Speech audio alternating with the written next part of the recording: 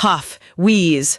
A heavy, exhausted huff and a desperate wheeze echo throughout the dark, damp cave, setting a tense and suffocating atmosphere. Groaning in agony, the injured hunter clutches his chest as dark, corrupted veins creep up his neck and sweat drips from his brow. A squeaking tricycle rolls forward, carrying an unexpected visitor who observes, "You seem to be in a rather dire situation, C-rank hunter Jong Young-woong." The pink teddy bear on the tricycle presents a bizarre choice. Will you choose death or opt for the one cure that will relight the fire in your life? Holding up a small, adorable bear-shaped bottle, Fakesaw asks, "And purchase this ultimate antidote?" A heavy, silent wind passes over the cave as the pink bear patiently waits beside the collapsed hunter. Recognizing the peculiar figure, the hunter whispers in disbelief, "It's Fakesaw." The bear tilts its head and asks, "Are you dead already?" prompting the hunter to roar back, "No, I'm not. You think this is funny, huh?" The pink bear looks on with a cute, inquisitive expression, seemingly deep in thought. They gradually increased in number, and we now live in a world flooded with role-playing wackos. Raising the cute bottle, Fakesaw asks directly, "So, will you buy the instant antidote or not?" Trembling and shaking with pain, the hunter reluctantly asks, "How much is it?" Fakesaw presents the options. The yucky bitter flavor is 1,189,901, and the sweet strawberry syrup one is 1,999,901.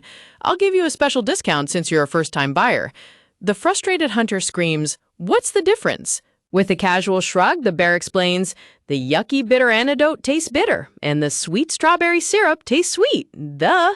This leaves the hunter choking in frustration. Fuming, the hunter mutters, "I was talking about the price, but forget it. It's cheaper than my other options. It'll cost me at least twice that amount if I call for help from the bureau. Fine, give me your bank account number." Fakesaw whips out a contract stating, "I only accept payment through Onion Pay. Sign this contract if you still wish to proceed," leaving the hunter in disbelief. As the hunter grumbles about reporting the under-the-table deal while signing, Fakesaw turns its tricycle around and replies, "If you don't need the antidote, I'll take my leave." In absolute desperation, the hunter grabs the bear's leg and begs, "Okay, give me the bitter one," to which the bear simply replies, "Very well." While the hunter greedily chugs down the antidote, Fakesaw offers a promotion. "Oh, and if you leave a 5-star review with a picture on Onion Market, I'll give you an earth candy that increases your strength by 1 point for 5 minutes on the house." With a small wave, the bear rides away into the shadows, wishing him, "I bid you good luck." Staring at the empty bear-shaped bottle in his hand, the hunter confirms that Fakesaw is indeed still in business and that he bought the yucky bitter flavor. An online community debates Fakesaw's identity, with users speculating whether the mysterious creator is a B-rank production type, an unregistered trader, or simply a role-playing nutjob.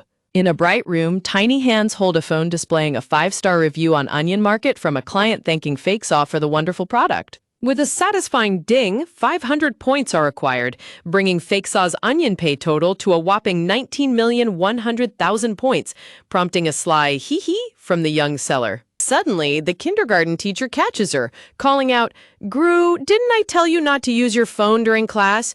making the little girl jolt in surprise. With a swift motion, little Gru hides her phone and puts on a perfectly innocent expression. The teacher claps her hands, saying, "Okay, on the count of 3. 1, 2, 3, as the young children scamper around her. Gru happily dances and sings along with her classmates, "I'm gonna be jelly, I'm gonna be juice, I'm the coolest orange there can be," while secretly reminding herself to send the earth candy to her customer later. The adorable 4-year-old Han Gru of the Chicklet class at Saeboom Kindergarten is secretly the legendary S-rank production type known as Fakesaw. While brushing her teeth at the sink, little Gru looks up with a cute and puzzled expression. Digital system window floats in front of her, displaying that a crafting production system update is currently 85% complete.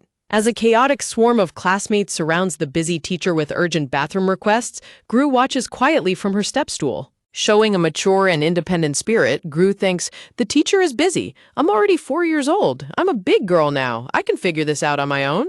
During quiet nap time, while all the other children are fast asleep, Gru lies awake under her blanket, staring at the glowing system screen. With a sudden flash, the floating blue system window notifies her that the update is finally complete. Gru's eyes shine with wonder as the system begins unlocking her new abilities. The screen lists her unlocked crafting and production skills, including a legendary L-rank passive skill, alongside her active skills of Mold and Shape, Pluck Away, and Dungeon Door. Gru counts on her fingers, completely bewildered as she wonders, but the letter ranks I know only go up to S. A helpful system notification clarifies that L stands for legendary, referring to a grade higher than S, to which Gru happily reacts, so it's short for legendary. Cool. The system confirms her age and announces that the user's cognitive thinking ability will be adjusted to ensure smooth and clear communication. An unexpected warning flashes, activating a special child protection system due to an unknown title, catching Gru off guard. A colorful, child-friendly quest window pops up with a new mission. Quest: Children need a caregiver to rely on. Let's find a grown-up you can trust. Staring up at the pink star pattern screen, Gru repeats to herself in confusion. A caregiver? Clutching her blanket tightly, a wave of sadness washes over her as she wonders, do I need a caregiver because I don't have parents? Wiggling and squirming under her pink duvet, she recalls, from what I've seen so far, there are 2 ways for children at the orphanage to get a mommy and a daddy. She imagines the first way through a colorful crayon-drawn picture labeled, Number 1, Get Adopted. Holding up a red cross sign, she sighs, but that's not something that can happen just because I wish for it. Pensively resting her chin on her pillow, she ponders, then the only way. She envisions the second path, for her parents to return for her, remembering how another child's mother wept, saying, I'm sorry I didn't come sooner, sweetie. Mommy didn't have enough money to care for you at the time. As the memory fades, the words, let's go home now, echo softly in the quiet darkness, leaving little Gru staring out into the empty doorway. Little Gru's eyes fill with tears as she sniffles and thinks to herself, Gru's mommy and daddy might be in the same situation. Devastated, Gru lies face down on her pink dinosaur pillow under her duvet, wiping away her tears. Pushing herself up with newfound resolve, she declares with determination, if I become a hunter and get rich, then I can live with my parents. As a shadow approaches, Gru quickly hides under her blanket, reminding herself, but I can't tell anyone that I'm making money. The orphanage might take it if I have too much. Suddenly, her teacher crouches down right beside her, catching Gru completely off guard as she lets out an alarmed eep. The kind teacher offers, I'll sing you a lullaby if you're not sleepy. Gru burrows deeper under her blanket, insisting, it's okay, while thinking to herself, I can't fall asleep yet. I still have so much to think about. The teacher gently pats the blanket to soothe her, softly singing Rockabye Baby. Gru's eyelids grow incredibly heavy as she struggles to stay awake, thinking, oh no, I'm getting drowsy. Her lullaby skill is so effective. A cute chibi illustration shows little Gru managing her business, with the caption reading, one day while Gru was diligently doing business. Staring at her smartphone screen in absolute shock, Gru's face goes pale as she realizes, what? Onion pay isn't money? Shaking with worry, Gru listens as her teacher explains, no, you have to exchange it for cash if you want to buy anything with it. And you need something called a bank account to do this, but you're too young to make one. The teacher cheerily suggests playing bank to learn all about it, while Gru is crushed by the realization, I can only do business on Onion Market since I don't have a hunter license. Staring at her balance of over 21 million points, Gru cries in despair, my 20 million won. Gru collapses to the floor in complete defeat, muttering, I'm a failure, just as another teacher enters the room and gasps, ooh, it's own Jarim. Hearing the name of the famous figure, Gru perks up and turns around to listen. The teachers watch the television broadcast of a handsome man, with one saying, I heard he's still ranked number 1. I guess he has the talent to go with that handsome face of his. And the other agreeing, he'll probably be number 1 forever. Spotting Gru, the teacher asks, Want to watch TV with us, Gru? While the television announcer introduces the guest, Hunter Special, we have quite the guest with us today. The television screen displays the S-rank hunter as the announcer continues, the leader of Korea's number 1 guild, Onjo Rim, from Orchestra. During the interview, the host notes, Orchestra is always in the limelight during incidents that occur throughout the country. Some don't look too kindly on a few members who seem to test the boundaries of the law. When asked for his opinion on the matter, Onjo Rim calmly replies, we respect and protect each and every one of our members' freedom of choice. Onjo Rim confidently continues, that is our duty as an organization and my job as Orchestra's guildmaster, so I'm afraid that's all I can say about the matter. With a casual shrug, the guildmaster adds, you should ask the court whether Orchestra is crossing the line, not me. The host is left stammering in shock. The court? While the production staff in the background facepalms at his bold statement. The teacher chuckles. Eep, that statement is definitely going in a TV bloopers compilation. Gru, however, is completely mesmerized by the broadcast. Gru's eyes twinkle with pure awe as she watches the powerful guildmaster on the screen. Looking at her toy bank play money, Gru realizes, I heard guilds take care of the things you can't do alone. Maybe they can help me make a bank account. On screen, the nervous interviewer asks, Then, Mr. Own, is there anything you'd like to say to the hunters who wish to join your guild? Gru watches with intense anticipation. Resting his chin on his gloved hand, Own Joram sighs, while we're getting a constant influx of resumes. Staring directly into the camera, Own Joram bluntly declares, We don't care who you are. Stop sending those. The sweating host quickly tries to salvage the interview, asking, Can you just tell us what kind of hunter you're looking for? Own Joram replies, I'm not sure. A new S-ranker might pique my in right before the broadcast is suddenly cut off by a commercial. A loud commercial for the hunter market flashes on screen, telling viewers, stop worrying about fake goods. Buy your hunter items directly from Hunter Market. The teachers discuss his blunt attitude, with one noting, he's basically saying he won't take anyone in, and the other adding, I guess he's all good looks and power with a terrible personality. Gru suddenly turns around with absolute determination and announces, I have a question. Pointing her tiny finger at the television screen displaying the Orchestra Guild's massive building, Gru asks, How do I go there? Clenching her phone tightly, Gru Adorable begs her teachers, Please put the address in my phone. The scene shifts to the towering skyscraper that serves as the headquarters of the prestigious Orchestra Guild. Inside his quiet, high-rise office, the guildmaster Own Joram sits at his desk diligently working on his laptop. Sensing a presence, Own Joram looks toward the glass double doors, catching sight of a tiny child peeking in. Wearing her kindergarten outfit and carrying a pink bag, little Gru stares intently at him. Own Joram thinks, She's been staring at me for the past 10 minutes. Is she the daughter of one of my employees? Own Joram turns to his assistant and asks, Neon, did you have a kid in secret? Neon sweat drops and retorts, No, I was actually wondering if you had become a dad without me knowing. Nyon teases him further, saying, She's practically boring a hole through you with those sharp little eyes.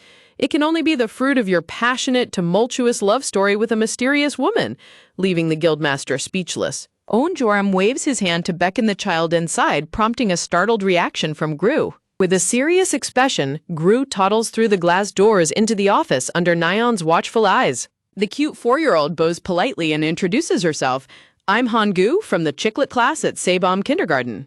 Own Joram looks down at the tiny intruder from his desk and asks, How did you get here? Wiping her brow, Gru proudly recalls how she had to crawl and wiggle past security guards to sneak inside, replying, A wad of things happen, that's for sure. Reaching for his office phone, Own Joram says, You're looking for your parents, right? I'll make an announcement for you. But Gru immediately cuts him off, shouting, No! Clenching her tiny fists with absolute resolve, Gru declares, I'm here for something else. Thrown into a dramatic pose, Gru proudly exclaims, Mr. Own, please let me join your guild, leaving the guildmaster completely stunned.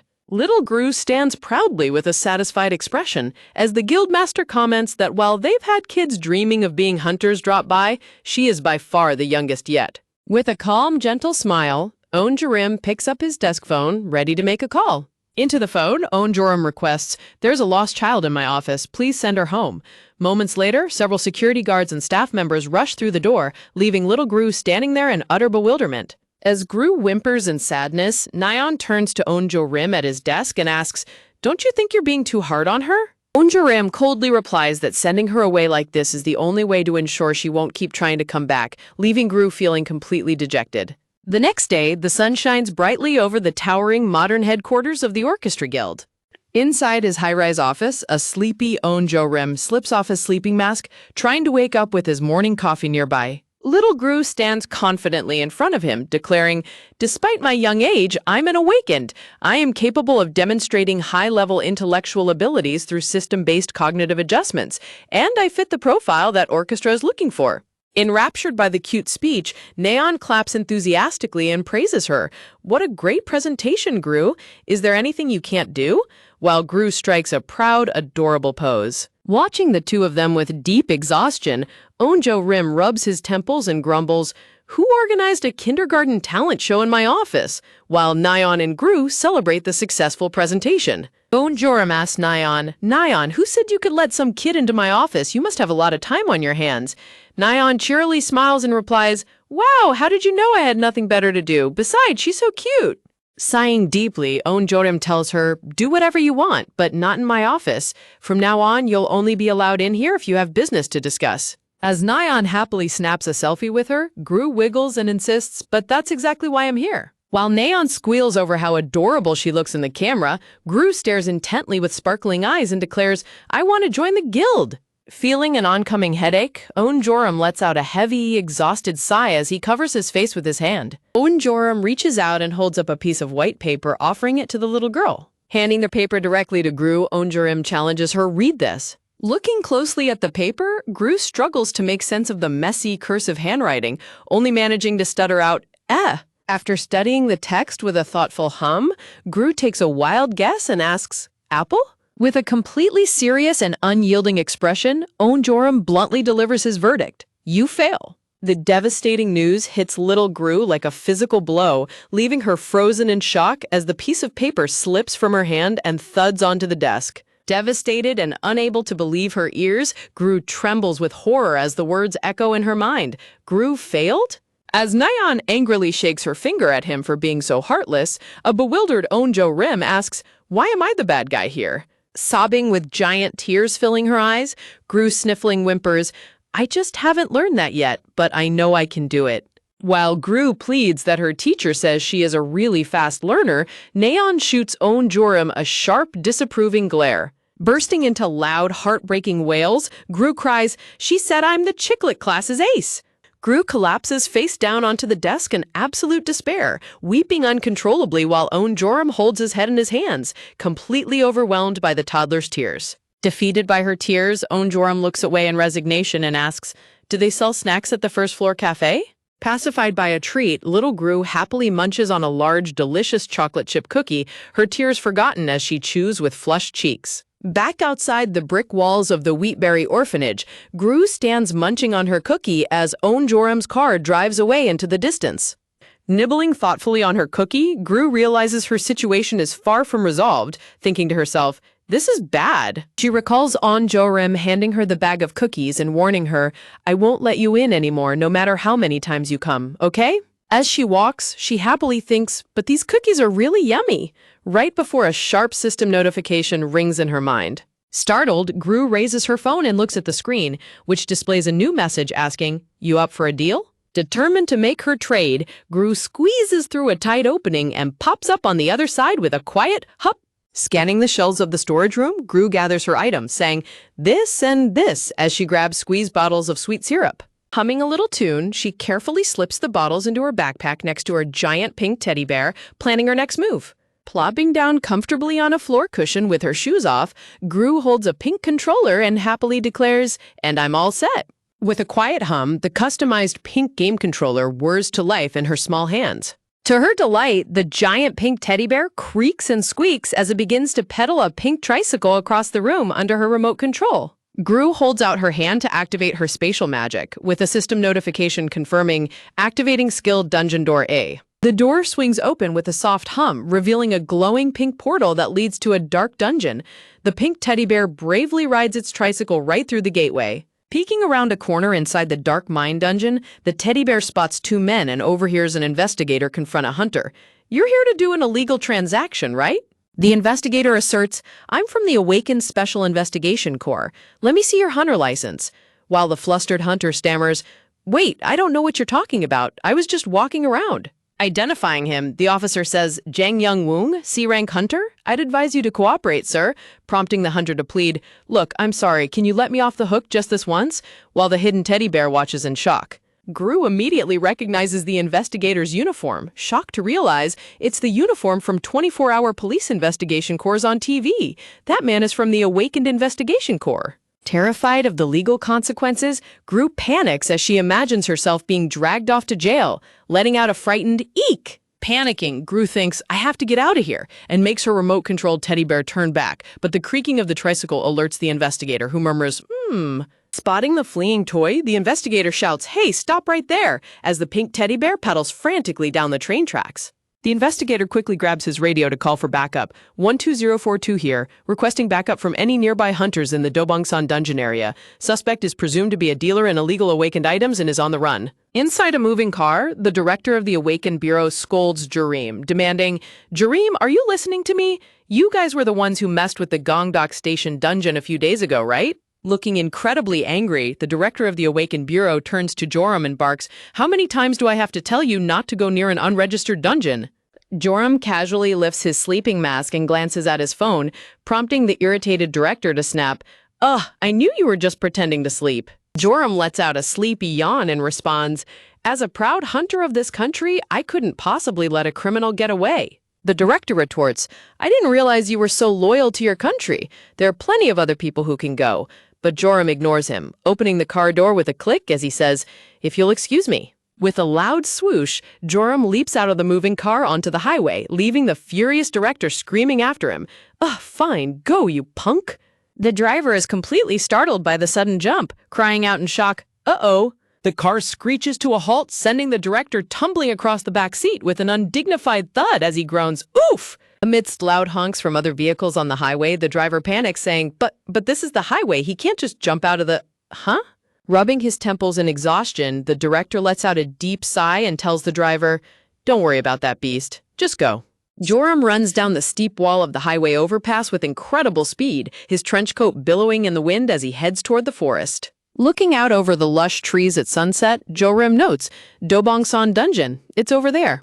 Standing atop a massive boulder, Joram is startled by a creaking noise and looks down to spot a pink teddy bear pedaling a pink tricycle. Joram watches in silence and utter bewilderment as the tiny toy tricycle squeaks and creaks its way across the clearing. Joram stares blankly, completely speechless, with a massive question mark floating next to his head. Joram calls in on his phone, saying, "This is Own Joram on the scene for backup. Is the suspect riding a kid's tricycle?" To which the dispatcher immediately responds, "Yes, that's right." The dispatcher continues, explaining, "The culprit goes by the username IamGroot123. They're pretty famous on Onion Market for illegal distribution of awakened goods," leaving Joram completely sweating and speechless. Joram's hand reaches out and firmly grabs the back of the teddy bear's hood. Joram holds up the toy, dangling it in the air with a skeptical look, muttering, "But it's just a teddy bear." Pink mana starts to fizzle and fade from the teddy bear as its connection is severed. Narrowing his eyes, Joram inspects the toy closely and murmurs, Back in the storage room of the orphanage, the TV screen suddenly turns to static with a crackling sound. Han Gru wipes her brow with a sigh of relief while holding her pink controller, saying, "Whew, that was close." Clutching her face, Gru groans with worry, thinking, "I should have just disconnected from the doll the moment I saw that policeman, but I panicked and started running. I don't want to go to jail." Gru continues to worry, thinking to herself, "The screen started shaking at the last moment. Someone must have caught me." Sensing a presence, Gru tilts her head and looks up, wondering who could it be, as a tall pair of legs stands directly behind her cushion. A gloved hand suddenly grabs the back of her shirt and lifts her up, dangling her in the air as a surprised Gru mutters, "Huh." With a dramatic sting, Joram holds the little girl up and stares at her in shock, recognizing her immediately. "Han Gru?" Joram's face breaks into a sweat as he stares in complete disbelief, repeating, "Han Gru?" Gru's face lights up with a bright smile as she waves her hands happily, exclaiming, "Huh? Goodmaster, are you here to see Gwu?" Joram tucks Gru under his arm and begins searching the cluttered storage room. Joram tracks the lingering energy, thinking to himself, "I'm sure the mana from the doll was coming from here," as he scans the boxes. Joram activates his spatial magic with a shwoom, reaching his hand into a glowing brew portal while asking, "Gru, tell me the truth." Joram pulls the pink teddy bear out of the portal and asks, "Is this yours?" prompting a startled "Oh" from Gru. Gru happily grabs the teddy bear and squeezes it tightly, cheering, "Yes! Thank you for bringing it back." Joram stares down at her in silence, a drop of sweat rolling down his cheek. Joram confronts her, asking, "I am Gru123?" as Gru blinks innocently. With a sudden thump, realization hits little Gru, and her face pales in absolute shock as she gasps, "Oh!" Gru begins to tremble and quiver in fear under Joram's silent, suspicious gaze. Suddenly, a system notification flashes. Read Activating Skill Internal Interference, rank SSS. A glowing red system interface screen materializes in front of Gru's face, leaving her startled and confused. Holding the baby girl close, Joram points at the screen and demands, "Did you do that?" Joram's eye widens in absolute shock as he reads the details on the system screen. The system displays her passive skill, Broken System Engine Crafting Rank, L. Oh no, the system engine is broken. Helps children boost their creativity and provides a great starting point for growth. Shocked, Joram gasps, "A legendary skill!" Joram turns to Gru, staring in complete awe as he asks, "You're an S-rank awakened?" Her secret completely exposed, little Gru sits slumped on the edge of the platform in absolute dejection. Joram sits down on a chair with folded arms, interrogating her. "So you wanted to join orchestra? To do more illegal transactions? Commit tax fraud and launder money?" Confused by the big words, Gru stares blankly, thinking, "Laundry? I'm not sure what he's saying, but my friend at the orphanage said saying yes to everything was the way to go." Gru nods cutely and replies, yes, causing Joram to slap his hand against his face in utter defeat. Fidgeting with her fingers and trembling with worry, little Gru looks up at him and asks, "Am I going to jail now?" Extending her small arm, Gru holds out her phone to Joram and says, "I'll give you this, Guides Master." Handing over the device, Gru sadly adds, "You can have it. I'll just restart from zero." The screen displays her Onion Pay balance, showing an astronomical sum of 21,099,900 points. Joram's face darkens with heavy tension as he stares at the screen and grumbles, "Is this a bribe?" Confused by the word, Gru pouts and mishears him, wondering, "Bride?"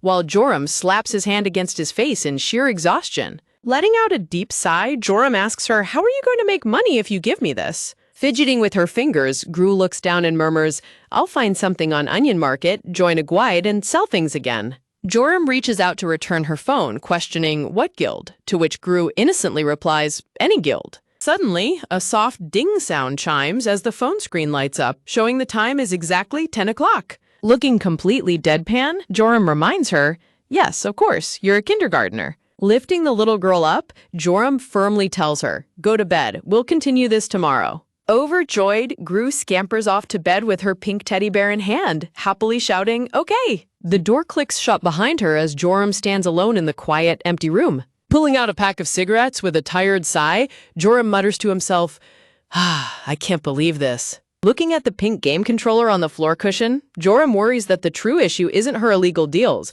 but that she is an S-rank preschooler with no family.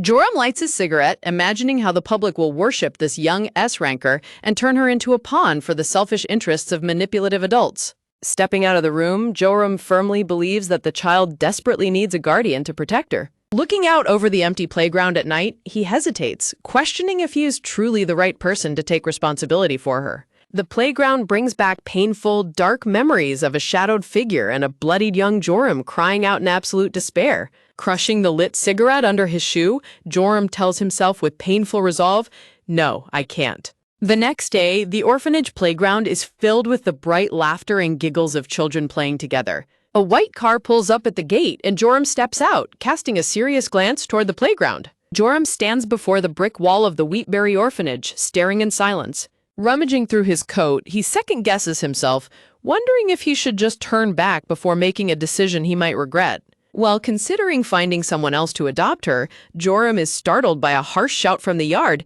"It's because your hair color is weird." A group of cruel kids snickers and taunts Gru, jeering, "No one would adopt a freak like you." "Yeah."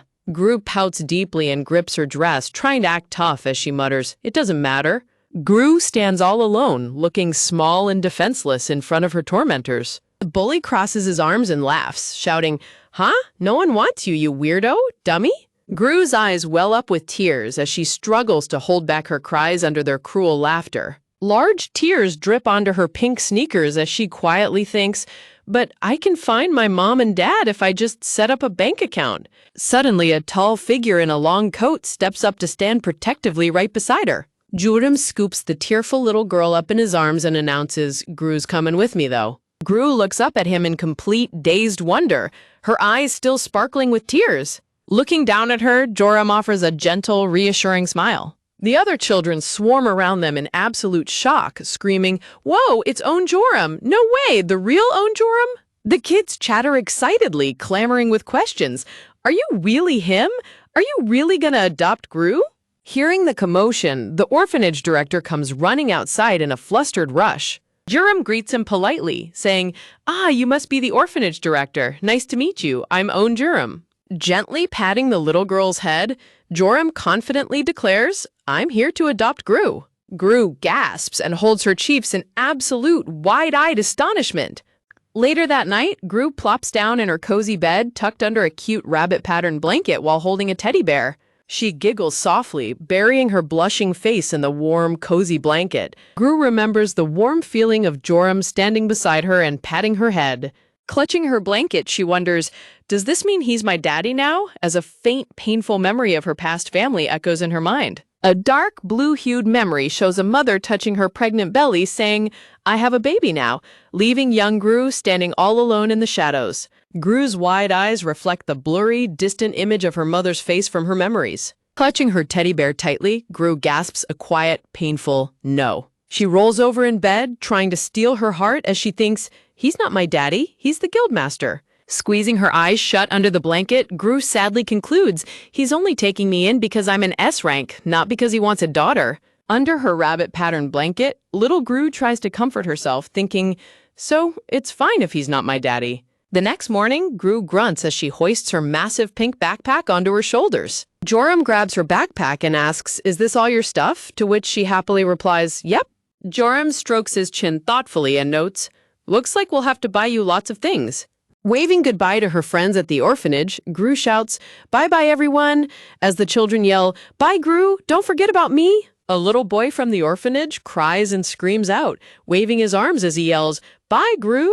Walking toward the car, Joram asks, isn't that the boy who made fun of you yesterday? To which Gru replies, oh, we made up. Gru explains, he only picked on me because I didn't want to be his girlfriend, leaving Joram completely dumbfounded as he thinks to himself, his girlfriend? Kids these days are really fast. Joram's white convertible speeds away from the Wheatberry orphanage under the clear blue sky. Buckling her in, Joram commands, sit tight, and Gru salutes back, answering, yes, sir. Tapping the steering wheel, Joram thinks, I'd better start by getting her a car seat, while a system note advises that safety seats are required for children aged 6 and under. Gru looks around the luxurious vehicle in absolute awe, thinking to herself, the car is so fancy. Gru fantasizes about her future, dreaming, maybe I can get a car like this once I join orchestra and make lots of money, as she imagines herself as a rich, famous hunter. She sits smugly in her seat, crossing her arms with a self-satisfied grin. Suddenly she remembers, oh right, I should get my quest reward, and taps a pink system interface screen.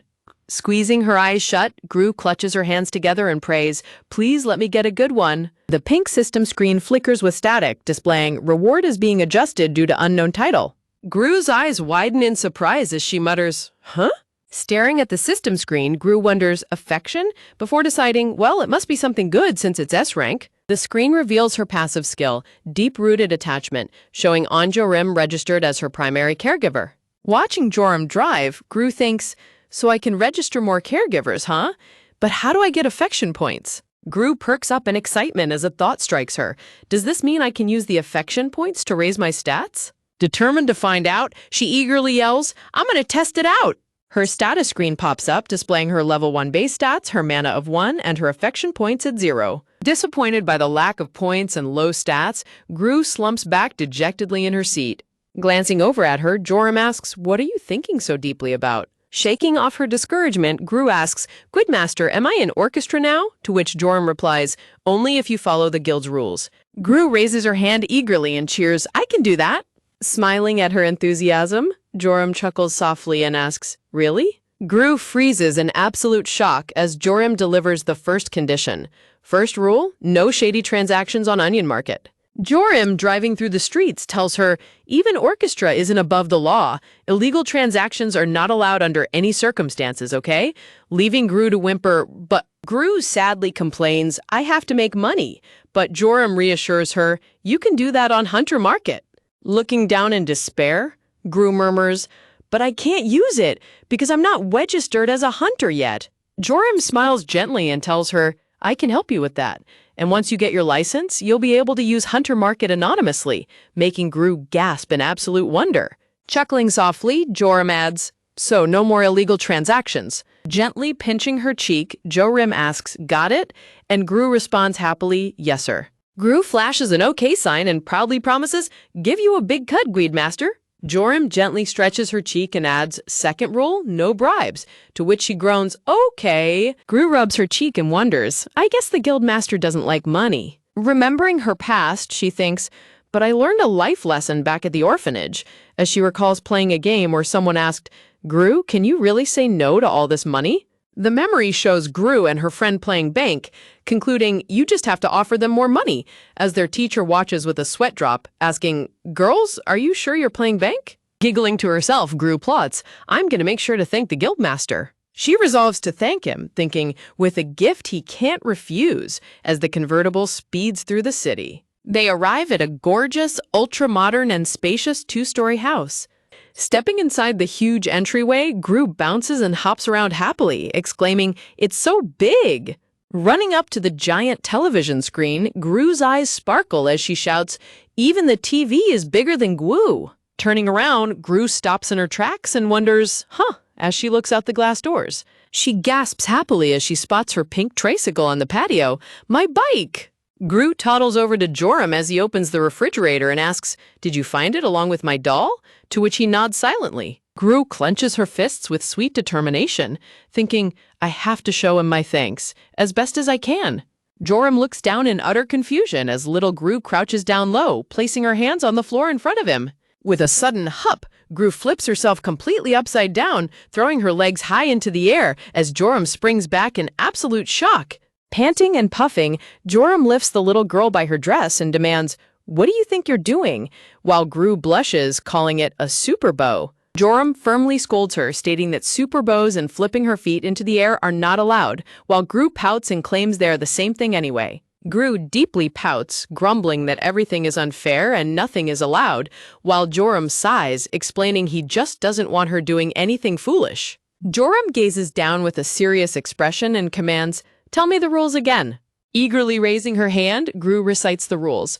"Tell you if I need anything, don't do anything dangerous, don't open the door to anyone, and eat my—" Joram carries Gru in his arms as they enter a brightly lit, beautifully decorated new room with a quiet clack of the door. Gru gasps in absolute sparkling wonder, her eyes wide with excitement as she shouts, "Wow!" The room is a massive, gorgeous playroom filled with a cute house-shaped bed, toys, a small slide, a swing, and colorful decorations.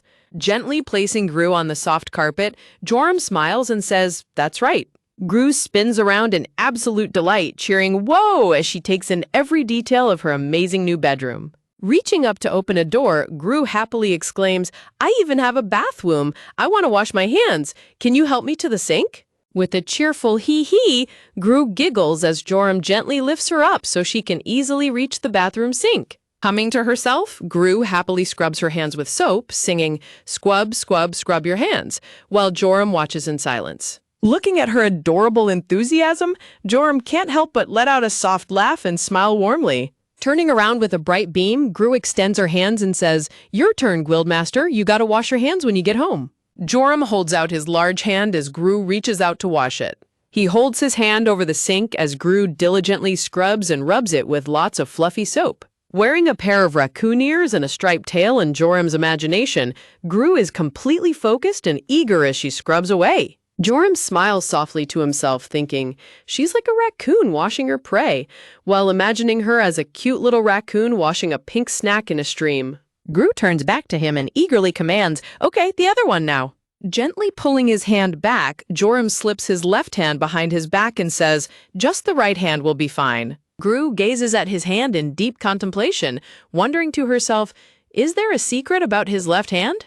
Later that night, Gru lies awake in her cozy bed, staring blankly at the ceiling with her mouth slightly open. Wriggling and squirming under her fluffy pink blanket, Gru thinks, "It's so warm and fluffy." Suddenly, she flings the blanket back with a determined flap and resolves, "No, I have to brush my teeth." A system alert screen suddenly pops up in front of her with a ding, startling her completely. The bright pink screen displays a celebratory message, "Affection points," decorated with stars and strawberries. Gru scampers down the quiet hallway, her tiny feet making quick pattering sounds. Gru gently pushes open a door, peering into a dimly lit bedroom where someone is sleeping. In the quiet room, Joram lies fast asleep on his stomach under a dark blanket. Leaning over the side of the bed, Gru softly whispers, "Guildmaster," while Joram remains fast asleep in silence. Restfully placing her chin on her hands, Gru stares at his sleeping face and wonders, "Should I try again?" Slowly, Joram blinks his golden eyes open, waking up to the soft light in the room. Gru gasps with a surprised, "Huh?"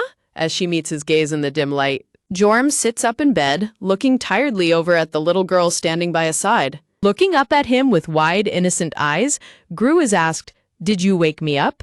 Nodding quietly, Gru whispers a soft, "Uh-huh," as Joram leans in closer, asking, "How?" Leaning in to touch his face, Gru whispers close to his cheek, "I said Gwidmaster." Chuckling softly at her cute explanation, Joram asks, "Why are you whispering?" Looking around the large, quiet bedroom, Gru innocently replies, "I don't know, because it's quiet." Gently tugging on Joram's sleeve, Gru pleads, "Gwidmaster, if you're up, help me brush my teeth." Standing beside each other, Joram and Gru brush their teeth together, filling the bathroom with brushing sounds. Suddenly, a pink system interface sparkles in front of Gru's eyes, displaying acquired 100 affection points, making her gasp, "Ooh."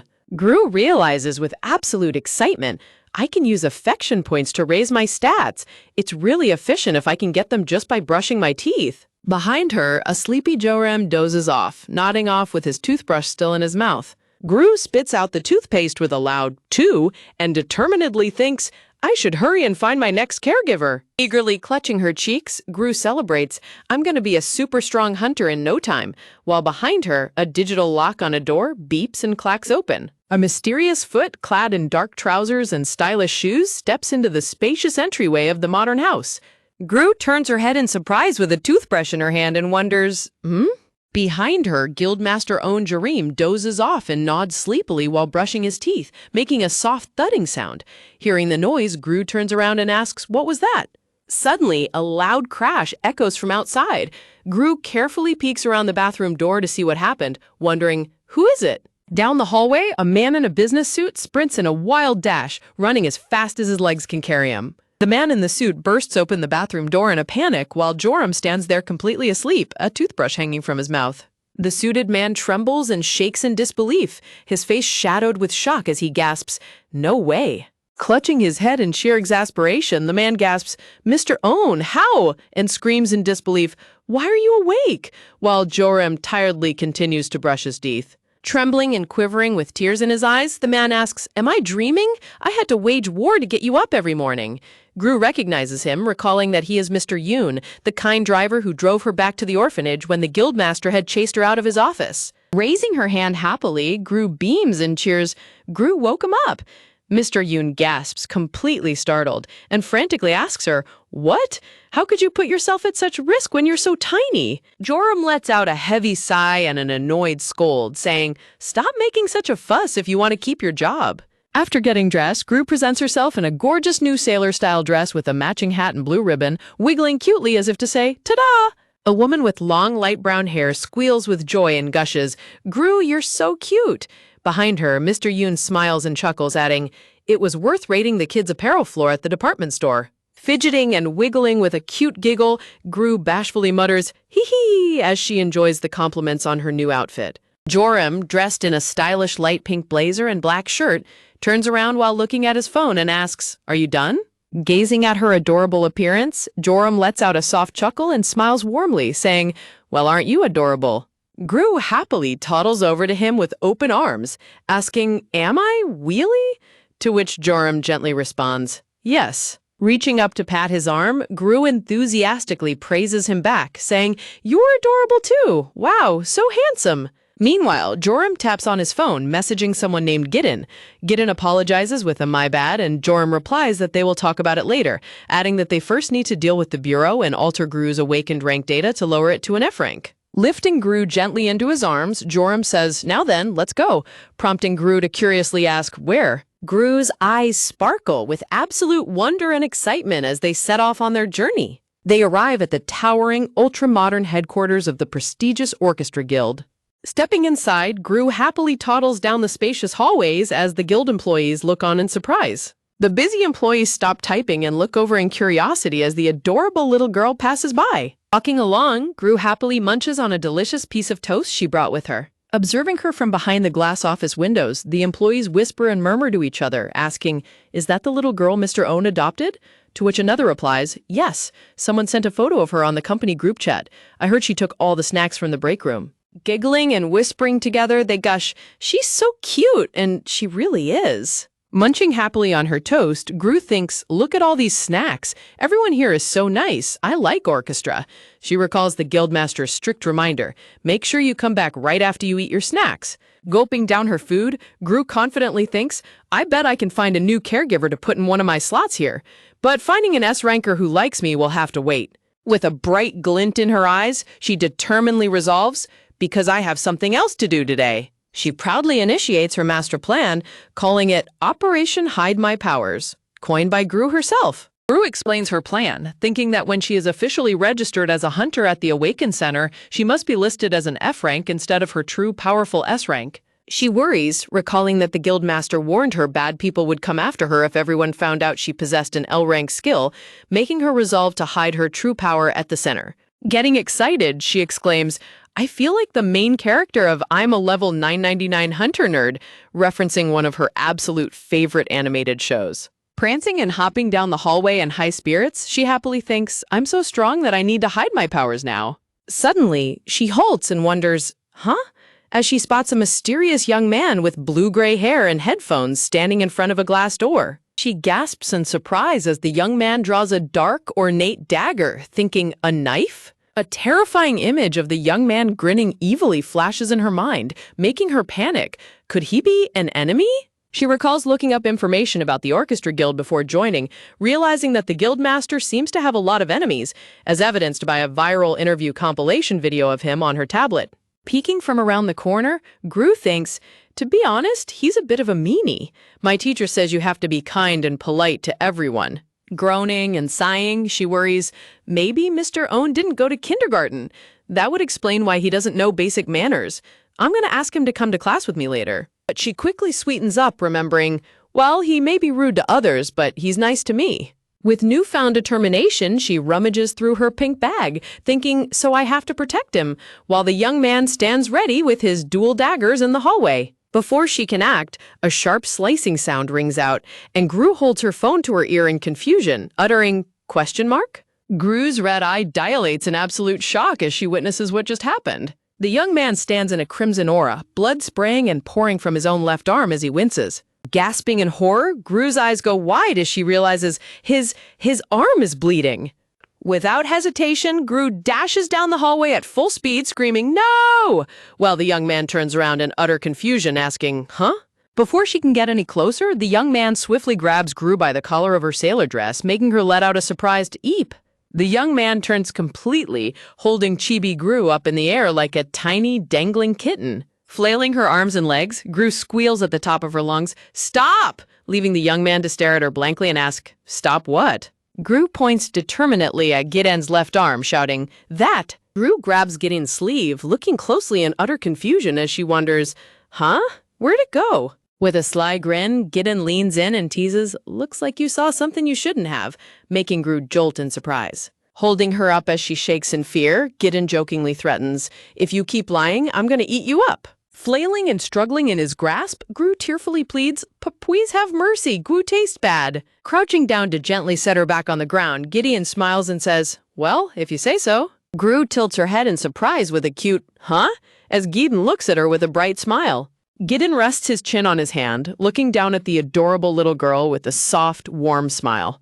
Dazed by his friendly and charming expression, Gru happily thinks maybe he's not an enemy after all, while Gideon chuckles softly. Staring at her with a gentle smile, Gideon curiously wonders to himself, so this is the kindergartner Joram adopted, huh? Gideon gently pokes Gru's squishy cheek, thinking it's hard to believe this tiny thing is an S-ranker, while Gru blinks in cute confusion. Earlier that day, the sun shines brightly over the bustling city streets and local shops. Walking down the street with headphones around his neck, Gideon taps busily on his phone. Gideon scrolls through his chat history with the guildmaster, who messaged him about heading to the bureau to alter Gru's awakened rank data and lower it to an F rank. Suddenly, a wild scene unfolds as a rogue B-rank hunter stands before police officers with a fire skill, yelling, stay back. Flaring up his flames, the rogue hunter panics and threatens, I'm gonna blow this car up if you take one step closer. An officer speaks into his radio, announcing that backup has arrived and ordering all forces to retreat 10 meters from the suspect. Gideon calmly walks past the barricades, typing on his phone as the rogue hunter screams, I said stay back. Gideon freezes mid-type on his phone keyboard when he receives a message from the guildmaster stating they need to alter the data of an S-rank kindergartner. Muttering in disbelief as he looks at his phone, Gideon wonders, did he get hacked? The police officers gasp in shock upon realizing that Gideon from the Orchestra Guild has arrived, wondering why an S-ranker would come as backup to an ordinary crime scene. The rogue hunter hesitates and trembles in fear, realizing that no other guild would be crazy enough to send an S-ranker to handle a B-ranker. Scratching his cheek, Gideon talks into his phone, saying, "Hey, I'd better get going because I think my guildmaster just kidnapped a kindergartner." Gideon swiftly twirls his dark, ornate dagger in his hand with incredible speed. Gripping his dagger with a confident smirk, Gideon thinks, my only chance to stab him in the back is when he's lost his marbles like this. Gideon's eyes glint with sharp intensity as he resolves, otherwise I can't even get near him. With an incredibly fast motion, Jadon vanishes in a blur, leaving a sharp zip sound in the air. With a powerful foosh, Gideon dashes forward, unleashing a massive slash across the area. The rogue hunter is instantly slashed, slumping to the ground unconscious as the fight ends in a single blow. The rogue hunter falls to the ground in a cloud of smoke while the officers watch in absolute amazement. Sweating in disbelief, the police officer reports through his radio that the suspect has been apprehended. With a confident spin of his dagger, Gideon looks back over his shoulder with a satisfied smirk. Bowing politely, Gideon bids farewell to the startled officers, saying, I gotta prepare a coup, so I'll be on my way, leaving them to scream, a coup in sheer panic. Gideon happily walks away whistling, typing a quick text back to the guildmaster. Just finished things here, be there in 10. Back in the present, Gideon crouches down to play with Gru, poking her cheek with a laugh as he thinks, the guys at the reception were right about her being tiny and adorable. Leaning in close, Gideon wears a playful smile and asks, tell me one reason why I should let a liar live. Hoping to win him over, Gru rummages through her pink bag and presents 2 adorable bear-shaped potion bottles, offering, I'll give you this. With a dramatic flair, Gru proudly presents her offering, declaring, a bribe, I'm even giving you the sweet strawberry syrup one. Suppressing a laugh, Gideon covers his face and asks, so you want me to let it slide in exchange for this? While Gru nods eagerly. Raising the bottle to inspect it, Gideon smiles and says, okay, let's see what your bribe is worth. A system interface pops up, displaying Stamina Potion, Sweet Strawberry Syrup Flavor. Greatly increases stamina upon consumption. Effects can be stacked. Gideon's eyes widen in absolute amazement at the potion's incredible stacking effects, while Gru cutely warns him to only take a little or else he'll get a tummy ache. Looking at her with intense curiosity, Gideon asks, are you a production-type hunter? To which Gru happily nods, uh-huh. Sweating with excitement, Gideon laughs and thinks to himself, whoa, Joram found an impressive specimen. A narration bubble explains, production-type hunters are on a whole other level in terms of scarcity and versatility. The narration continues as Gru stands cute and small, not to mention there's only one S-rank production-type hunter in the world right now. The screen sparkles as the narration details. They made the first S-gear, the Amakusa series, and only 4 of them exist. It caused a real sensation back then. An image of a handcrafting glowing items appears as the text notes, people have been saying there won't be any new S-gear unless another S-rank production-type hunter appears. The narration concludes over an adorable image of Gru deep in thought. She's a 4-year-old orphan, too. Chuckling softly, Gideon thinks to himself in high spirits, the entire country is gonna freak out if this gets out. Gideon sighs and scratches his head with a gentle smile as he looks down at Gru, thinking about how incredibly small she is, like a tiny chicklet. Gideon finally understands why Joram went so far as to adopt Gru, realizing he couldn't possibly leave such a small, vulnerable child in the orphanage all by herself. Gideon reaches down to pick up Gru, telling her that it is time to go see Joram and get her awakened hunter rank officially checked out. Looking closely at him, Gru curiously asks if he is Gideon, remembering that the guildmaster said only he, Nyan, and Gideon know about their secret plan.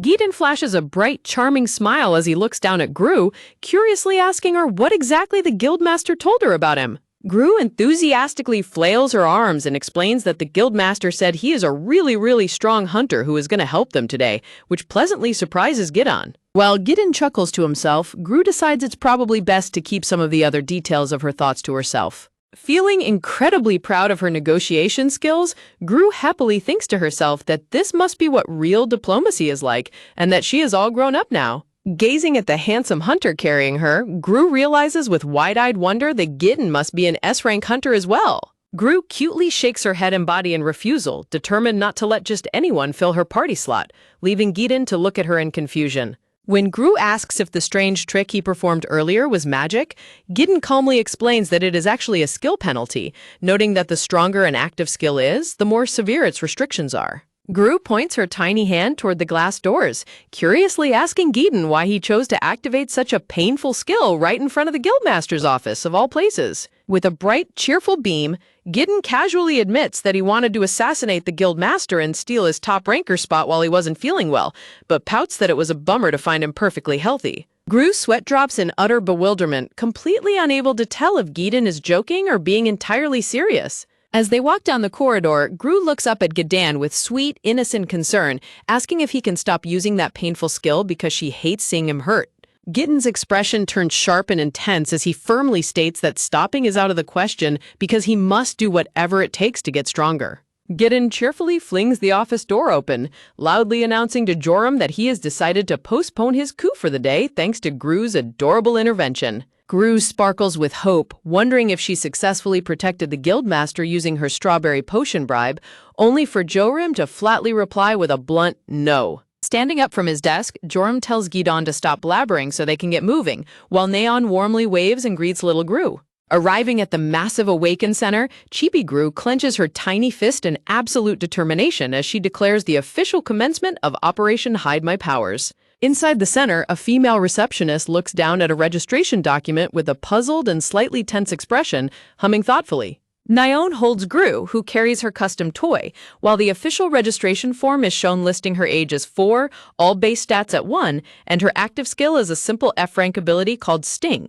Gru beams with an adorable, heart-melting smile, proudly holding on to her golden duck-shaped tool in front of the center staff. Swooning over Gru's sheer cuteness, the receptionist gasp in adoration and curiously ask her what kind of skill Sting is, wondering if it makes thorns sprout from her body. Gru raises her golden duck tool and explains in the most adorable way possible that they will go owie if her weapon hits them. Finding her incredibly cute, the receptionist holds out her hand and asks Gru to demonstrate the skill on her, though Gru cutely warns her that she might get a painful boo-boo. Stepping forward, Gru carefully and gently taps the palm of the receptionist's hand with the golden duck toy to demonstrate her skill. The receptionist winces in surprise, gasping that the skill actually does sting a little bit, just like its name suggests. Nyan and Gru look incredibly anxious and nervous, but the receptionist quickly waves her hands with a smile, reassuring them that she is completely fine. Relieved that the demonstration went smoothly, Nyan smiles brightly, and Gru happily clutches her toy, glad that her companion is safe. With the preliminary registration steps completed, the polite receptionist leads Nyon and little Gru down the quiet hallway of the center. The receptionist gestures toward a high-tech testing laboratory, politely inviting them inside, where a male researcher in a lab coat awaits them. Staring at the massive, futuristic machinery, little Gru gulps nervously, clutching her shirt as she prepares for the official test. Nyan gently pats Gru's head, warmly telling her that there is absolutely no need to be nervous and to just let the staff handle everything. Gru steps inside the large, transparent testing chamber as the futuristic pod begins to whir to life with a soft blue light. Outside the glass booth, Neon holds Gru's golden duck toy while tapping on her phone as the automated system announces that the rank test is initiating. The researcher monitors the console, noting that the test is nearly complete, while Gru floats gently in the air as the scanner envelops her in a bright blue energy. Suddenly, a massive boom echoes through the laboratory, violently shaking the entire room and throwing the researcher into a state of sheer panic as the monitors begin to glitch. As loud red emergency sirens blare throughout the facility, Gru plops down on the floor of the chamber in confusion, rubbing her eye as the researcher frantically wonders what just happened. Another staff member sprints desperately down the corridor, shouting a warning that a dangerous monster has escaped from the eco center, calling for all available hunters inside the building to assemble immediately. Amid the chaotic rush, the staff members coordinate the evacuation, shouting for someone to guide the civilians to the waiting room, while Nyan quickly rushes over to protect Gru. Grabbing Gru safely in her arms, Neon smiles excitedly, whispering that it is time for their secret operation to officially begin. The facility falls into complete chaos as researchers run for their lives through the corridors, frantically asking which monster managed to break loose. A frantic researcher screams that a B-rank rap dragon has escaped, running past Joram, who remains completely calm and unbothered, standing with his phone in hand. Joram looks on thoughtfully, noting that rap dragons have incredibly low intellect and are easy to capture, quietly praising Geeton for choosing the perfect monster to release as a distraction. Taking advantage of the empty, evacuated room, Joram calmly walks inside the testing laboratory while the red sirens continue to flash. Approaching the central console, Joram looks at the glowing screen, realizing he has found Gru's raw, unaltered testing results. The monitor displays Gru's real, shocking profile, a 4-year-old female S-rank hunter with an extremely rare L-rank skill hidden behind a temporary F status. Letting out a dark chuckle, Joram thinks about how convenient it is that the room is empty, slowly putting on his glove to prepare his next move. With a sharp flicker of blue energy, Joram activates his SSS rank skill, Internal Interference, utilizing his digital powers to hack the database and permanently rewrite Gru's official rank record. Walking down the hallway, 2 researchers in lab coats complain about the Eco Center's unbreakable glass panes failing to hold, while expressing relief that there weren't many civilians present on a Monday morning. The researchers note how lucky they were that team leader Jin was present to handle the situation, completely unaware of the mysterious hunter passing right behind them. Walking with a faint purple aura, the mysterious hunter thoughts to himself that little Gru is indeed an F rank as expected, musing that awakening at such a young age isn't always a blessing. A close-up reveals the hunter's sharp, calculating gaze as he is addressed as team leader Jin.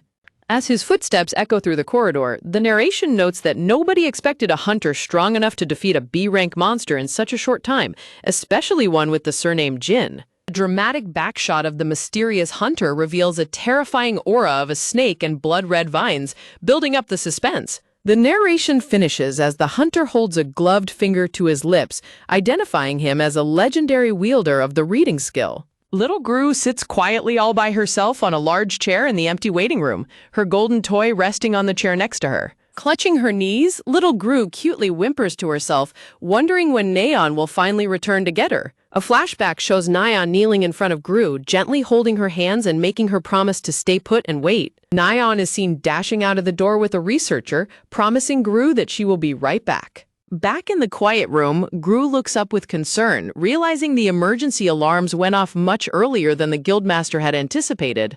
Gru dramatically panics, imagining a comical flowchart where the failure of Operation Hide My Powers leads to everyone finding out her secrets and terrifying villains coming to chase her. Hearing a clack at the door, Gru turns her head in surprise, hoping it is Neon coming back for her. Gru quickly hops off the high chair and taps her feet onto the floor, eager to greet whoever just entered. Running forward with absolute joy, Gru clutches the person's leg tightly, proudly shouting that she stayed put just like she was told.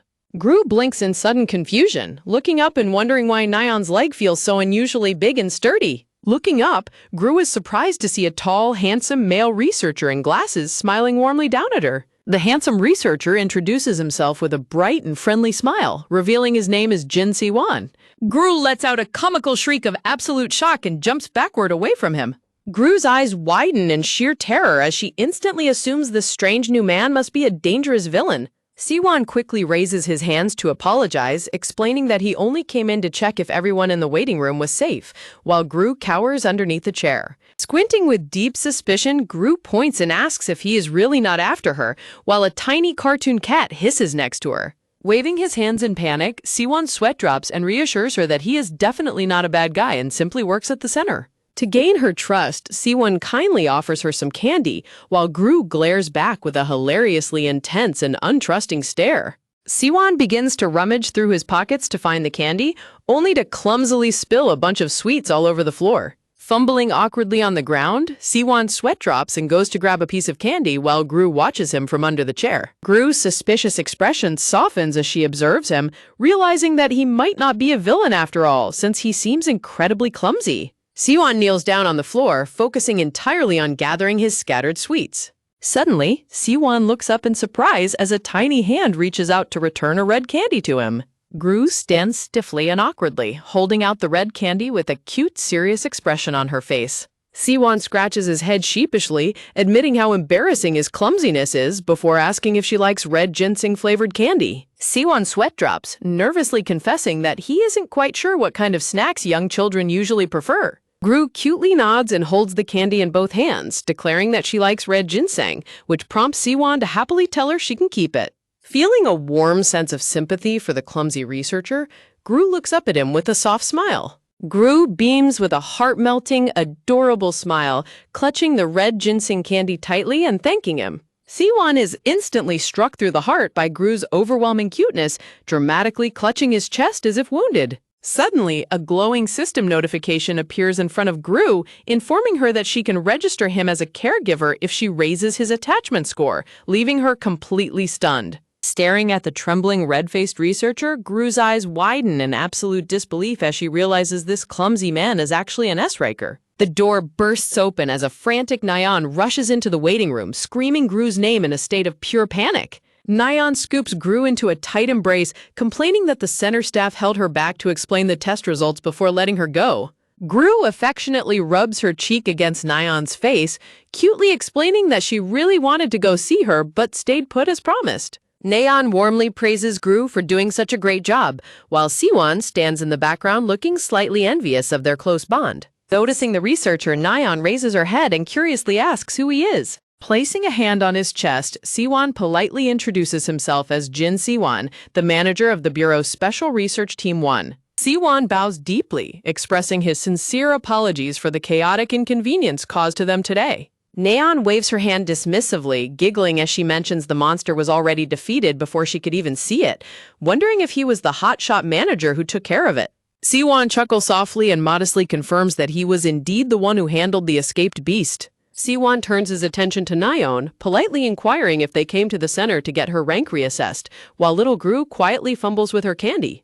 Giggling warmly, Nyan explains that they aren't here for her, while Gru cutely pops the red ginseng candy right into her mouth. Siwon smiles warmly and asks Nyan if the adorable little Gru isn't awakened, to which Nyan cheerfully responds that they came to register her, while Gru happily munches on her candy. Siwon's expression turns momentarily sharp and calculating behind his glasses as he quietly thinks to himself. Finding the unique taste of the red ginseng candy weirdly addictive, Gru closes her eyes in pure delight as she happily munches away. Gru stands in the middle of the waiting room, cutely enjoying her snack while Nyan and Siwon look down at her. Through the security feed of multiple CCTV monitors, Joram stands quietly in the dark control room, watching Gru, Nyan, and Siwon. Letting out a deep sigh, Joram grows increasingly tense, muttering that the situation has taken a bad turn. Joram looks frustratedly at the monitor, wondering why they had to cross paths with someone from the Bureau, noting that he cannot simply get rid of a public official. In Joram's imagination, a tiny, proud Gru dressed as a grand general stands triumphantly, while Joram comically shakes his head in disapproval. Gritting his teeth, Joram uses his mouth to pull off his glove, deciding that he has no choice but to take action. Joram smoothly slides the brown glove off his hand, preparing to use his abilities.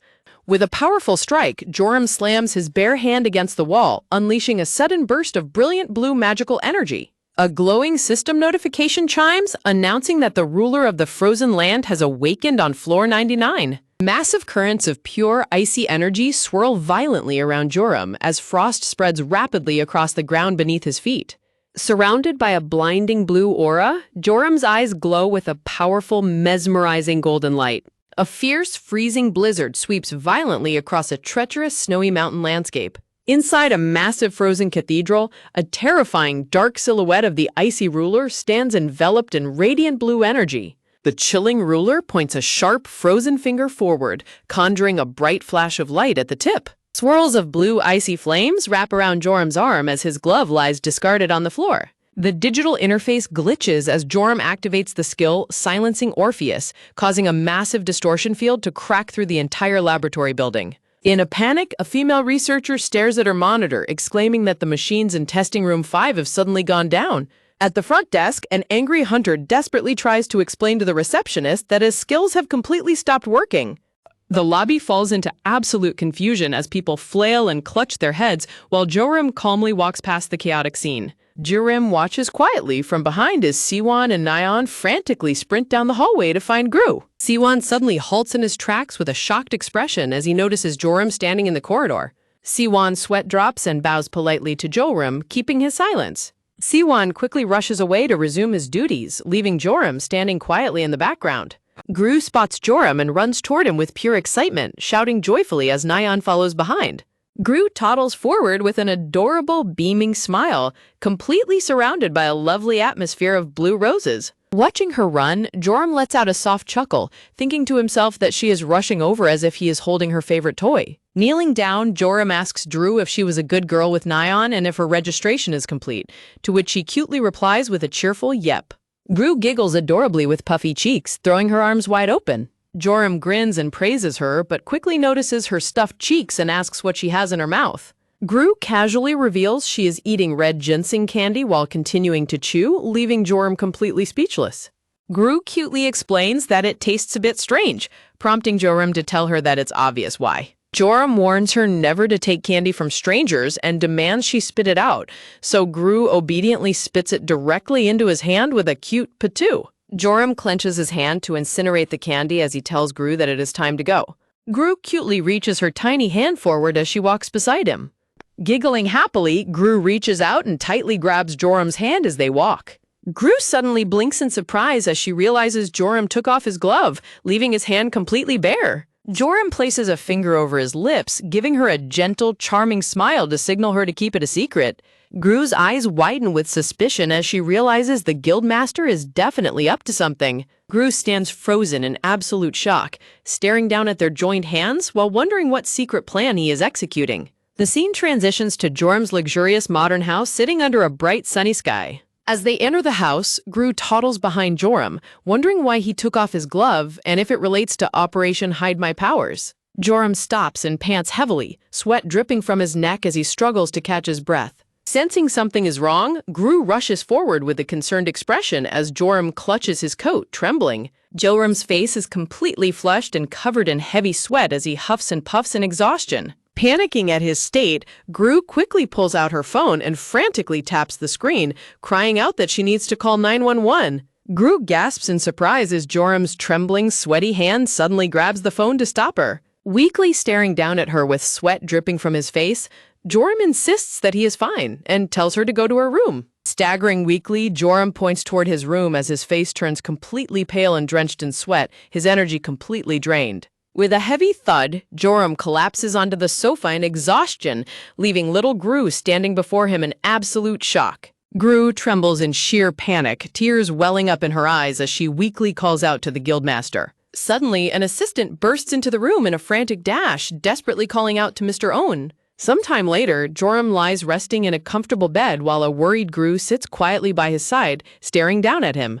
Joram's breathing is heavy and labored as he sleeps, sweat still trickling down his pale face. The secretary gently reassures her, explaining that she doesn't need to worry because Mr. Owen is simply sleeping. With tears dripping down her rosy cheeks, Gru hiccups softly, struggling to understand if he really is just sleeping. To comfort her, the secretary gently wipes her tears and asks if she wants to hear a story about a mysterious tower from long ago, to which Gru cutely nods and agrees. He begins his tale by explaining that 2 years after the Great Upheaval, a mysterious dark tower suddenly appeared out of nowhere.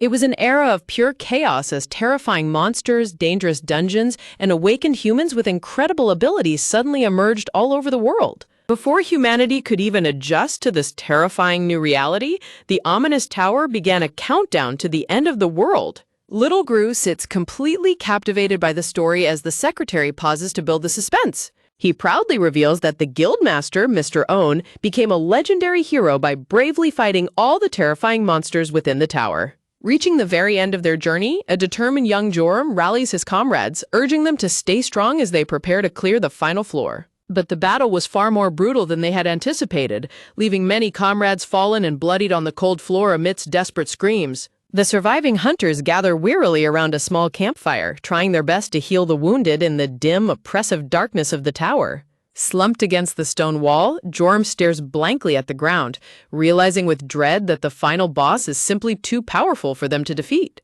Making an ultimate sacrifice, Joram decides to seal the terrifying boss of floor 99 inside his own body, ordering the rest of his team to advance to the 100th floor without him. His comrade looks back with deep concern, asking if he is absolutely sure about this dangerous decision, but Joram simply nods with a firm, solemn expression. Clasping his left arm, Joram silently walks in the opposite direction while his comrades proceed up the steps, carrying the heavy burden of his sacrifice. Gru's eyes widen with awe and sadness as she asks if the guildmaster really sealed that scary monster inside his own body. Pointing to the discarded glove on the side table, the secretary explains that the monster is sealed in his left hand and that the tower was successfully cleared in just 3 years because of his bravery. He adds that the sealed boss constantly drains Mr. Owen's mana, which is why he collapsed into a deep sleep after exhausting all his energy to use his skill earlier. Sniffling softly as she watches him struggle to breathe, Gru asks if he is forced to go to sleep whenever he runs out of mana. In a cute chibi illustration, the secretary gently explains that deep sleep is simply the fastest and most efficient way for his body to recover.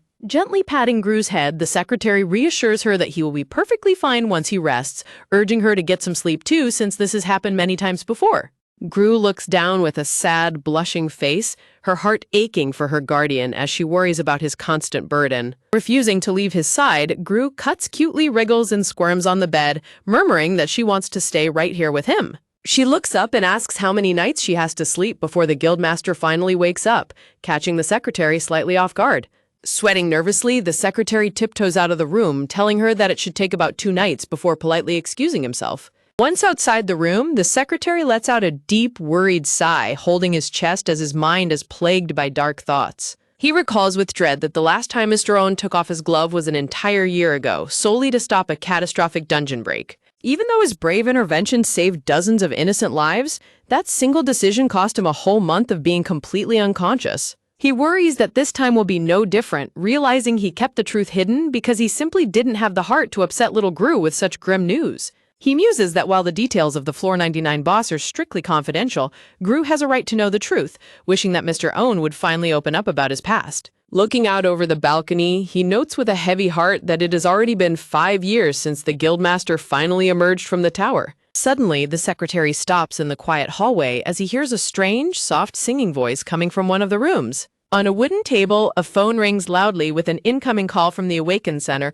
playing a cheerful tune. Picking up the vibrating device, the secretary stares at the screen with confusion, wondering who could be calling. He gasps slightly as he notices that the caller ID on the screen reads Awaken Center. Back in the bedroom, Gru lies close to Joram, listening intently to his quiet, weak wheezing as he rests. Snuggling closer, she gently wriggles and fumbles under the warm blanket to stay as close to him as possible. Staring at his pale, sweating face, Gru thinks to herself that she has never seen an adult look so terribly sick and exhausted before. Sniffling softly as tears fill her eyes, she desperately wonders if there is anything she can do to help him recover. Suddenly, a pink system notification appears, instructing her to help her primary caregiver by using her exclusive affection skill, Gru's Magic Hands, to wake him up. Gru's eyes light up with sudden hope and excitement as she realizes she completely forgot about having this special ability. With her heart beating fast in anticipation, she wonders if this cute skill can actually help restore the guildmaster's depleted mana.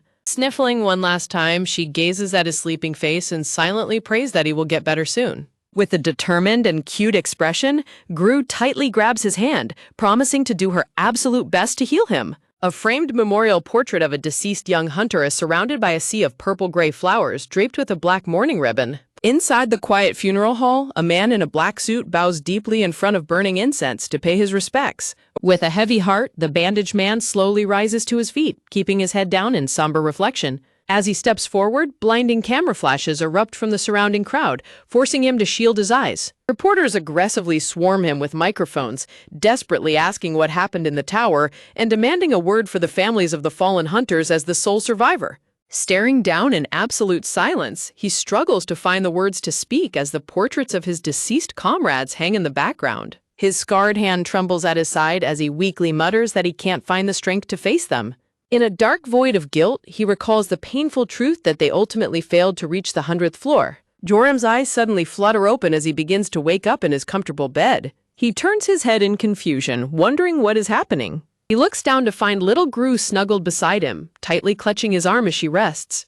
Joram softly calls out Gru's name, and she immediately responds, waking up. When Joram asks her to let go of his arm so he can get up, Gru stubbornly shakes her head and clings even tighter. Staring up at the ceiling, Joram hesitates to force his way out, worried that he might hurt her because she is so tiny and soft. Joram gently asks if she was worried about him, prompting a tearful Gru to sniffle and admit that she was incredibly worried. Feeling completely out of his depth, Joram sweats nervously as he wonders how he is supposed to comfort a crying child. Imagining a hilarious quiz show in his head where all the choices involve feeding her like a pet, Joram sighs and gently lifts her up in his arms. Letting out a weary sigh, Joram runs a hand through his hair and apologizes for not taking the time to explain things to her.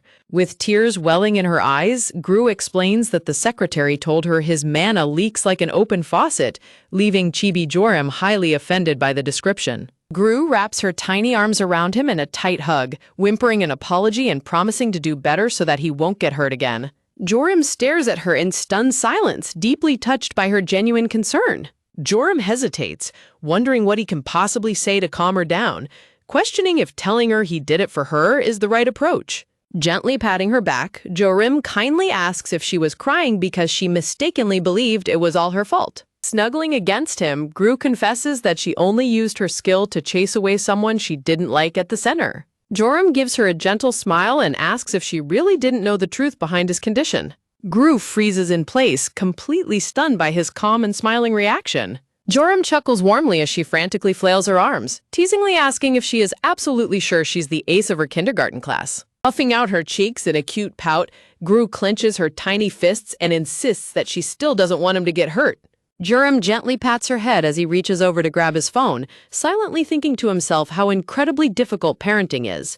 Joram admits to himself that he didn't fully think this through, foolishly believing that taking care of a child was as simple as feeding and dressing her. He reaches out with a gentle finger to wipe away the tears from her rosy cheek as she hiccups softly. Joram turns on his phone and realizes any child would panic if their guardian suddenly collapsed and stayed unconscious for a whole week, looking down at his screen. Joram's eyes widen slightly in surprise as he stares closely at the details on his phone screen. Joram stares at his screen in disbelief, realizing with confusion that the date hasn't actually changed at all. Turning his gaze toward Gru, Joram asks if she did something to him, like giving him a recovery potion. Standing tall on the bed, Gru proudly raises her tiny hand and declares that she used her special affection skill on him. Gru strikes a dramatic, adorable pose, explaining that right after she used her skill, he suddenly woke up with a boom. Feeling concerned, Joram asks if she is suffering from any skill penalties, weakness, or negative debuffs, but Gru simply shakes her head. Running a hand over his face in disbelief, Joram sighs deeply, utterly amazed that she possesses a skill capable of fully restoring his mana so swiftly without any penalties. Joram tells her that they should keep this incredible secret strictly between the two of them for now, and Gru eagerly nods in agreement.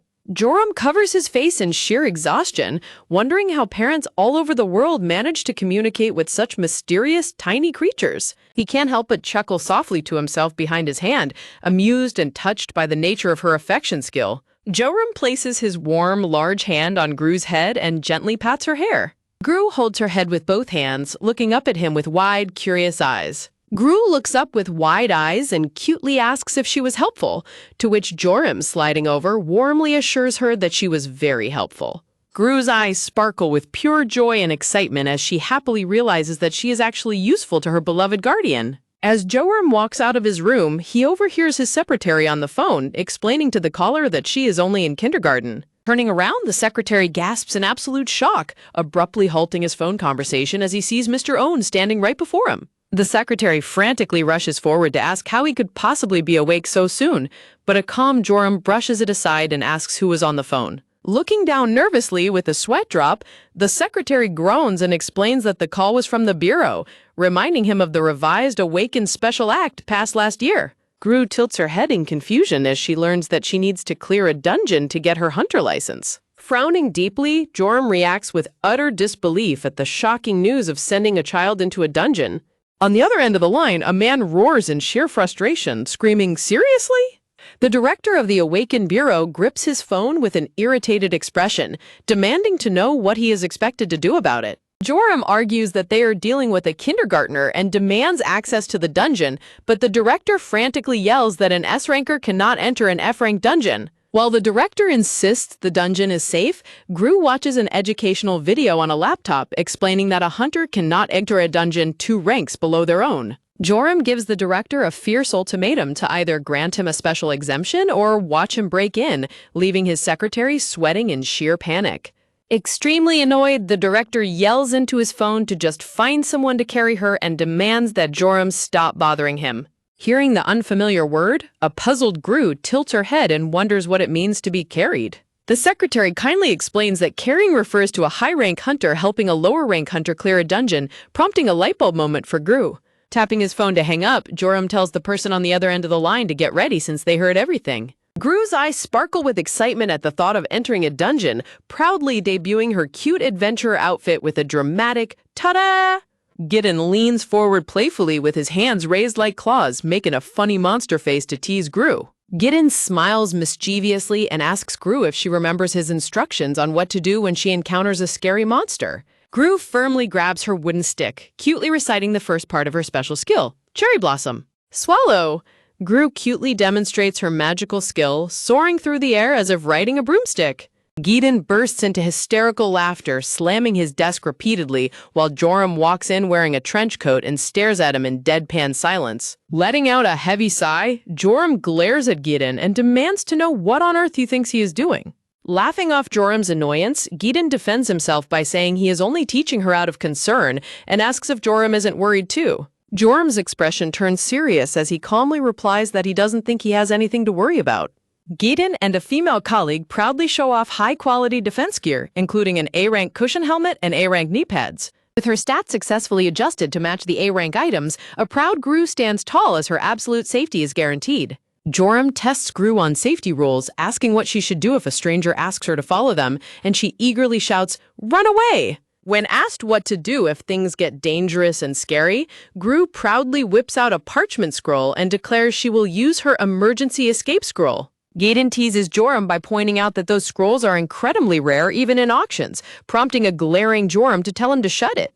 Joram announces that it is time to head out, and Gru cutely responds with a happy okay. A tiny arm slips into a bright pink sleeve as Gru gets dressed in her special dungeon gear. Gru proudly debuts her self-made pink bear onesie defense suit, reassuring everyone not to worry because it even has a built-in heating pad. Gideon bursts into loud laughter as Joram carries Gru by her hood like a cute plush toy, while she proudly holds up her duck snow mold maker. With Gideon giggling hysterically in the background, Gru hangs calmly in Joram's grasp and declares that she is ready. A fierce, icy wind blows across the snow-covered mountains surrounding the F-rank Bukansan slime dungeon shelter. A voice echoes over the frozen wasteland, announcing that they will raid the dungeon alone from this point forward. Pointing towards a swirling blue portal, the guide warns the party to stay put inside the protective barrier and stay far away from the dungeon core. The D-rank party leader Lee Sang-hyuk instructs the group to wait patiently in the shelter until his return. The female hunters nod in agreement, acknowledging his orders and noting how far the shelter barrier extends. One of the girls sighs in admiration, amazed that the leader confidently went out to raid the E-rank dungeon all by himself. The red-haired girl admits she was incredibly nervous, expressing her relief at finding a group to carry her while her companion agrees. Inside the shelter, Gru sits quietly in her giant pink bear suit, looking dazed, clueless, and absolutely adorable. Shrugging with a chuckle, the girls comment that Gru's presence makes them feel like they're at an amusement park rather than a dangerous dungeon. The short-haired girl kindly pulls out a bag of homemade muffins, asking the team if anyone is feeling peckish. The red-haired girl happily accepts a muffin, thanking her classmate for the delicious snack. The short-haired girl flinches nervously as she notices the giant pink bear suit staring intently at her. Inside the suit, a sweating Gru begins to panic, wondering if the girl stopped because she plans to leave her out of the snack. Kneeling down, the girl gently hands a muffin to the pink bear, kindly telling her to take one home since they should stay fresh. Gru cutely nods in gratitude, realizing the lady only hesitated because she wasn't sure if she could eat inside the suit. The girl gapes in absolute terror as a giant dark bear silhouette looms over her, munching on the muffin. Shaking and trembling in shock, the girl stands frozen as she realizes that the creature inside the suit can actually eat. Inside the suit, Gru happily chews on her muffin, absolutely delighted by how soft and yummy it tastes. As the terrified girl dashes away, a clueless Gru finishes her muffin and wonders if she should bring snacks for the team next time. Suddenly, a heavy thump shakes the area, and a dark purple aura looms over Gru, who clutches her stomach as it starts to feel weird. A bright blue slime wriggles and squirms on the icy ground, as Joram's inner thoughts explain that while wicked monster energy usually causes this dungeon is only an F-rank slime dungeon. Suddenly, a heavy thump echoes through the icy cavern as a swirling dark purple and blue dimensional rift opens up. Looking back in surprise, Gru gasps as a red crack tears through the dimensional rift, revealing a massive, grand icy palace behind the door to the boss room. Gru realizes with surprise that the other female hunters are chatting happily in the background, completely oblivious to the rift that just opened. Realizing that their high-ranking carrier is gone and won't be able to protect them, Gru nervously squeezes her bag strap. Gulping down her fear, Gru looks ahead with determined, sparkling eyes, deciding she must protect the group since she is the strongest hunter present. Deciding to close the dimensional door before it gets any bigger, Gru hops onto her tricycle in her pink bear suit while the adults continue to chat in the background. With a series of squeaks and creaks, Gru rides her tricycle directly toward the swirling blue portal. A close-up shows Gru's pink-suited foot pedaling forward as she reaches the edge of the swirling dimensional gateway. Suddenly, a powerful gust of wind and magic sweeps Gru right off her tricycle, dragging her into the portal's vortex. Enveloped in a blinding flash of blue light, Gru panics as she realizes the gateway is forcefully pulling her inside. Gru lands face first onto the hard ice of the boss room with a soft groan, rubbing her head in pain. Looking up in sheer panic, Gru gasps as two massive, towering blue slimes squirm and wriggle right in front of her. Shaking with fear, Gru quickly rummages through her star-patterned bag to search for her emergency escape scroll. Gru struggles with her puffy pink bear suit gloves as she desperately tries to pull the magic scroll out of her bag. Suddenly, a red system warning screen pops up with a ding, informing her that the escape scroll cannot be used in the boss's territory, leaving Gru crying out in panic. Trying to stay calm, Gru slaps her rosy cheeks with both hands, reminding herself of Giden's instructions that slimes don't attack first. Gru tells herself that if she keeps quiet and waits patiently, her carrier will eventually come to rescue her, while the giant slimes twitch nearby. Moving as carefully as possible, Gru tiptoes in her pink bear suit to sneak past the towering slimes.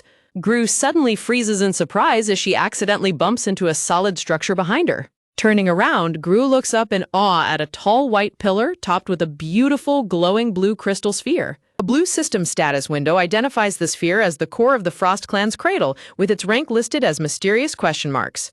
Gru's eyes sparkle with pure fascination as she stares closely at the gorgeous glowing core. Standing in front of the pillar, Gru marvels at the majestic core of the Frost Clan's cradle. The magical ice core shines brilliantly, casting beautiful snowflake patterns and a soft light all around the room. Resting her chin on her pink glove, Gru stands next to the pillar and starts to ponder what she should do next. Glancing back at the massive blue monsters, Gru realizes that the giant slimes will probably get mad and cause trouble if she tries to take the core. A cute chibi thought bubble appears as Gru realizes that if she uses her special pluck away skill, she might be able to extract the core without them noticing. Declaring herself an absolute genius, a gleaming Gru reaches her hand toward the glowing blue core to activate her skill. A powerful rush of wind circles around the pillar as Gru successfully activates her skill on the core. Gru gasps in awe as a small blue crystal fragment floats above her hand, amazed to see that she successfully extracted it with a 100% success rate. Gru realizes with excitement that her golden duck snow mold maker might just become an incredibly powerful weapon if she combines it with the core fragment. Gru imagines herself looking incredibly cool and badass, wearing sunglasses and a leather jacket while proudly posing with her golden duck maker. Activating her F-rank skill mold and shape, Gru watches as her golden duck maker glows with a bright blue light. A system screen appears, introducing the newly created item, the Mephisto-imbued duckifier, which possesses the same effects as Mephisto's fragment despite being defective. Reading the additional effect, Gru's eyes widen in absolute shock and excitement as she learns she can now use her mana to create snow ducks. Clamping the mold maker shut, a shiny blue ice duck pops out with a clean sound, proving that her new magical weapon works perfectly. Gru holds up her cute ice duck with sparkling eyes, thrilled that she can now make fresh snow ducks whenever she wants, regardless of the weather. Determined to test her power, Gru winds up and flings the magical ice duck directly at one of the giant slimes. The ice duck lands directly on the giant slime's body with a loud splat. Believing she is incredibly strong, Gru happily squeezes her cheeks in celebration of her amazing combat power. Behind her, the massive slime suddenly dissolves and collapses into a splash of liquid, much to Gru's surprise as she runs past with her duck maker. Tapping on her holographic system screen, Gru looks at the status of her pink defense suit, which is labeled as the Unfinished Bear Mark 1. Gru giggles happily, feeling that she is now one step closer to becoming a super strong hunter.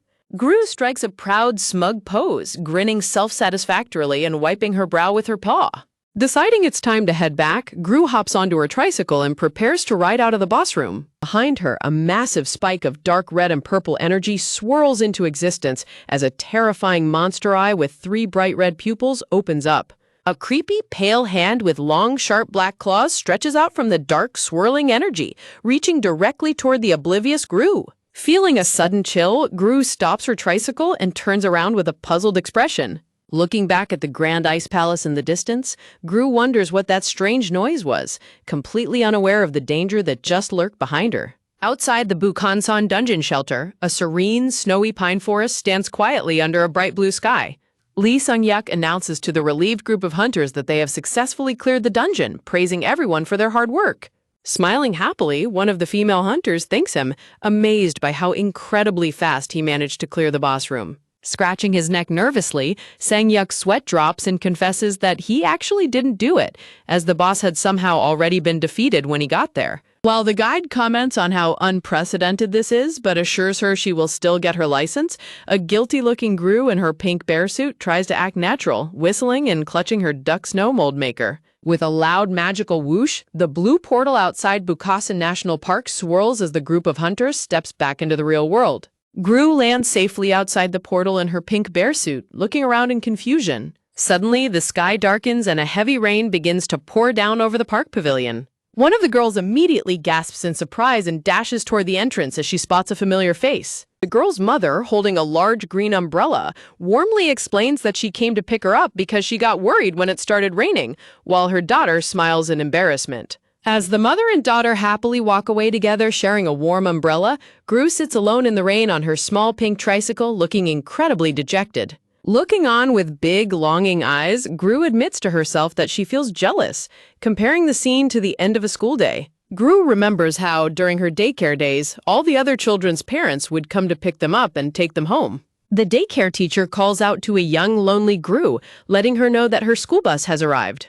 Nodding politely, little Gru stands up all by herself to prepare for her solitary journey home. Carrying her backpack, the tiny toddler walks quietly toward the exit while other parents happily hold and carry their children around her. Back in the present, Gru rides her tricycle through the cold rain, watching families walk away together under their umbrellas. Turning away with a little huff, Gru proudly tells herself that it doesn't bother her one bit and that she is perfectly capable of going home alone. As her tricycle squeaks and creaks in the pouring rain, Gru resolves to upgrade her pink bear defense suit to be completely water-resistant when she gets home. Suddenly, her tricycle comes to a sudden halt as she bumps directly into a pair of black sneakers blocking her path. Gru stops and slowly raises her head in surprise to see who is standing in front of her. Looking up, she sees a tall, slender man wearing a black cap and a dark face mask, holding a large blue umbrella over them. The mysterious masked man looks down at her and asks her in a quiet, deep voice where she thinks she is going.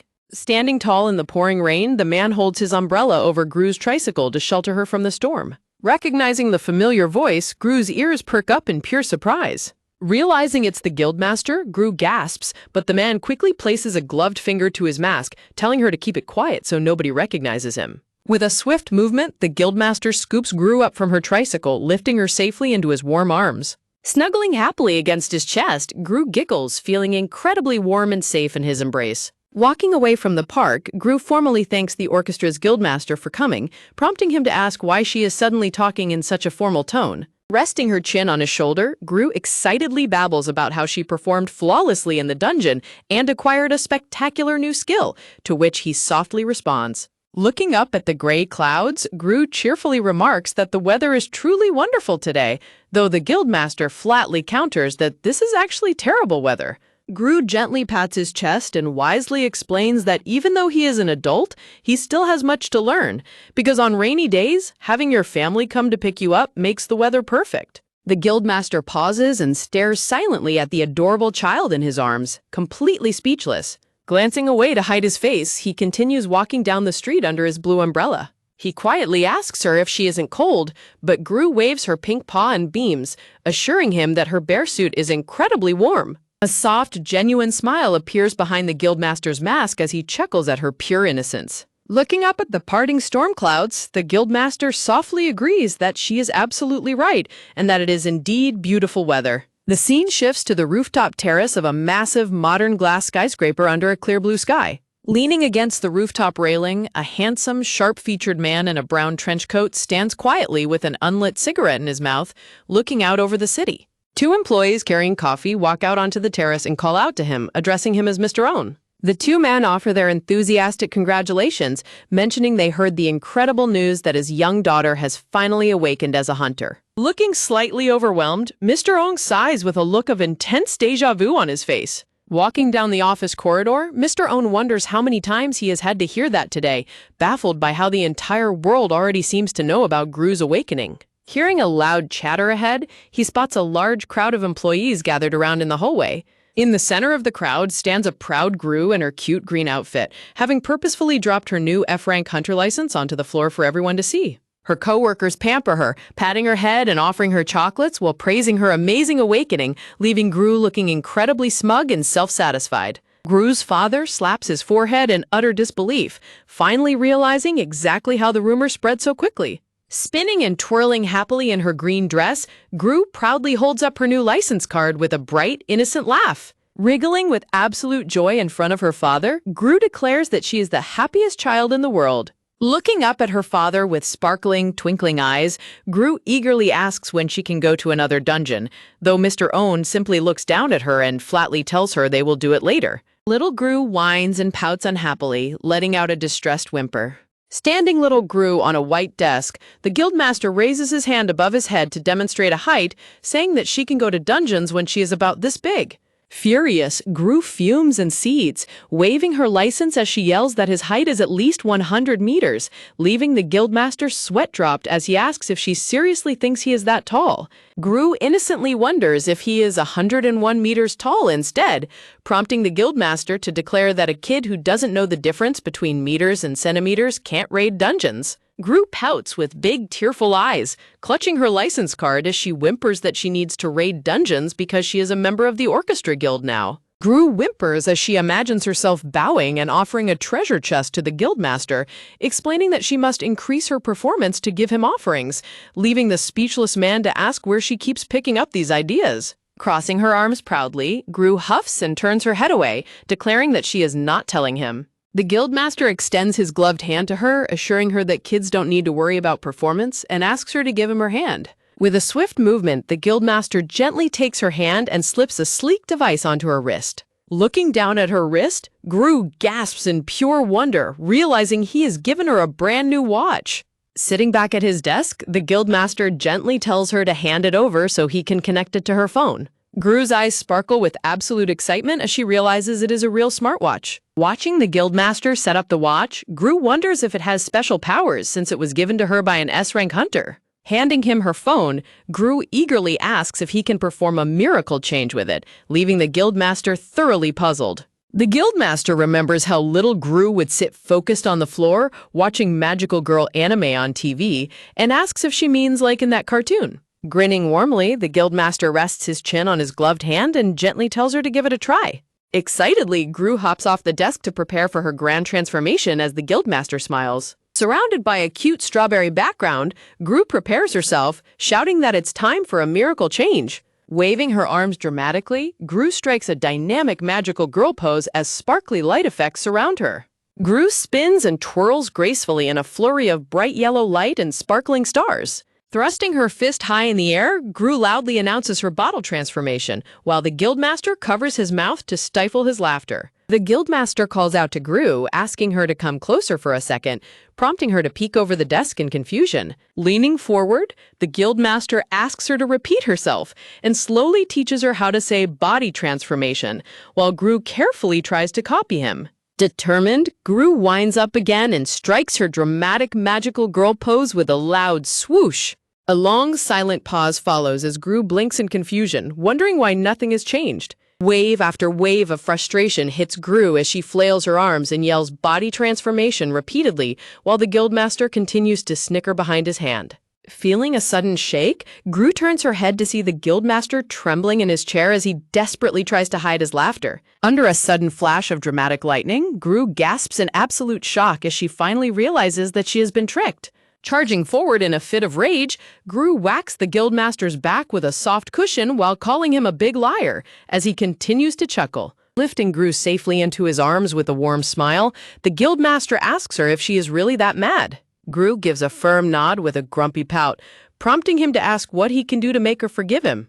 Gru sniffles and asks to be allowed into a dungeon, but the guildmaster immediately cuts her off, saying anything but that. Gru's shoulders droop sadly as she wonders what will happen if she gets fired from the guild for doing nothing but playing all day. Sighing softly, the guildmaster closes his eyes and reassures her that won't happen, explaining that a kindergartner's only job is to have fun and sleep well. Fidgeting nervously, Gru quietly voices her deep fear that she might be sent back to the orphanage if she is no longer needed. The guildmaster freezes in absolute shock, his eyes widening in disbelief at her heartbreaking words. Looking at her with deep worry, the guildmaster asks what would make her think such a thing, but Gru simply looks away and mutters that she doesn't know. Staring at the quiet child, the guildmaster calls her name softly, his face filled with concern. Leaning in closer, the guildmaster gently asks her to look at him and explain why she feels that way, but Gru avoids his gaze. Gru groans inwardly, desperately wanting to keep her worries to herself. Remembering how her past family rejected her, Gru grits her teeth in sadness, fearing that she will be sent back to the orphanage if she is seen as flawed and useless. Sitting quietly on the edge of the desk, Gru looks down with a somber and lonely expression. The guildmaster stares at her in heavy silence, sweat dropping slightly as he feels her deep sadness. Gru hops off the desk with a little sigh, quietly announcing that she is going to the bathroom before heading home with Mr. Yoon. The guildmaster watches her leave, deeply troubled as he realizes her words must have come from somewhere specific. As Gru trudges toward the bathroom doors, the guildmaster wonders if she heard those words on TV or online, or if there is a far more painful reason behind them. The guildmaster leans back in his desk chair, letting out a heavy, worried sigh as he ponders her situation. Looking down at his gloved hand, he notes that his mana leakage has decreased, and his chronic fatigue has almost completely vanished. Rubbing his forehead, the guildmaster lets out a long, weary sigh. Deciding to take action, he grabs his smartphone and taps the screen to make a phone call to Mr. K. Standing by the window in his office, the guildmaster makes a phone call to the orphanage, asking to look into something. Walking down the hallway, little Gru unhappily trudges along with her head down, looking quite dejected. Puffing out her cheeks in a grumpy pout, Gru resolves to do whatever it takes to prove her worth.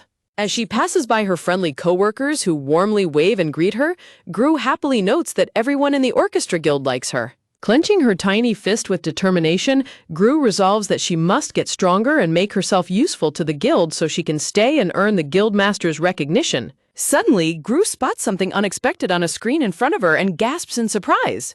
Bursting with excitement and throwing her fist in the air, Gru cheers at the wonderful realization that she might be able to get a secondary caregiver. Suddenly, Gru feels a sharp pain and winces, crying out in discomfort as the back of her neck stings. Rubbing the back of her neck to ease the sting, Gru innocently wonders if she was just bitten by a mosquito. Elsewhere, S-rank hunter Gidan cheerfully hums to himself as he casually tosses a baseball up in the air. Riding into the room on a tiny tricycle while wearing a cute pink bear suit, Gru dramatically announces that she wants to make a deal with Gidan. Shocked by her sudden appearance, Gidan quickly pulls off her bear hood, prompting Gru to let out a loud protest. Quickly pulling her hood back down, Gru in her bear suit proudly promises Gidan a reward he cannot refuse, asking him if he will accept her offer. Amused, Gidan teases her, saying he might consider it if she has a special syrup that can make him the top-ranked hunter. Huffing in disapproval, Gru bluntly tells Gidan that no syrup in the world can do such a thing and calls him a fool for even wanting it. Laughing, Gidan pops her bear hood off once again, leaving an annoyed Gru to scream at him to stop. Tears of frustration welling in her eyes, a fuming Gru glares at Gidan and calls him a big meanie. Clasping his hands together, Gidan apologetically pleads for forgiveness, explaining that he only teased her because she is so cute, prompting Gru to reluctantly forgive him just this once. Smiling warmly, Gidan asks Gru what kind of deal she is proposing. Gru explains that she wants to gain experience points in a dungeon and contribute to the guild by crafting items from the byproducts she finds there. When Gidan offers to gather the materials for her, Gru firmly rejects the idea, insisting that she must enter the dungeon herself to gain experience points. Gidan ponders if she really needs to go herself, prompting Gru to confidently declare that she possesses an incredible buff. Striking a proud pose, Gru boasts that having her as a party member will increase his experience point gain by 50% for the next 3 days. Intrigued, Gidan realizes that a 50% experience boost is equivalent to clearing a dungeon a whole rank higher than his own. However, Gidan warns Gru that they must keep this deal a secret from the guild master, imagining the scary man looming over them with devil horns. Gru shamelessly waves her paw, assuring him that as long as they don't get caught, everything will be perfectly fine. Looking at Gaiden expectantly, Gru raises her pink paw and asks if he will accept her deal. Gru challenges Gaiden with a smug grin, asking him if he is scared of being scolded by his elder. Grinning back, Gaiden replies that she took the words right out of his mouth. With the deal officially made, Gideon and Gru triumphantly fist bump. The scene shifts to Seorung, Frost Territory, a snowy B-rank dungeon surrounded by frozen, decaying buildings. Walking into the freezing, snowy dungeon, Gideon carrying a baseball bat praises Gru's teleportation skill, noting that it is perfect for minors who cannot drive. Feeling incredibly smug, Gru boasts that she can use her incredible skill to travel to any dungeon in Seoul. Readying his baseball bat, Gideon enthusiastically declares that it's time to get the party started as Gru cheers along. Gaiden launches a snowball at a massive Yeti monster, landing a direct hit right on its head. The monster turns around with a furious growl as a system notification reveals that the target's defense has been reduced by 50%. Seizing the opening, Gaiden leaps high into the air with his baseball bat raised, preparing to strike the beast down. With a powerful swing, Gaiden lands a devastating blow on the Yeti monster. The defeated monster crashes heavily to the snowy ground as Gru watches from a safe distance. Flashing a bright smile and a peace sign, Gaiden celebrates his quick victory as little Gru enthusiastically claps for him. Suddenly, Gaiden senses a powerful presence looming over him and looks back in surprise. A massive Yeti monster roars furiously, swinging its giant claws directly down at Gaiden. Gasping in shock, Gru watches the terrifying monster with wide, fearful eyes. With swift reflexes, Gaiden leaps high into the air, dodging the giant Yeti's slam attack just in the nick of time. The powerful shockwave from the beast's attack causes Gru to wobble and lose her balance on the snow. Confident as ever, Jadon yells as he swings his bat down with incredible force, delivering a final, crushing blow to the beast. Winking with a bright, victorious grin, Gaiden happily notes that another monster has been defeated. Gru's eyes sparkle with absolute wonder, amazed by how sparkly and incredibly strong Gaiden looks. Admiring his incredible strength, Gru realizes why S-rank hunters are so respected, completely unable to take her eyes off Gaiden. Feeling her heart beat fast with excitement, Gru decides that she wants to become strong and powerful too. Little Gru, dressed in her cute pink bear costume with a crossbody bag, scurries across the snowy ground with her arms wide open. Gru pulls out a C-rank item called the Detective's Magnifying Glass, which has the unique activation requirement that its attached mustache must be placed directly under the user's nose to read a monster's information. Peeking through the magnifying glass, Gru positions the attached blonde mustache right below her nose, winking with determination. As a bright light shines, a system notification announces that she is activating the skill Pluck Away. Gru is absolutely thrilled as a message pops up confirming she has successfully acquired an A-rank item. Throwing her hands in the air with pure excitement, Gru cheers at her incredible luck. Looking down at a gold-colored tool in her bag, she thoughtfully notes that fusing two properties into a single item is incredibly difficult, just like what happened with her Duckifier last time. Gru remembers using her F-rank skill Mold and Shape on the Mephisto-imbued Duckifier, only to get a defective item despite having a beginner dungeon buff. Holding up a small, spiky crystal, Gru stands in deep thought as she contemplates her next move. Slipping the item into her bag, Gru realizes she might have better chances of success once she manages to level up her Mold and Shape skill, so she decides to hold on to it for now. Gru turns around to see Gaiden resting his baseball bat over his shoulder, looking out across the snowy expanse.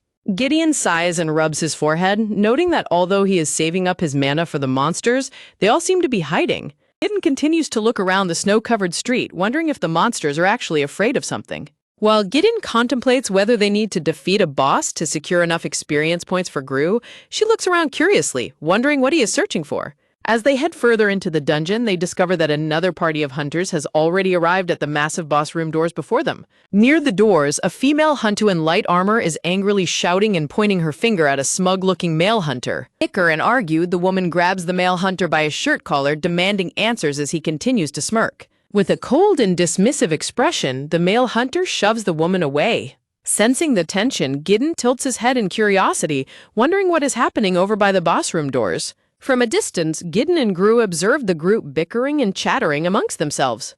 Smiling mockingly, the male hunter, waving his hand, tells the others to go ahead and open the door, claiming everything will be fine as long as they are careful. The female hunter grabs him by the shirt again, shouting at him to cut the crap because everyone knows the first 3 people to enter the Yeti boss room will draw all of the monster's aggro. The other female hunters in the back tremble and quiver in fear as she accuses the men of planning to use them as meat shields from the very beginning. Annoyed, the male hunter shoves her back again, leaving her to groan in frustration. Backed by his sneering allies, the male hunter mockingly asks, "So what?" and demands that she just open the door already.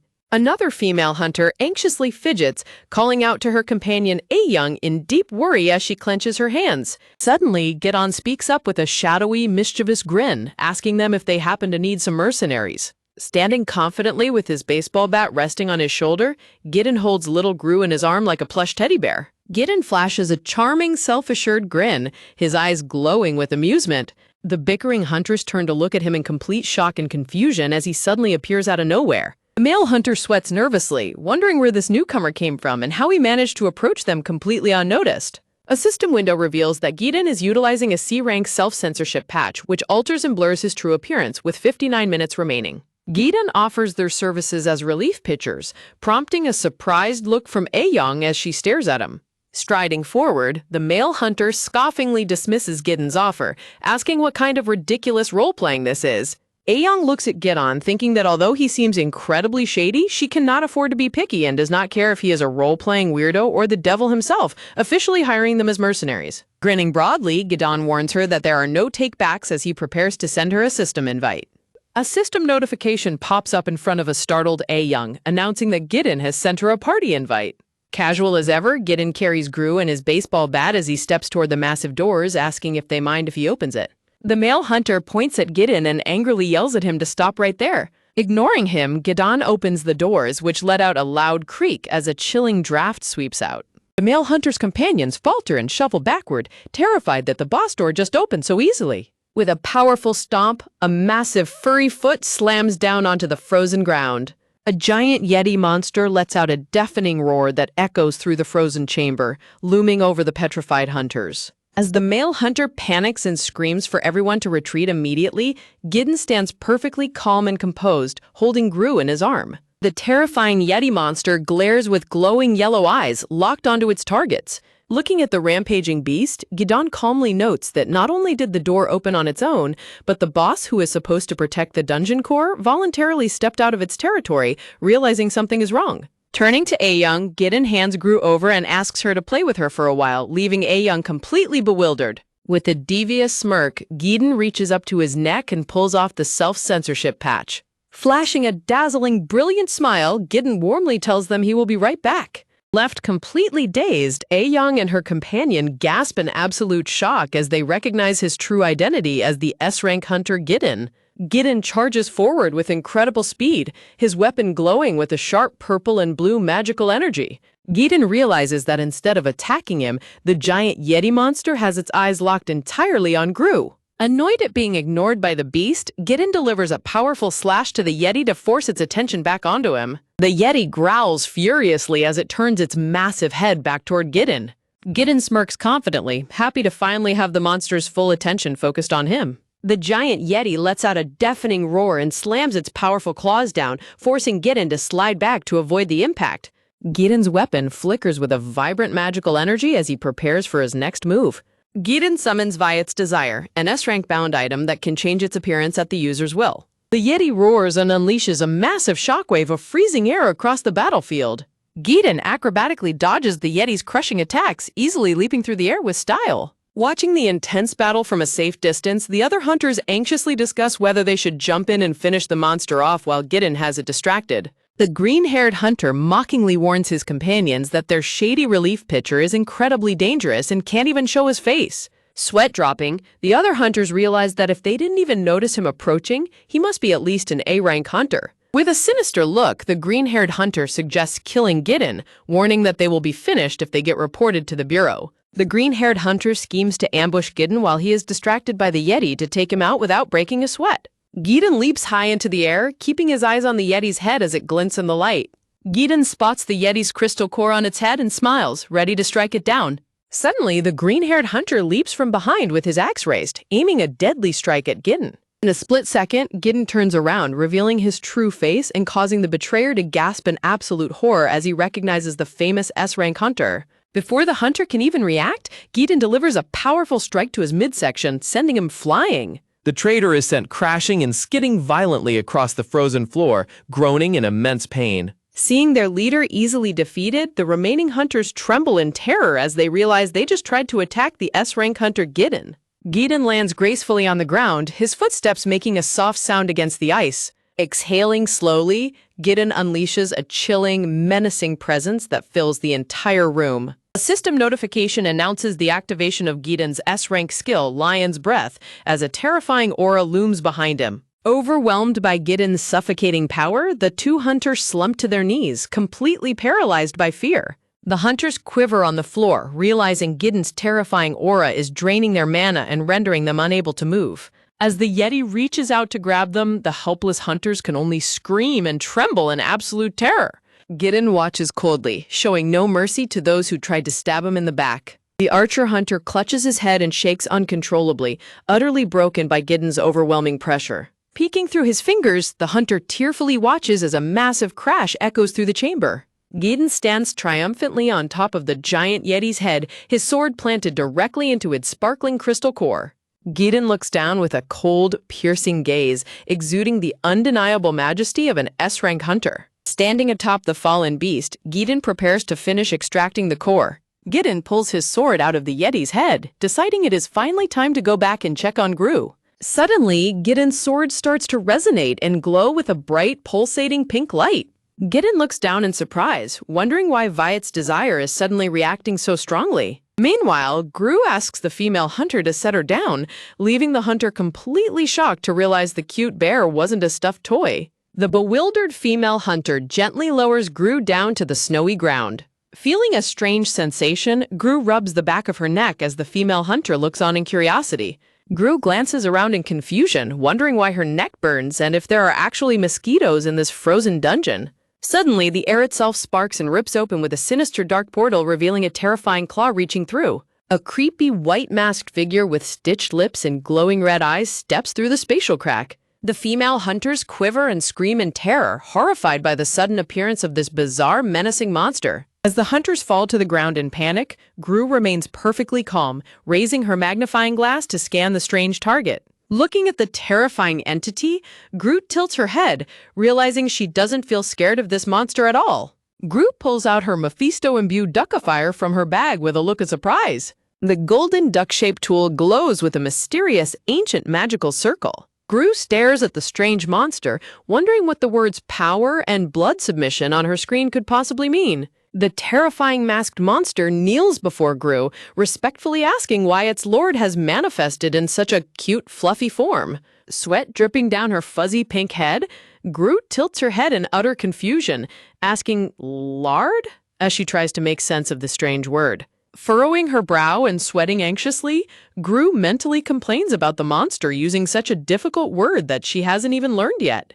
With a determined shout, Gru tosses her golden duck-shaped tool forward, yelling, "Attack, my snow ducks!" The snow duck splats harmlessly against the monster's chest, prompting system warnings that the target's resistance is too high, leaving Gru to dejectedly cry, "Aw, I failed." The three-eyed masked monster smiles creepily, finding it incredibly intriguing that such a young human child is wielding its lord's power. Suddenly, a hand grabs Gru from behind, startling her as she is lifted into the air. Gideon holds Gru safely in his arm, flashing a confident, mischievous grin as he stands ready to face the threat. Clinging tightly to him, Gru realizes Gideon's heart is racing incredibly fast as he prepares for battle. Gideon flashes a wide, thrilling grin, his eyes shining with anticipation as his adrenaline pumps. With a powerful spring, Gideon leaps forward to launch his attack. Carrying Gru securely, Gideon dashes down the snowy street with incredible speed toward the looming monster. Gideon gracefully hops onto a high ledge, taking a defensive position. Gideon sets Gru down safely on the rooftop, and she nods back at him, understanding his silent instructions. Gideon stands tall at the edge of the roof, looking down with his weapon ready as he prepares to confront the enemy. The creepy, masked monster floats silently in the air, surrounded by a dark red aura, with its detached hands hovering beside it.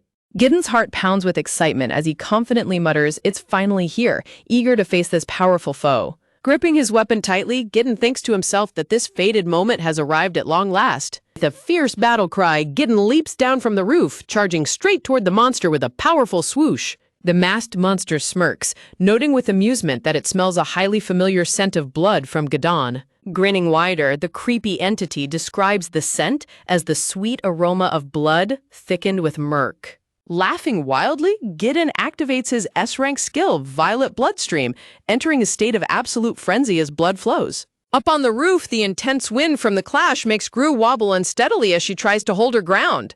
Gru gets knocked over by the powerful gusts of wind, tumbling and rolling across the concrete roof with groans of discomfort. Gru's smartwatch detects the sudden impact, immediately beeping a warning that it is transmitting her location to her caregiver. Meanwhile, Gidon clashes fiercely with the masked monster, sparks flying as their weapons collide. Gidon grits his teeth in determination, pushing back with his blade against the monster's overwhelming force. Gidon unleashes a massive, sweeping magical slash, illuminating the battlefield in a brilliant flash of light. The two combatants trade rapid, powerful blows, their weapons vibrating with intense energy. The monster mockingly asks Gidon if he is truly satisfied with the sword he acquired by abandoning his own father. Consumed by rage, Gidon crouches and lunges forward, screaming that he will kill the monster. Gidon aims a deadly, direct thrust at the monster, throwing all his power into the strike. Easily dodging the predictable thrust, the monster scoffs, dismissing the attack as too easy. As the monster prepares to counter, it suddenly gasps in shock, realizing that Gidon's sword has vanished from his hand. Before the monster can react, Gidon stabs it deeply with his hidden secondary weapon, forcing a painful grunt from the beast. Standing triumphantly behind the monster, Gidon confidently declares that he didn't waste all these years doing nothing. Gidon unleashes a devastating combination, activating both Violet Bloodstream and his signature Lion's Breath skill. The monster's eyes widen in absolute shock as it realizes the true magnitude of Gidon's power. A colossal magical blast erupts, consuming the monster in a massive explosion of blue and white energy. Gidon lands back on his feet, panting heavily from the immense exertion of his ultimate attack. Looking through the thick smoke and dust, Gidon anxiously wonders if his attack succeeded in defeating the beast. Suddenly, a massive hand grabs Gidon's sword as the monster's voice echoes menacingly, stating that it sees once more. The monster towers over Gidon, mocking him by saying how weak and helpless he truly is, leaving Gidon panting on the ground. Gideon's hands tremble and shake as he clutches his dagger, desperately telling himself that he cannot afford to run away again. Haunted by voices telling him not to run away, Gidon grits his teeth in agony, blood dripping from his mouth. Suddenly, a heavy thwack hits Gidon from behind, catching him completely off guard. Gidon collapses to the cold stone floor with a heavy thud, knocked completely unconscious as his dagger slips away. A stern, tall man in a long coat looks down at them, coldly remarking that they're past their curfew, calling them snot-nosed brats. The newcomer glances up toward the rooftop, catching sight of Gru watching from above. Gru flinches in absolute terror as she realizes they just made eye contact, gasping, "Eep, our eyes met!"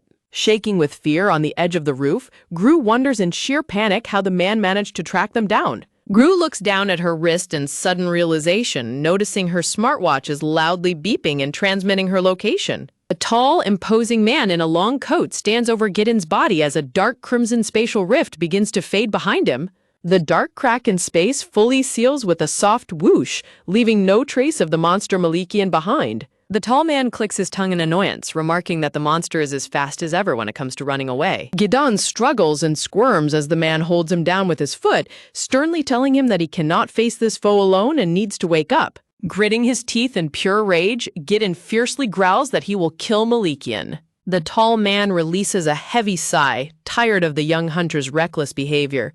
The man leans down and places a hand on the boy's shoulder, whispering a spell that immediately freezes Gidon in his tracks. Gidon's eye quivers in shock as a wave of paralyzing energy washes over him. Completely overwhelmed, Gidon's body goes limp as he slumps onto the frozen floor. Up on the rooftop, Gru panics as she visualizes a power pyramid, placing the terrifying guildmaster at the absolute top, far above S-rank monsters and yetis. Shaking with fear, Gru wriggles and crawls away, desperately telling herself that she needs to get out of there. Suddenly, Gru bumps right into a large shoe, letting out a frightened hiccup as she freezes in fear. She looks up to find a guildmaster standing tall right in front of her, staring down with his arms crossed. Blushing and smiling nervously, Gru giggles and squeaks, "Gewib, Miss Hitter." The guildmaster looks down with a stern expression, reminding her that she promised to go home with Mr. Yoon and asking if this rooftop is supposed to be her house. Sweating and trembling like a cornered squirrel, Gru nervously mutters in worry. Kneeling down to her eye level, the guildmaster gently scolds her, saying she can't just run off like this without telling him, to which Gru dejectedly replies that she knows. Gru looks down with a heavy pout, feeling incredibly guilty. Turning her back, she tearfully mumbles that she is sorry, prompting the guildmaster to ask if she is okay. He asks her if she is only lying about being okay because she wants to avoid getting a timeout, and Gru tearfully admits the truth with a hiccup. Glancing back at him with big, watery eyes, Gru softly insists that she is really okay. Suddenly, she raises her arms up, silently asking the guildmaster to pick her up. She continues to hiccup, looking adorable and helpless as she waits for a hug. Letting out a soft sigh, the guildmaster gives in and warmly grabs Gru, holding her close. Feeling safe and happy, Gru smiles brightly, thrilled that he actually hugged her. Looking over his shoulder, Gru asks if Dan is going to be okay. The guildmaster remains silent, his expression turning solemn as he contemplates the situation. Holding Gru securely in his arms, the guildmaster looks out over the city from the high rooftop. Below, on the cold stone floor, Gideon lies completely unconscious and covered in blood. Sometime later, Gru is back home, pulling a heavy brown book from a shelf as she ponders how Dan's demeanor changed completely when Malikian appeared. Gru lifts the heavy book with an oof, wondering if the monster used some kind of strange curse or skill on Dan. Lying down on the couch, Gru flips through the pages of the book, searching for any mention of the name Malikian. Suddenly, she stops on a page with a rustle, spotting a photo of a modern suburban house. Gru carefully reads the article, which describes a devastating fire that occurred at a home in Jumunjin, confirming a casualty of a man in his 40s. Sliding her finger down the page, she reads the tragic detail that a teenage son was the only survivor of the S-rank dungeon monster attack. Tears welling in her eyes, Gru finally understands that Dan wanted to fight Malikian so badly because the monster had killed his family. Recalling the battle, Gru remembers how Malikian didn't even bat an eye at Dan's attacks, wondering if the beast's defense is just too high. Gru grabs her golden duck-shaped tool, realizing that if she can somehow lower the monster's defense, Dan's attacks might actually work. Suddenly, a pink system notification dings, announcing that the conditions have been satisfied, unlocking an upgrade function that allows her to use her 500 affection points to upgrade her items. Gru stares at the golden tool in awe, wondering if her duckifier can finally level up from being a defective item so she can place a debuff on Malikian. With a determined look, Gru squeezes her eyes shut and activates the upgrade. A brilliant light shines as a notification announces the successful upgrade of the Mephisto-imbued Ouchie Duckifier, now rated as not bad. Gru pouts slightly, complaining that the level above defective should have been better than just not bad. Holding the glowing tool high in triumph, she gasps in excitement upon realizing it can ignore effect resistance to inflict debuffs on her targets. Wearing a smug grin, Gru proudly boasts that the monster won't be able to escape her debuffs, eager to see the look on Malakian's face. Gru confidently imagines herself in a cool pink suit and sunglasses, declaring that she will show everyone how strong she is, proving that no one should ever underestimate her. Sitting back down on the couch, she happily hums a song while holding her newly upgraded tool. Suddenly, her smartwatch on the table starts ringing, and Gru toddles over to pick it up. Answering the call, she happily assures her caregiver that she is doing a wonderful job of watching the house. The housekeeper will stay a little longer today, so tell her if you need anything. Okay, but what about Dan? Is he okay? Well, he will be. So he's not?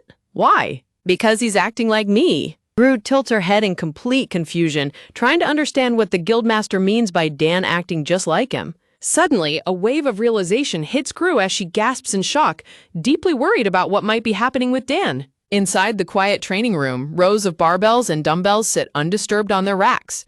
Dan sits bound tightly to a chair with thick ropes, his clothes and body covered in blood as his head hangs in deep exhaustion. I heard you went to fight Malikian by yourself.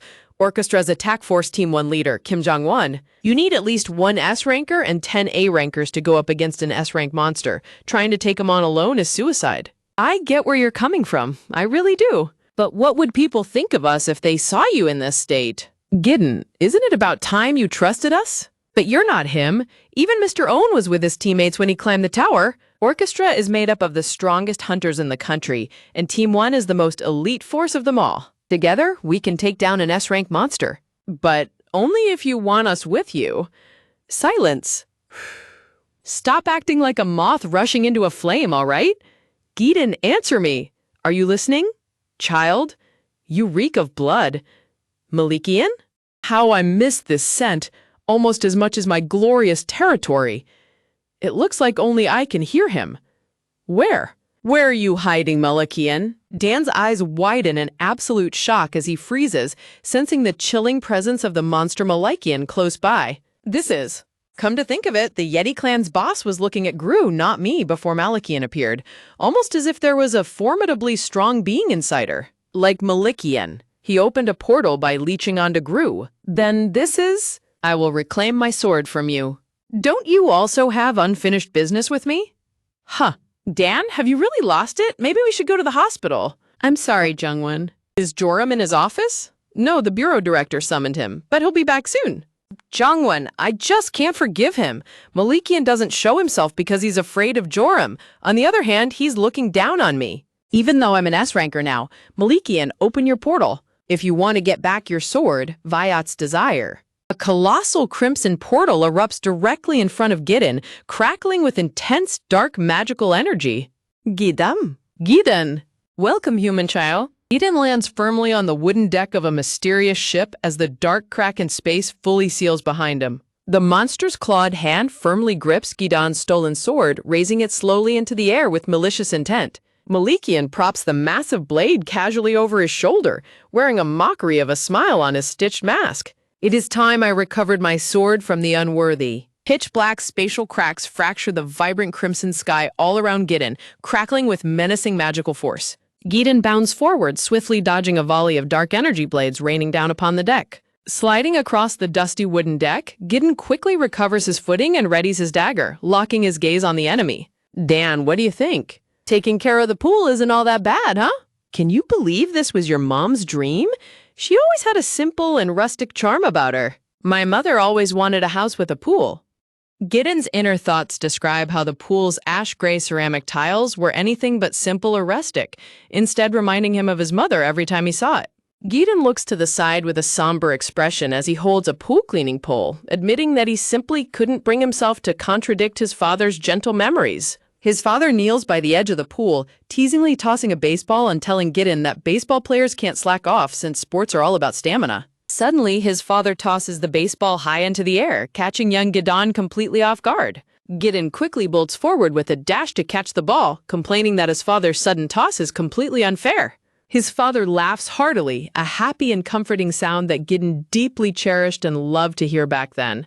The beautiful house and its pool represented his mother's dream, his father's deep regrets, and all of their treasured memories combined into one. But those happy days were shattered in an instant, leaving only blood and tragedy in their wake. A horrific, giant monster suddenly looms over them, brutally lifting Gideon's helpless father by his throat. Covered in blood and trembling in agonizing pain, Gideon's father desperately gasps for his son to run away and save himself. Clutching his baseball glove, young Gideon stands paralyzed with fear, trembling violently as his father begs him to escape. Slowly, the terrifying stitched mask of the monster turns, its glowing red eyes locking onto the helpless boy. Terrified out of his mind, young Gideon can only hear the imaginary, echoing roar of a baseball stadium announcer in his head. Jolting into motion, Gideon tries to force his frozen limbs to move as the imaginary game continues to play in his panic-stricken mind. With a roaring cry, the terrifying illusion of the game urges him on, telling him to steal the base and run for his life. Faltering in pure panic, Gideon's instinct to survive takes complete control of his trembling body. He whirls around in a desperate panic, turning his back on the horrific scene behind him. Because of his endless baseball training, he was in peak physical condition. But on that terrifying day, Gideon used all that stamina to flee, never once looking back. Running away as fast as his legs could carry him, Gideon abandoned his father to save himself, executing what felt like a perfect but cowardly steal of home. Back in the present, Gru lies quietly on the couch, holding up a printed document with a worried and thoughtful look. The article describes Gideon's past as a young middle school baseball champion before he became the nation's 5th S-rank awakened hunter. The document shows a nostalgic photograph of Gideon smiling brightly alongside his junior baseball teammate after winning a tournament.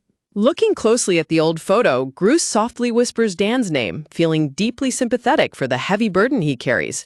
On the other side of the line, the guildmaster sighs into his phone, explaining to the caregiver that Dan is acting exactly like he used to. He elaborates that Dan is stubbornly behaving as if he can handle everything entirely on his own, insisting on going solo without any teammates. But the guildmaster sternly notes that Dan is not him, and in his current state, he can never succeed alone. Gru tightly clutches the paper to her chest, her heart aching with worry for the troubled S-rank hunter. Suddenly, a pink screen dings in front of Gru, prompting her to raise her small hand toward it. Looking at the system screen showing her caregivers, Gru sadly mutters that being left all alone is a very sad and lonely thing. Suddenly, a red warning box flashes on Gideon's profile, blaring an emergency alert that her caregiver is in grave danger. Startled by the loud alert, Gru springs upright on the couch in complete shock. As emergency sirens wail across her system, Gru panics, realizing that Dan is currently in extreme danger. Deep within the S-rank portal, a colossal, mysterious sailing vessel sits anchored under a vibrant crimson sky. Dan unleashes a fierce grunt as he raises his glowing purple sword to clash violently against the enemy's attack. Sparks fly across the ship's wooden deck as the two engage in a high-speed, lethal exchange of blade strikes. Mocking Dan's desperate efforts, the masked monster snickers with a cruel smirk, declaring him to be far too weak. With a vicious slash, the monster tears through Dan's chest, leaving a massive, bloody wound that makes him gasp in agony. Gripping his sword, a heavily bleeding Dan sways unsteadily on his feet, barely able to keep his balance. Dan looks up with fading strength, a soft gasp escaping his lips as his vision begins to blur from the severe blood loss. With a heavy thud, his weapon slips from his weak grasp and falls to the wooden floorboards. Menacing, dark shadow claws wrap around Dan's limp body, lifting him up as his consciousness begins to slip away. Looking down at his blood-stained hands, Dan weakly consoles himself, thinking that this outcome was at least good enough. He takes comfort in the fact that, unlike that tragic day in his childhood, he didn't run away like an idiot this time. Slowly closing his heavy eyes, Dan whispers to himself that he truly did his absolute best to fight. As his consciousness fades into a warm pink glow, Dan prepares himself to accept what he believes is an honorable death. Suddenly, the dark sky erupts as a brilliant flurry of cherry blossoms flutters into existence, blooming beautifully all around him. Dazed and utterly bewildered, Dan slowly opens his eyes, staring in disbelief at the sudden change in the atmosphere. He glances upward as a familiar, worried voice calls out his name from above. Suddenly, a giant pink teddy bear leaps out of a swirling magical portal, swooshing through the cherry blossoms to rescue him. With its little arms outstretched, the adorable pink teddy bear dives down through the air, reaching out to save the falling hunter. The giant pink teddy bear tightly grabs Dan as they tumble and roll onto the ship's wooden deck.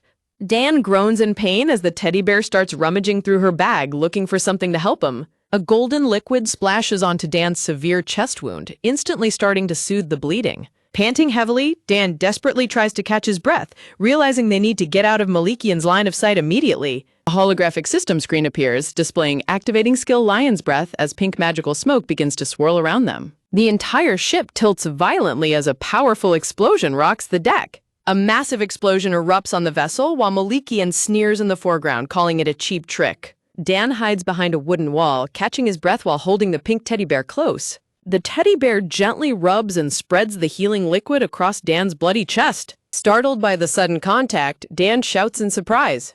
Dan pushes back the teddy bear hood, shocked to find a tearful Gru inside who desperately asks if he is okay.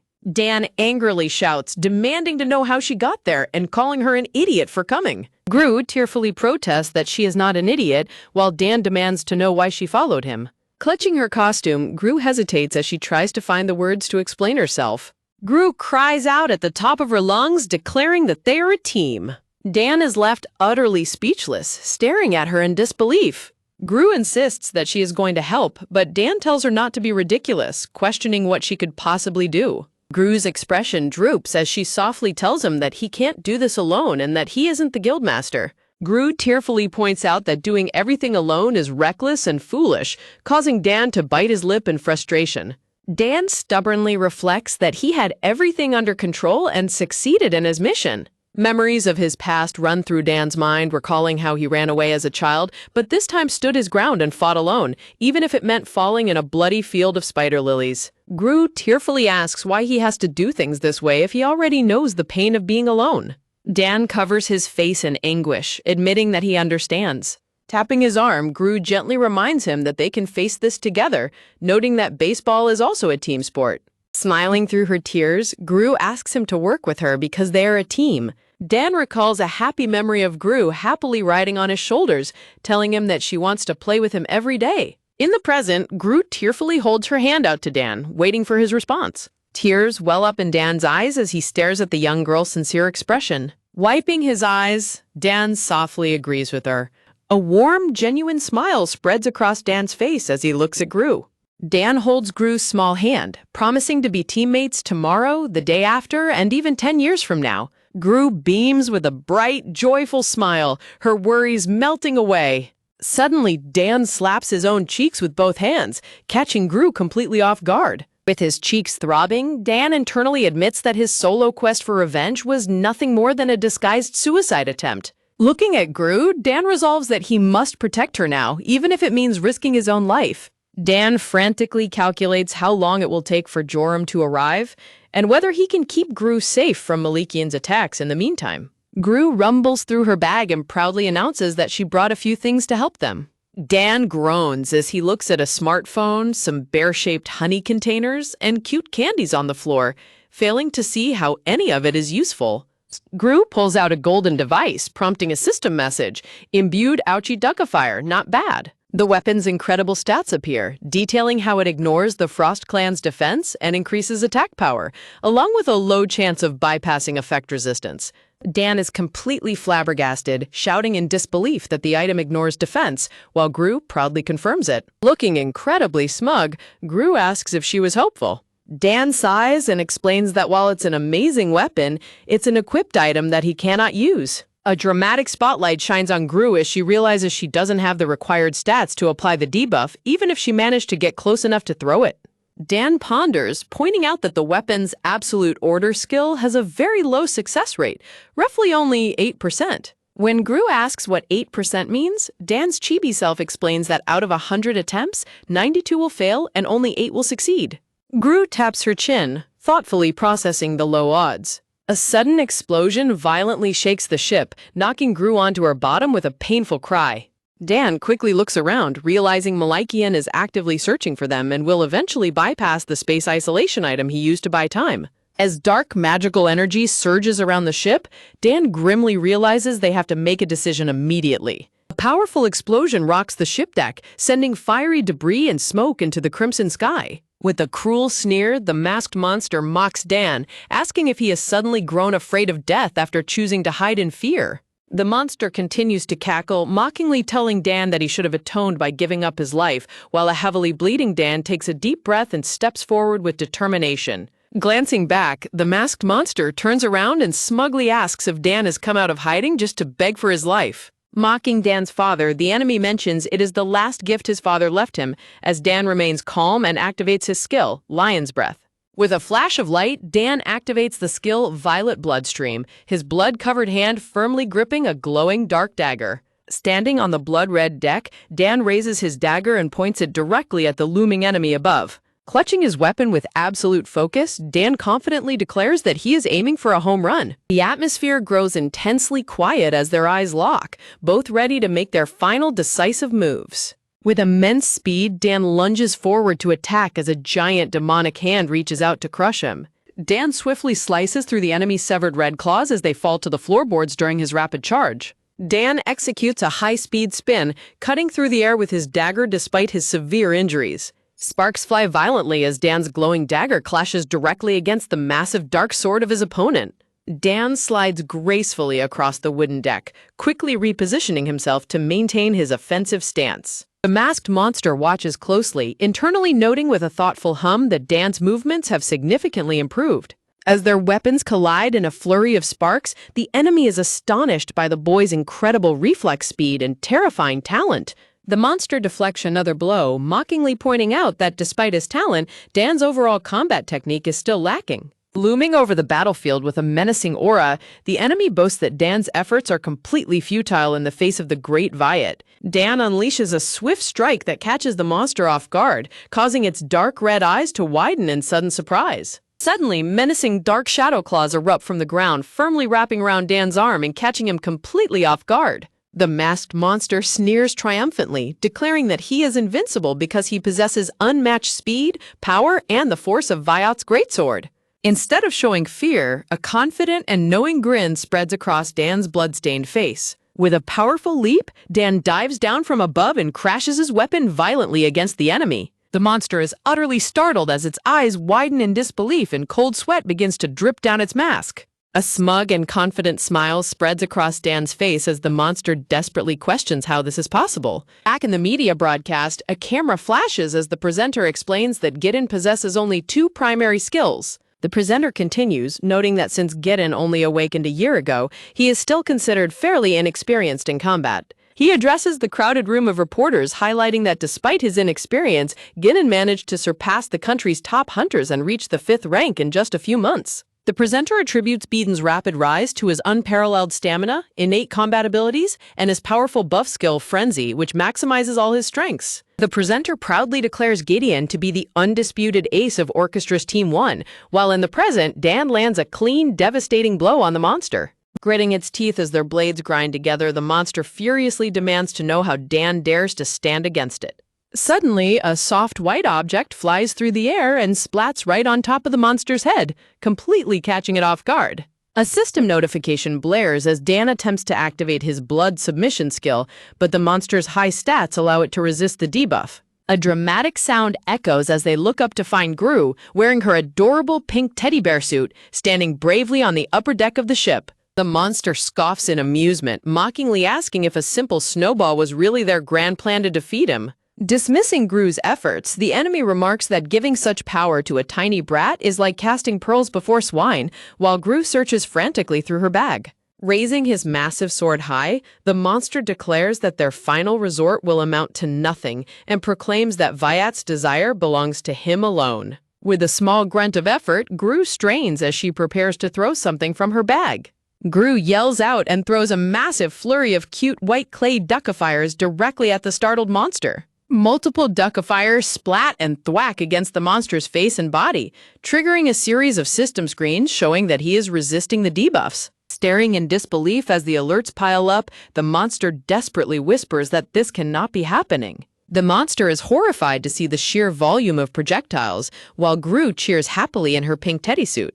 With relentless determination, Gru continues to throw a massive storm of duckifiers down at the enemy below. Duckifiers continuously pelt the monster with loud splats and thwacks, while system messages rapidly blink with warnings of resisting the debuff. Smiling brightly, Gru proudly explains her strategy, declaring that if the success rate is low, she will simply throw a whole bunch until one finally works. Covered in sticky white splats from the duckifiers, the monster groans in frustration as yet another warning screen flashes. Sweating profusely, the monster realizes it can't afford to keep letting these hit him and desperately decides he must escape the area immediately. Before the monster can retreat, Dan suddenly appears right in front of him, asking with a sharp grin where he thinks he's going. From her high vantage point, Gru drops yet another duckifier, watching it fall toward the battlefield below. The solitary duckifier swooshes through the air, heading straight down to deliver the final decisive impact. A system warning panel blares, announcing the activation of Gideon's blood submission skill, catching the masked enemy completely off guard as a resonant chime rings out. A sudden wave of dark, menacing energy erupts, forcing the hooded opponent to turn back in sheer astonishment.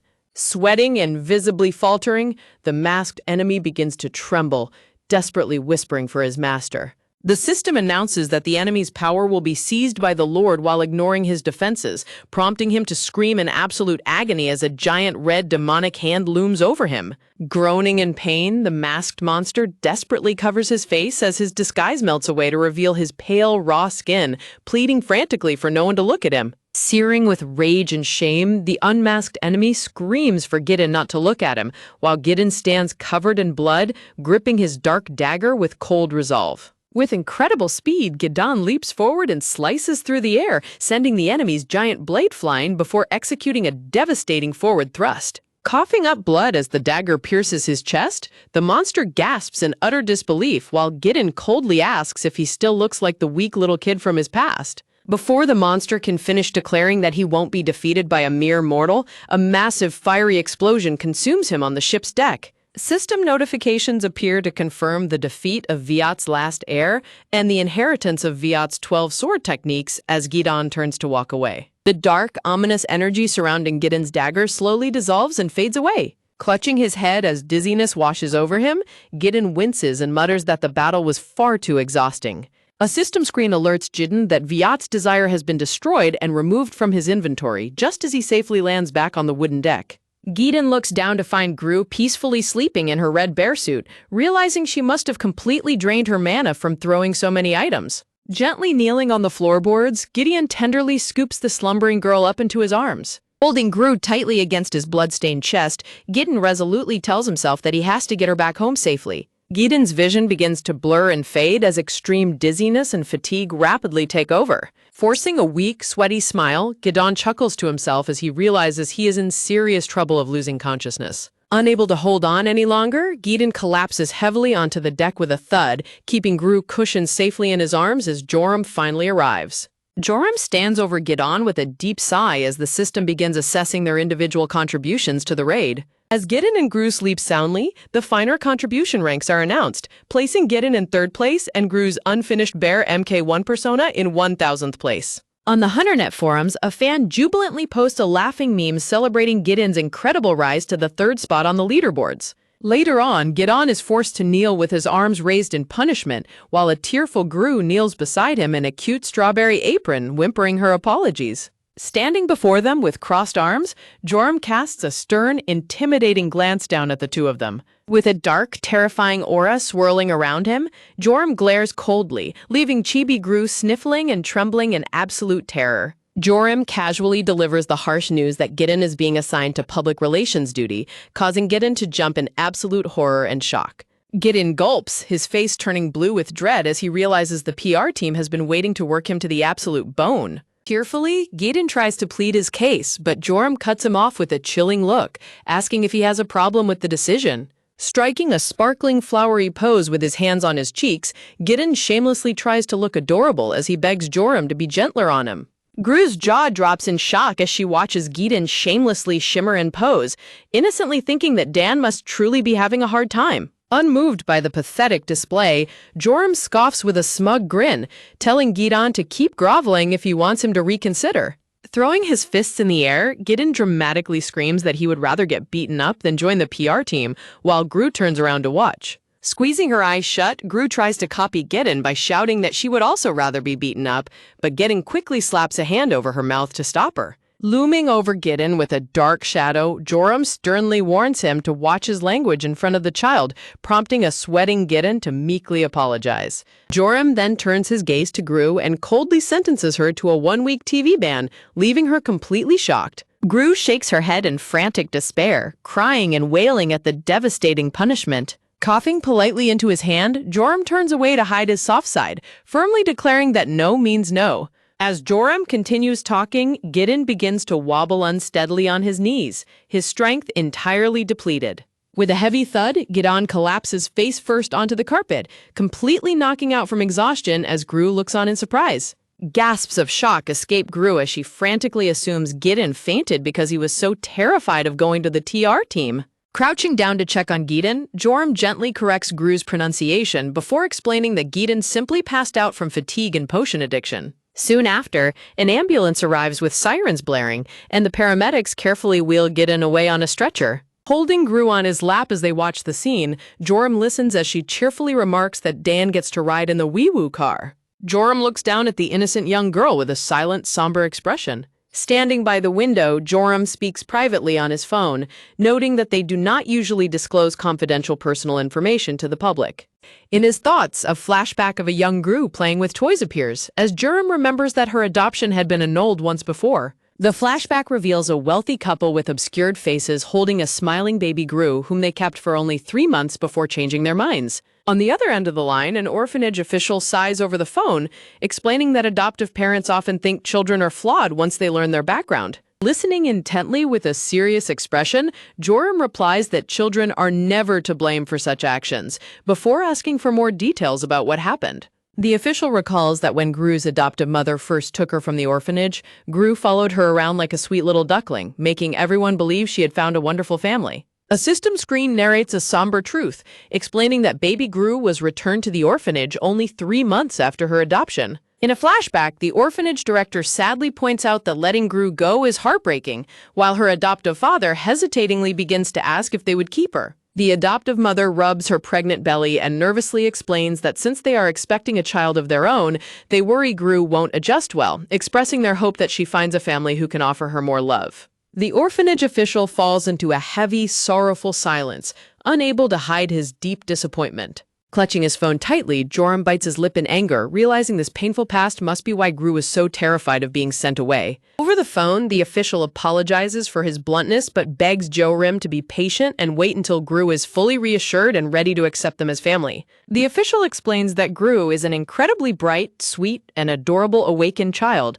who simply needs time, prompting Joram to softly promise that he understands. Looking at his reflection in the glass with quiet resolve, Joram reassures the orphanage director that he has nothing to worry about and will do his absolute best to care for Gru. Back in the hospital room, Joram gazes down with gentle affection at the sweet little girl sitting on his lap.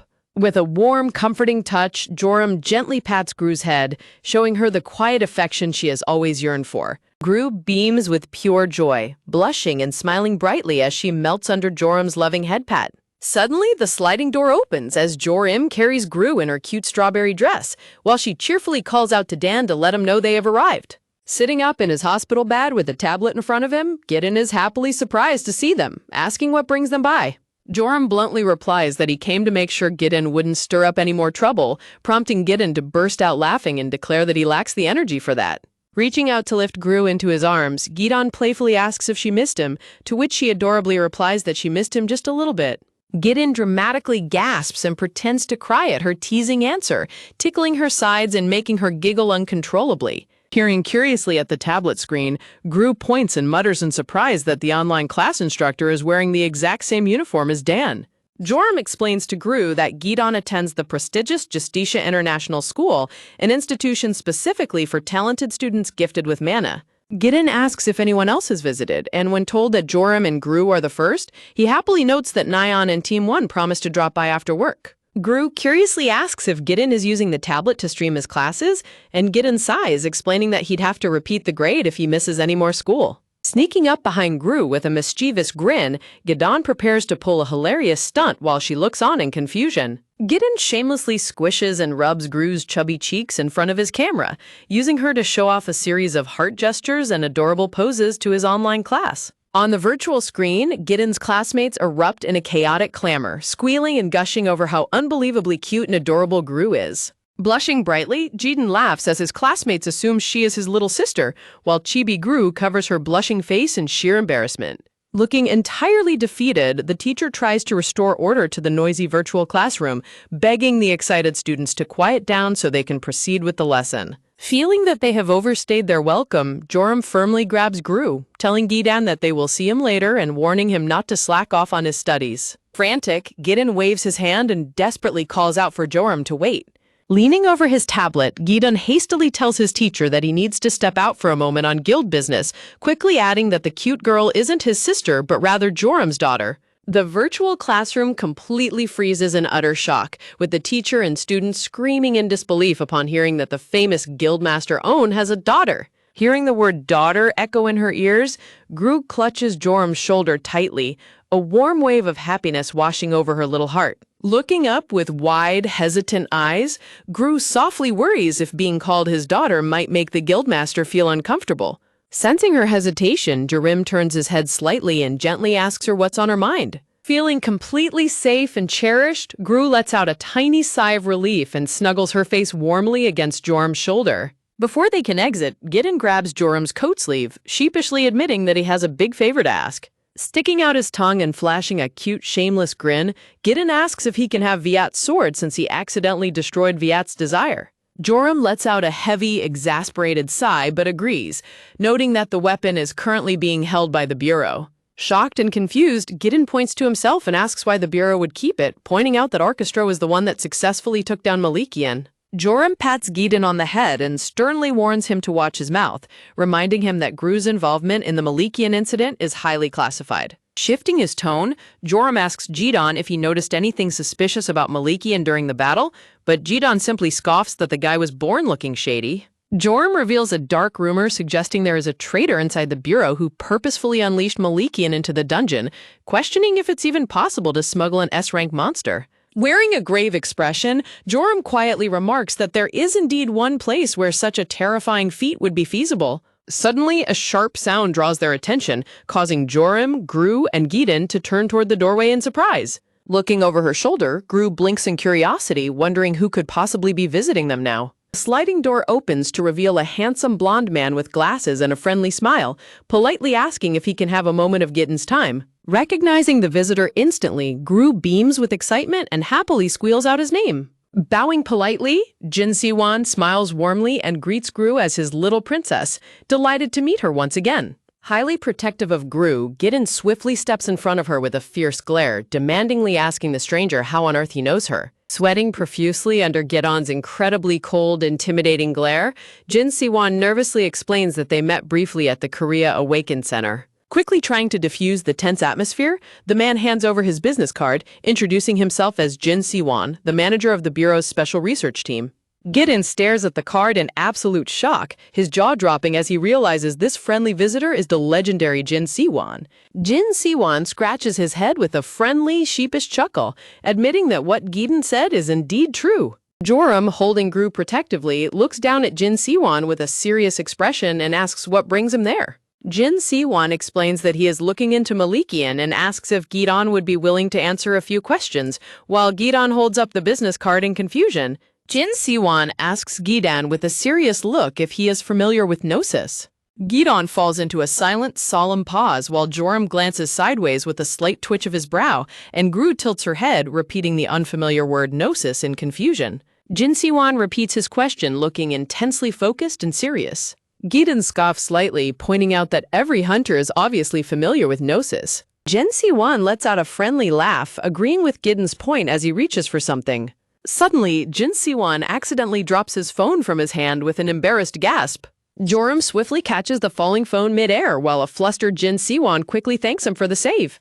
Watching this clumsy display, Giden stares at him with an awkward sweat drop, highly skeptical that this klutzy man is indeed the legendary Jin Siwon. A flashback-style narration panel reveals Jin Siwon's mysterious past, explaining how he entered the Hunter rankings in second place immediately after defecting to Korea, sparking rumors about his background as a former National Intelligence Agency member. Narration boxes explain that ranking points, which determine a hunter's spot in the rankings, are earned by taking down monsters in a dungeon. A cute illustration of Chibi Gru shows that although hunters gain negligible points by using skills, most people choose to raid dungeons instead to climb the ranks. The scene dramatically shifts as Gidon narrows his eyes, thinking of a dark, forbidden truth unknown to the general public. A terrifying silhouette reveals the darkest secret of the hunter world, killing another hunter. A chilling red panel explains that by murdering a fellow hunter, one can steal and absorb all of their hard-earned ranking points. After the Great Upheaval, Korea grew into a global powerhouse, making competition among its top-tier rankers incredibly fierce. Returning to the present, Jin Siwon smiles warmly and offers some candy to baby Gru, while Giden silently wonders how a refugee from a collapsing nation could have reached the second rank in Korea so quickly without using illicit methods. Gidon ponders with a serious look, noting that although Jin Siwon's rank has since dropped due to inactivity, he remains a highly suspicious figure. Jin Siwon turns to Gidon and asks if he noticed anything suspicious that could explain the recent incident with Malikian. Giden scratches his head in confusion, honestly admitting that he doesn't even know what he was supposed to be looking for. Jin Siwon then asks if Gidon saw anyone else inside the dungeon, prompting Joram to cut in sharply and call his name. Holding Gru, Joram questions why Jin Siwon is repeatedly asking Gidon the same questions when the boy has already told the Bureau everything and is supposed to be resting in the hospital. Joram looks down coldly, asserting his authority by reminding Jin Siwon that Gidon is a minor and that he is Gidon's legal guardian. Nervous and sweating under Joram's sharp glare, Jin Siwon quickly apologizes, explaining he was only following orders and didn't mean to make him uncomfortable.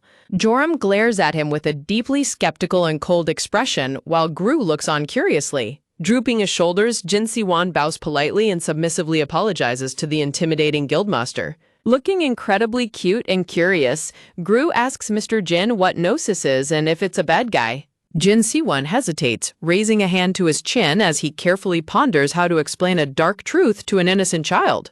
A dramatic flashback takes us back to a burning, ruined city, where a beautiful woman with a sinister smile gives Xenia a chilling choice to protect the city, even if it means having to kill her. Standing before the roaring flames of the destroyed city, the woman tauntingly commands Xenia to raise his weapon as his gloved hand trembles while clutching a pistol. Sweat pours down Jin Si-won's face as he trembles in the memory of that fateful day under the crimson, apocalyptic sky. The beautiful blonde woman smiles with chilling amusement, observing his hesitation with a quiet hum. High above the burning city, the woman warns him that he will carry the heavy burden of his choice forever as massive explosions tear the buildings apart. In the aftermath of the destruction, a young, injured boy trapped beneath the rubble wheezes and desperately cries out for help as Jin Si-won watches from behind. Tears streaming down his dirt-covered face, the trembling child reaches out a bloody hand, pleadingly calling him Mister. Suddenly, the child's hand loses its strength and drops limply to the ground, completely still. The sinister blonde woman whispers into Jin Si-won's ear from behind, chillingly reminding him that their nightmare is far from over. The memory fades with a deafening rumble as continuous explosions consume the entire city in a sea of fire. Snapping back to reality, Jin Si-won lets out a sharp gasp, his eyes wide with lingering shock and sweat dripping down his face as the child's voice echoes in his mind. Still in Joram's arms, a curious Gru tilts her head, wondering why Jin Si-won is acting so strange. Quickly putting on a friendly smile, Jin Si-won crouches down to Gru's eye level and warns her that Gnosis is indeed a very bad guy she must stay away from. Gru beams with pure joy, smiling brightly as she cheerfully promises to be careful. Jin Si-won raises his hand and warmly smiles as he remembers how sweet it felt to pat Gru's head, wanting to do it again. Instantly, Gideon and Joram direct an incredibly cold, murderous glare at Jin Si-won, causing the terrified manager to gasp in shock. His hand dropping limply in defeat, Jin Si-won instantly retreats with slumped shoulders under their terrifying gazes. Shifting the conversation, Joram mentions that he heard Jin Si-won is from Kairos, the tragic nation destroyed when Gnosis triggered a massive dungeon break. With a calm, polite smile, Jin Si-won readily confirms that the tragedy is indeed the reason why he defected to Korea. Joram decides to bring the meeting to a close, telling Jin Si-won to send any remaining questions to their headquarters so Gideon can finally get some much-needed rest. Bowing politely, Jin Si-won asks Gideon to call him if he thinks of anything, while Gideon gives a hesitant nod and replies with a quiet, "Sure." Turning toward the doorway, Jin Si-won bids a warm farewell to Guildmaster On Joram, politely saying it was nice to see him. A sudden system alert rings out, shocking Jin Si-won with a chilling notification that On Joram is currently wondering how to kill him, while the ruler of the frozen land laughs in delight at his flustered state. As On Joram directs a murderous glare at him while holding a giggling Gru, Jin Si-won's sweat drops and internally panics, realizing he accidentally read Joram's thoughts and wondering if the guildmaster knows about his mind-reading skill. Jin Si-won's internal monologue notes that while hunters are typically highly protective of their private skills, he was forced to be somewhat transparent about his abilities when he first defected to Korea. Jin Si-won lets out an awkward chuckle, realizing that information about his unique status and skills could have easily reached the ears of an influential figure like On Joram. Stepping out of the room, Jin Si-won says goodbye as he ponders how interesting it was that the system displayed two entirely distinct messages about Joram's thoughts. Waving his hand, Jin Si-won bids farewell to baby Gru, who cheerfully squeals "bye-bye" and waves back, completely unaware of Joram's extremely cold and terrifying glare behind her. As Jin Si-won slides the door shut, another system notification pops up, stating that Gru is sad to see him go and that the Lord's fragment is looking upon him with curiosity. Standing in the quiet hospital corridor, Jin Si-won stares in shock at another alert revealing that Gru's information is hidden by a veil, leaving him deeply confused about what this Lord's fragment and veil could possibly mean. A massive, crimson-eyed white snake named Barrett silently slithers into existence, wrapping itself around Jin Si-won's shoulders as he walks down the hallway with a serious expression. Barrett lets out a soft hiss as the status window for his SSS rank skill, Barrett's Whisper, appears, explaining that it allows Jin Si-won to forcibly open a target's status window and view their thoughts and emotions through indirect messages. Remembering the day he first crossed paths with Gru, Jin Si-won recalls the massive, sudden mana shutdown at the Korea Awaken Center, wondering if Eunjo Rim deliberately blacked out the entire building's mana to hide Gru's true rank. Over a glowing blue illustration of Joram holding the cute young girl, Jin Si-won begins to question his own assumptions, wondering if his theory about the mana shutdown was actually incorrect. Sweating slightly with Barrett coiled around his neck, Jin Si-won admits that having a powerhouse like Eunjo Rim as an enemy is a terrifying prospect, dryly noting that the guildmaster clearly does not like him. Walking down the hallway, Jin Si-won desperately tries to guess what Gru's true power level could be for Joram to go to such extreme lengths, wondering if her rank might actually be a B. An illustration of a sparkly baby Gru explains the strict rules of the hunter world. Children who awaken at an exceptionally young age are given much lower assessments, meaning most cannot achieve a rating higher than D rank. Jin Si-won's expression grows grave as he ponders the mysterious Lord's fragment inside Gru, realizing that if this unidentifiable power leaks to the public, she will be flooded with dangerous, unwanted attention. Raising his hand as Barrett begins to fade back into thin air, Jin Si-won firmly resolves that he cannot allow such a cruel fate to befall such a small, lovely child.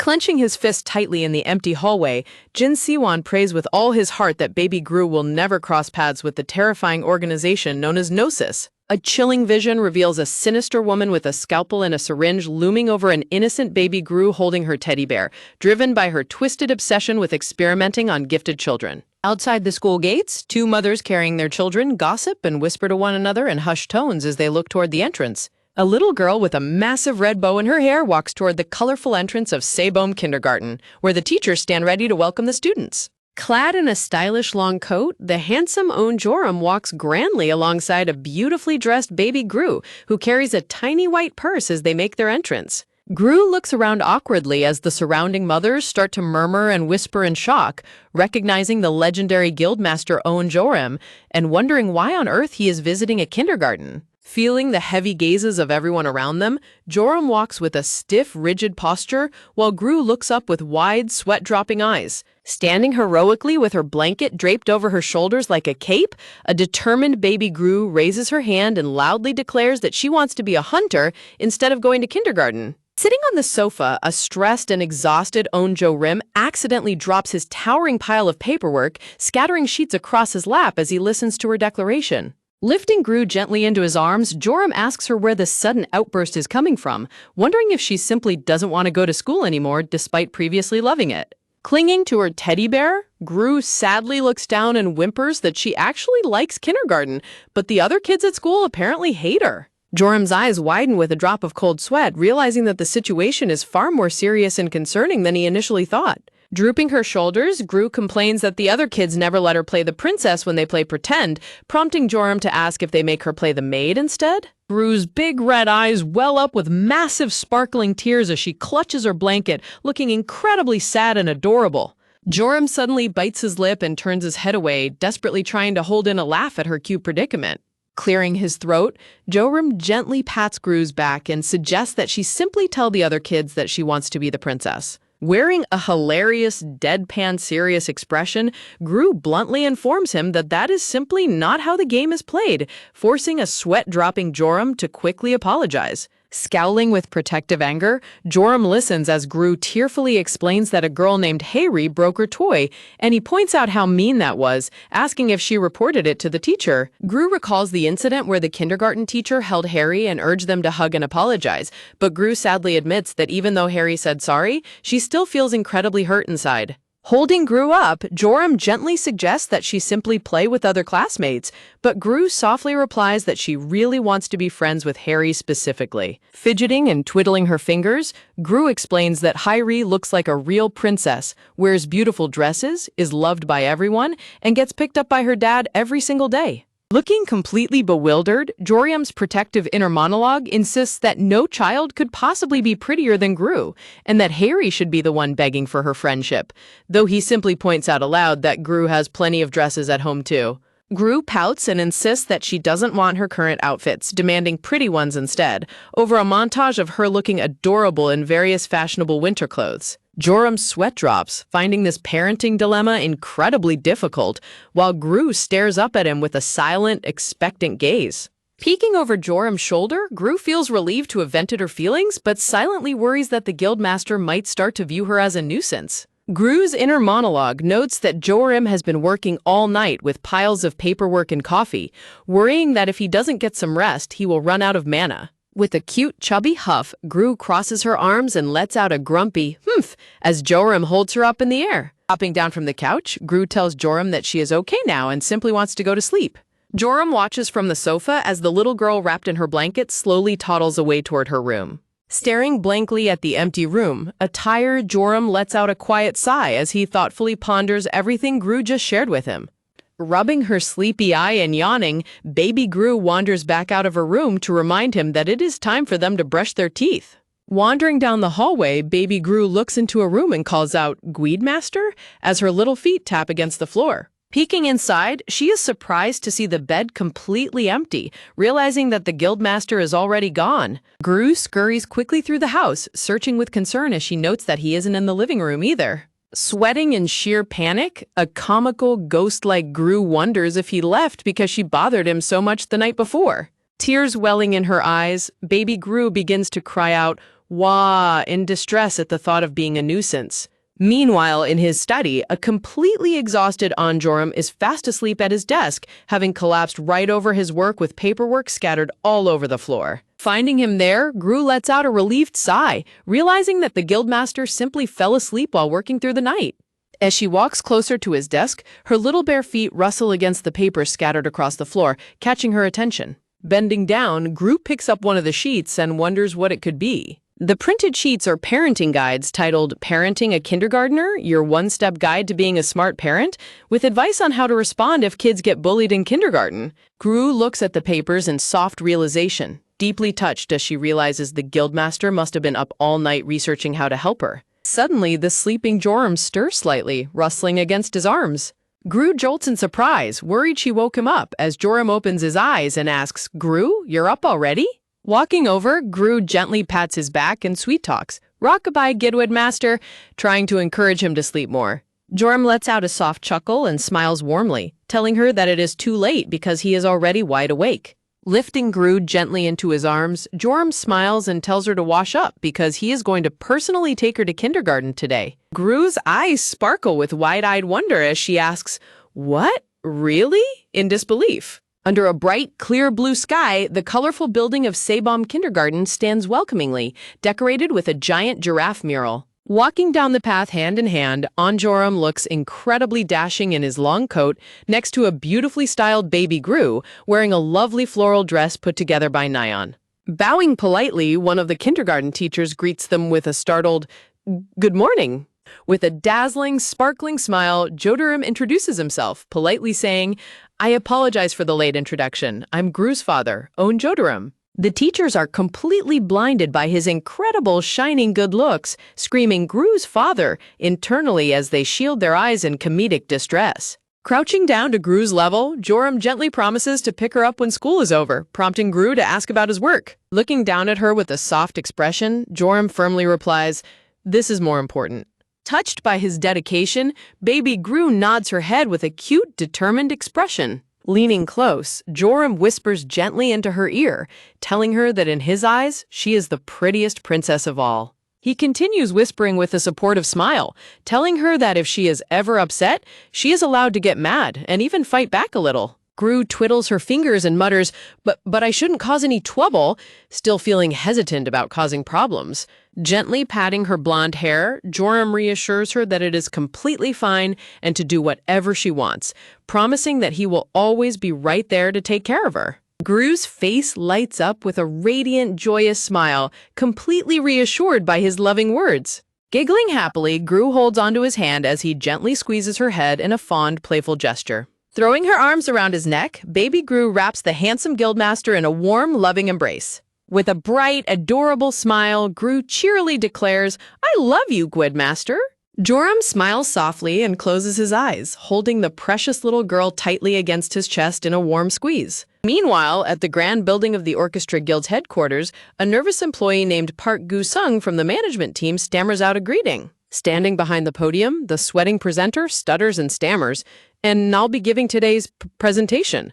The presenter nervously explains the dungeon byproducts they acquired, while his colleagues look on with anxious, wide-eyed glances. Sitting at the head of the conference table, Guildmaster Own Joram restlessly taps his fingers while looking at a paper and checking his watch. A dark, intense scowl settles over Joram's face, creating a tense and heavy atmosphere in the meeting room. Sensing the terrifying, gloomy aura radiating from him, the other employees gulp in fear and think that Mr. Own must be in a terrible mood today, wondering what could have happened.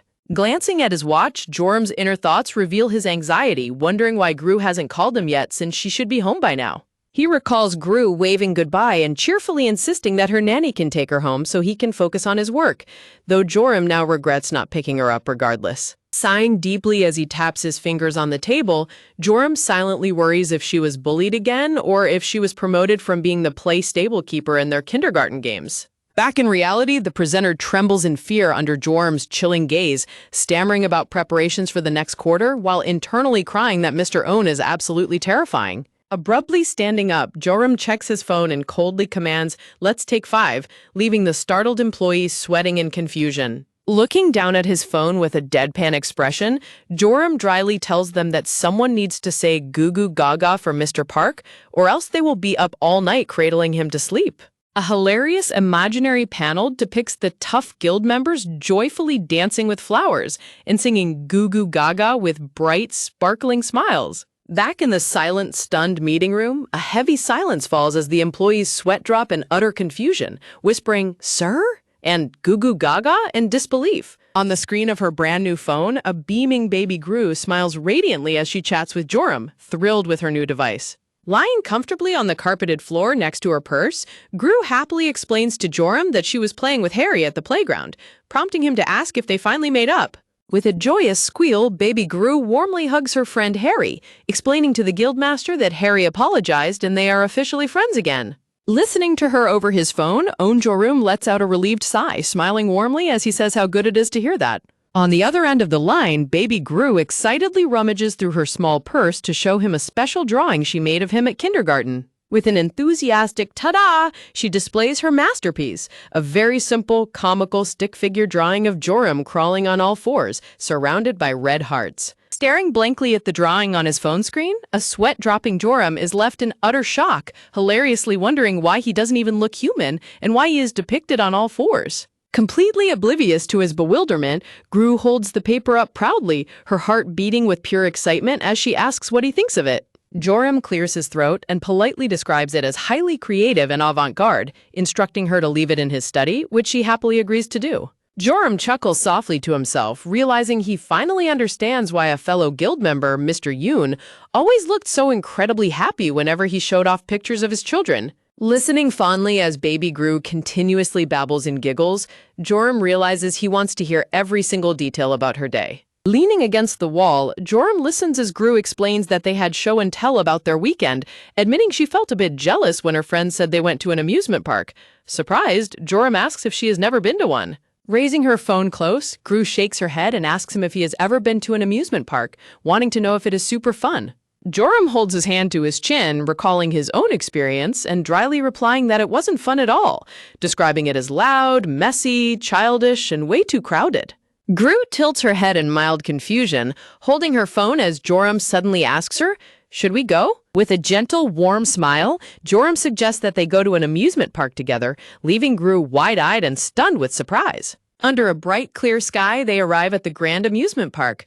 Wearing a lovely pink dress, yellow coat, and cute hair clips, baby Gru stands in absolute awe, while Joram stands behind her looking casual in a black cap and jacket. Looking around, Gru is amazed to see Fairy Mechanosaur Land, decorated with a giant castle and Ferris wheel in the background, where children are happily playing with a friendly dinosaur mascot. Gru dashes off with absolute joy as upbeat music plays over the speakers, welcoming everyone to the cheerful dinosaur-themed island. Watching her run ahead with a giant smile, Joram chuckles softly and admits to himself that the park isn't as bad as he remembered. Walking behind the toddling little girl, Joram's inner thoughts reveal that he had to put on multiple layers of sensory block patches to handle the noise, but seeing how happy she is makes it entirely worth it. Suddenly, a pink mascot dinosaur wearing a princess dress and a tiara appears with a flourish, prompting a delighted Gru to point out Princess Huntersaur, while Joram sweat drops at the bizarre combination. Gru's eyes sparkle with excitement as she turns back, eagerly begging the guildmaster to take a picture of her with the princess dinosaur. Whipping out his phone, Joram captures several adorable photos of a beaming baby Gru posing with the mascot, waving joyfully and riding a white horse on the carousel. Holding her tightly in his arms, Joram stands among the cheering crowd as they watch a grand parade featuring beautiful flower fairies and marching dinosaur mascots.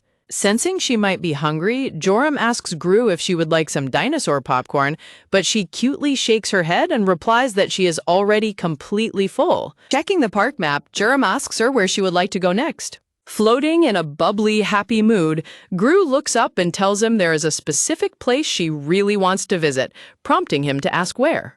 Gru reaches out her tiny hand and points directly to the section of the map labeled Maze Castle. Looking highly determined, baby Gru mentions that she read about this specific place in a parenting blog post. The blog post shows a beautiful view of the theme park, recommending a special treasure hunt activity near the toy exhibition area. It notes that while parents take a relaxing break, the kids can have fun searching for toys showcased by the park CEO. Gru's adorable inner monologue reveals her true motivation. She wants to enter the maze so the guildmaster can finally get a chance to sit down and rest. Looking at the entrance of the maze castle, she determinedly declares to herself that she must take good care of her beloved guildmaster. At the entrance, an energetic female employee dressed in a cowboy outfit stands greeting visitors and calling out for children to line up for the treasure hunt. Walking up to the line hand in hand with Joram, Gru listens as the staff member explains that finding 5 stamps yields a special treasure, and that there are also hidden objects to find. Joram stands completely speechless with a sweating, deadpan expression, silently judging the fact that the employees are required to speak like dinosaurs. Looking at the other children in line, baby Gru gulps nervously, realizing she has a lot of competitors for the treasure. Pumping herself up, Gru confidently reminds herself that she is an S-ranker and has prepared the perfect item to succeed today. As they reach the front of the line, the cowboy-hatted employee bends down to greet them, politely asking Gru how old she is. The employee explains that they are only letting in children who are 5 years and older, sending a shock of sheer panic straight through Gru. Gru begins to tremble and shake in absolute despair, realizing she still has to sleep at least 1,000 more nights before her 5th birthday. Dejected, a comical little Gru droops in disappointment, thinking that she has never experienced such a letdown in her entire 4 years of life, while Joram watches her with a sweating expression. Stepping in to save the day, Joram smoothly lies that she is indeed 5 years old, but is simply a bit small for her age, prompting the employee to happily understand. The employee beams and warmly gestures for Gru to get in line, welcoming her to the game. Feeling relieved, Gru whips around with wide eyes to thank him, but Joram quickly nudges her forward, telling her to hurry up and go inside. With a joyous okay, baby Gru happily trots into the queue, waving back at him with a giant grin. The employee then turns to Joram and politely points him toward the designated waiting area for parents. Shifting his gaze, Joram notices 2 professional guards standing nearby, wondering why on earth they would have security guards who are awakened stationed at a children's game. Shrugging his shoulders, Joram decides to let it go, figuring it doesn't really matter either way. Watching Gru happily hum as she waits in line, Joram reassures himself that she will easily call him on her phone if anything goes wrong. Inside the maze castle, the cowboy staff member stands before the gathered children, announcing that they will have exactly 15 minutes to search for the hidden treasure. Holding up a green and white capsule with a flourish, she explains that the capsules will either contain a toy or a dud, urging the kids to search thoroughly to find them all. Gru cheerfully raises her hand and yells, "Yes, ma'am," as the treasure hunt begins. The children chatter excitedly as they enter the room, wondering where they should search first and deciding to head for the maze ball pit. Gru smirks confidently to herself, thinking that the other kids don't stand a single chance against her. She eagerly rummages inside her pink backpack, searching for the special secret item she prepared for today. With a triumphant ta-da, Gru proudly reveals her secret weapon, a detective's magnifying glass complete with a comically attached mustache. Gru giggles cutely to herself, feeling absolutely delighted and fully prepared for her investigation. With a swift motion, she raises her detective glass to her face, determined to scan the area for any hidden clues. Looking through the magnifying glass, Gru gasps in surprise as she spots a bright, glittering golden light shining on a wall. She approaches the brick wall and pats it in confusion, wondering why a solid wall is glinting so brightly. Suddenly, a brick clicks open with a loud clack to reveal a secret compartment holding a treasure capsule. Gru happily declares that she is the absolute best, but just as she reaches out, another kid's hand suddenly snatches the capsule first. A freckled boy wearing a backwards cap smugly snickers, holding the prize capsule right out of her reach. Gru angrily protests that she found the capsule first, but the boy dismisses her complaints by pointing out that he was the one who actually grabbed it. Gru jumps up and down trying to get it back, demanding that he return her find, while the taller boy taunts her and asks what she is going to do about it. Sticking his tongue out, the boy childishly mocks her, calling her a chickpea before running off. As the boy zooms away to show the staff his find, Gru is left standing completely frozen in utter disbelief. Gru shakes and trembles with intense irritation, deeply offended that she was just insulted and called a chickpea. Brushing herself off, she huffs in determination, resolving that she can easily find another treasure on her own. Reaching back into her bag, Gru decides to pull out another special item she didn't want to resort to using. With a loud clatter, she pulls out a bright pink toy wagon loaded with a golden spade and other useful gears. Gru rattles her toy wagon forward with a look of pure determination, completely ignoring the other kids' snicker cackling behind her back. The freckled boy smugly glances back at her, thinking that she can follow him all she wants, but he is going to show her who's boss. Peering through her magnifying glass once again, Gru is thrilled to spot a bright, glittering light shining near a restroom doorway. The boys watch her walk away, scoffing that she is only going into the girls' bathroom, while Gru mentally sticks her tongue out at them. Slipping inside the quiet restroom, Gru looks around and notes that it seems completely empty. She cautiously peeks around a restroom stall partition to investigate the mysterious golden glow. Looking through her glass, Gru is baffled to see the toilet tank shimmering and sparkling, wondering why on earth anyone would hide a treasure there. Realizing she has to reach inside, she decides to slide off her smartwatch to keep it dry. Looking down at her wrist, she gasps in pure horror to find that her watch is already completely gone. In a panic, Gru frantically spins around her toy wagon, wondering where on earth she could have lost it. Suddenly, she hears heavy footsteps as the pink princess dinosaur mascot approaches and walks past the restroom doorway. Gru gasps and immediately covers her mouth to avoid making any sound. As the mascot stands near the stalls, a soft clunking noise is heard as a small leg and a pink sock retracts inside one of the cubicles. Suddenly, a young boy wearing a black cap grabs Gru and pulls her inside the stall to hide. The boy holds a finger to his lips, silently urging her to remain absolutely quiet. Looking closely at his face, Gru feels a sparkly sense of familiarity, wondering where she has met him before. Standing outside the stall, the mascot worker slips off her dinosaur head, revealing a scarred face as she speaks into her phone about finding no trace of an old lady. The woman paces around the restroom, confidently telling her caller that the bathroom is completely empty, entirely unaware of the two kids hiding in the stall. Gru's eyes widen in absolute shock as she overhears the woman promising to steal a USB drive containing President Nam's will. This shocking revelation triggers Gru's memory of a park announcement warning visitors to mind their belongings and beware of pickpockets. She suddenly realizes that the princess dinosaur must have slyly slipped the smartwatch off her wrist while they were posing for pictures earlier. The scarred woman receives another update on her phone, noting that someone has just arrived, and quickly walks out of the restroom. Once the heavy footsteps fade away, both kids let out a massive sigh of relief. As the boy prepares to step out, Gru quickly reaches out and grabs his sleeve to stop him. Trembling with worry, Gru warns him not to go out right away, fearing that the suspicious woman might still be waiting outside. The boy reluctantly sits back down on the floor of the stall, admitting that she has a point.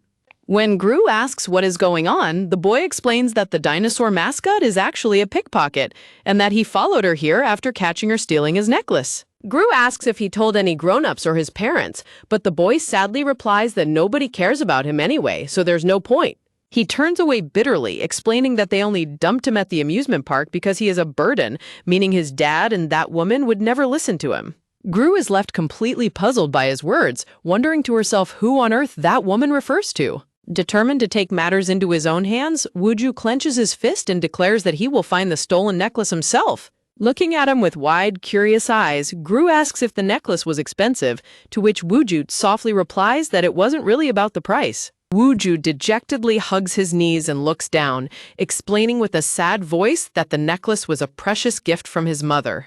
Sitting on the closed toilet lid, Gru lets out a heavy groan, wishing she could call her beloved guildmaster for help, but realizing she stopped carrying her phone ever since she got her smartwatch. Suddenly, a bright idea strikes Gru as she gasps in realization, thinking that if the pickpocket is still nearby, she can easily retrieve her smartwatch from the stolen stash. Eagerly hopping down from the toilet, Gru puffs out her chest and confidently tells the handsome boy not to cry because she is going to help him. Wooju's face flushes a bright pink and he clenches his fists in adorable embarrassment at Gru's sudden declaration.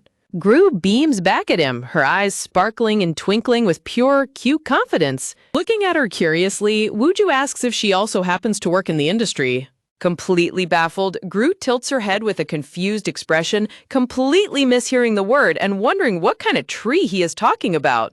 Annoyed by her cluelessness, Wooju points at himself and asks if she is dumb, explaining that industry means she is in the same line of work as him. Gru gasps in astonishment, suddenly realizing that Wooju must be a fellow hunter, which perfectly explains the strong flow of mana she had sensed from him. Looking surprised, Wooju asks Gru if she really doesn't know who he is. Fidgeting and sweating nervously, Gru stammeringly explains that she only recently started working, prompting Wooju to sigh and say that makes sense. Gru pouts with her cheeks puffed out, deeply offended and wondering to herself if she really looks like a complete beginner. Glancing back with a determined look, she reassures herself that it doesn't matter, resolving to show him exactly what an S-ranker is capable of. With a satisfying pop, Gru reveals a unique mechanical tool in her palm that features a small toy claw with propeller blades on top. Wooju looks startled and asks what on earth she is holding, to which Gru proudly answers that it is her special flower claw.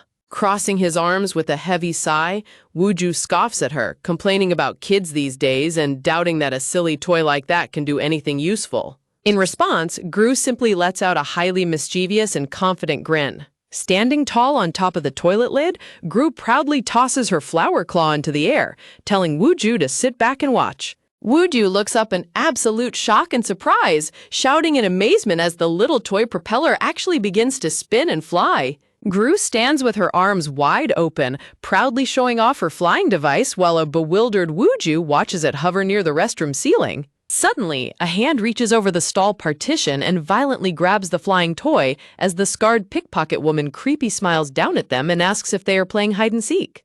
Terrified by the sudden intrusion, both children shake with fear and scream in unison, tightly clinging to one another in absolute panic. As the woman climbs over the partition with an eerie grin, telling them to come closer because she doesn't bite, Gru instantly recognizes her voice as the exact same one as Princess Huntersaur. Desperately trying to find a way to defend themselves, Gru frantically rummages through her backpack in search of anything she can use. With a powerful swing, Gru flings a small yellow object straight out of her bag at the approaching woman, yelling for her to take whatever it is. The object hits the scarred woman smack in the middle of her face with a comical splat, leaving her completely dazed and confused. The object, a D-ranked toy chiclet, lets out a horrifying loud laugh that instantly throws the woman into a dizzy and woozy state of total panic for 10 seconds. Screaming in distress, the panicked woman falls headfirst into the toilet bowl with a loud crash, allowing Wooju to grab Gru's hand and urge her to escape immediately. After running away, the two children hide behind a large stone pillar, cautiously peeking out to make sure they aren't being followed. Looking around the vast, empty castle hallway, Wooju quietly asks if the scary woman is gone, and Gru confirms that she doesn't see her anywhere. Still worried, Gru turns to Wooju and suggests that they should find a grown-up and tell them everything that happened. Adjusting his cap, Wooju bitterly asks who they could possibly tell, pointing out that without any evidence, grown-ups will always believe that bad woman over kids like them. Putting her hands on her hips, Gru huffs in disapproval and sternly reminds him that they shouldn't use bad words, making Wooju groan in frustration. Wooju passionately yells back that it's perfectly fine to say bad words to bad people, prompting a curious Gru to ask if that is really true. Wooju rubs the back of his neck and sheepishly explains that he actually learned that on a filming set, admitting that he rarely ever swears in real life. Twiddling her fingers nervously, Gru looks at him with worried eyes, still holding on to hope that maybe someone would believe them if they just tried to speak up. Wooju's expression hardens as he firmly replies that all grown-ups are exactly the same and cannot be trusted. Clenching his fist tightly, he bitterly explains that even if they did tell, the pickpocket woman would simply lie to his father and blame him for losing the necklace. Looking at his sad expression, Gru realizes how deeply upset Wooju will be if he doesn't get his mother's necklace back, and how sad her guildmaster would be if she lost her watch. Pumping up both of her fists with burning determination, Gru boldly declares that they absolutely must find their stolen belongings no matter what. Suddenly, a brilliant idea pops into Gru's mind as a light bulb comically lights up above her head. Leaning in close, Gru softly whispers her secret plan directly into Wooju's ear. Wooju looks at her in utter disbelief, asking if she can really pull off something like that, which makes Gru nod confidently and remind him that she is no liar. Wooju crosses his arms and falls silent, carefully weighing the options and thinking over her wild proposal. Letting out a resigned sigh, Wooju raises his hand to agree, admitting that they have no other choice and should go ahead with her plan. Holding hands tightly, the two kids set off, with Gru pointing ahead and explaining that they are supposed to meet the lady over there. But before they can take another step, heavy footsteps block their path as a familiar, annoying voice calls out to Gru, calling her a chickpea. A smug, freckled boy wearing a red sweatshirt and a backward cap snickers alongside his friend, mocking Wooju and Gru by asking what took them so long and if they even managed to find anything. Pointing directly at the obnoxious kids, Wooju asks if they are the villains, causing a startled Gru to jump up in shock and ask how he could have possibly known. Wooju calmly explains that it is because they simply look like bad guys, instantly throwing the freckled boy into a fit of absolute rage as he screams in anger. Sweat dropping at the sudden outburst, Gru realizes that Wooju must be the type of kid who judges others entirely by their appearance. Unable to control his temper, the freckled boy swings a wild punch at Wooju, screaming in fury. Reacting quickly, Wooju grabs Gru's wrist and tells her that they need to leave immediately. Wooju dashes away, pulling a startled Gru along with him, while the angry boy throws a massive tantrum in the background. Spotting the tour guide in the distance, Wooju points ahead and calls out that they have finally found her. Suddenly, the scarred woman confronts the tour guide, catching her completely off guard. Plastering on a bright smile, the guide waves and calls out to the children, telling them it's time to gather around and line up.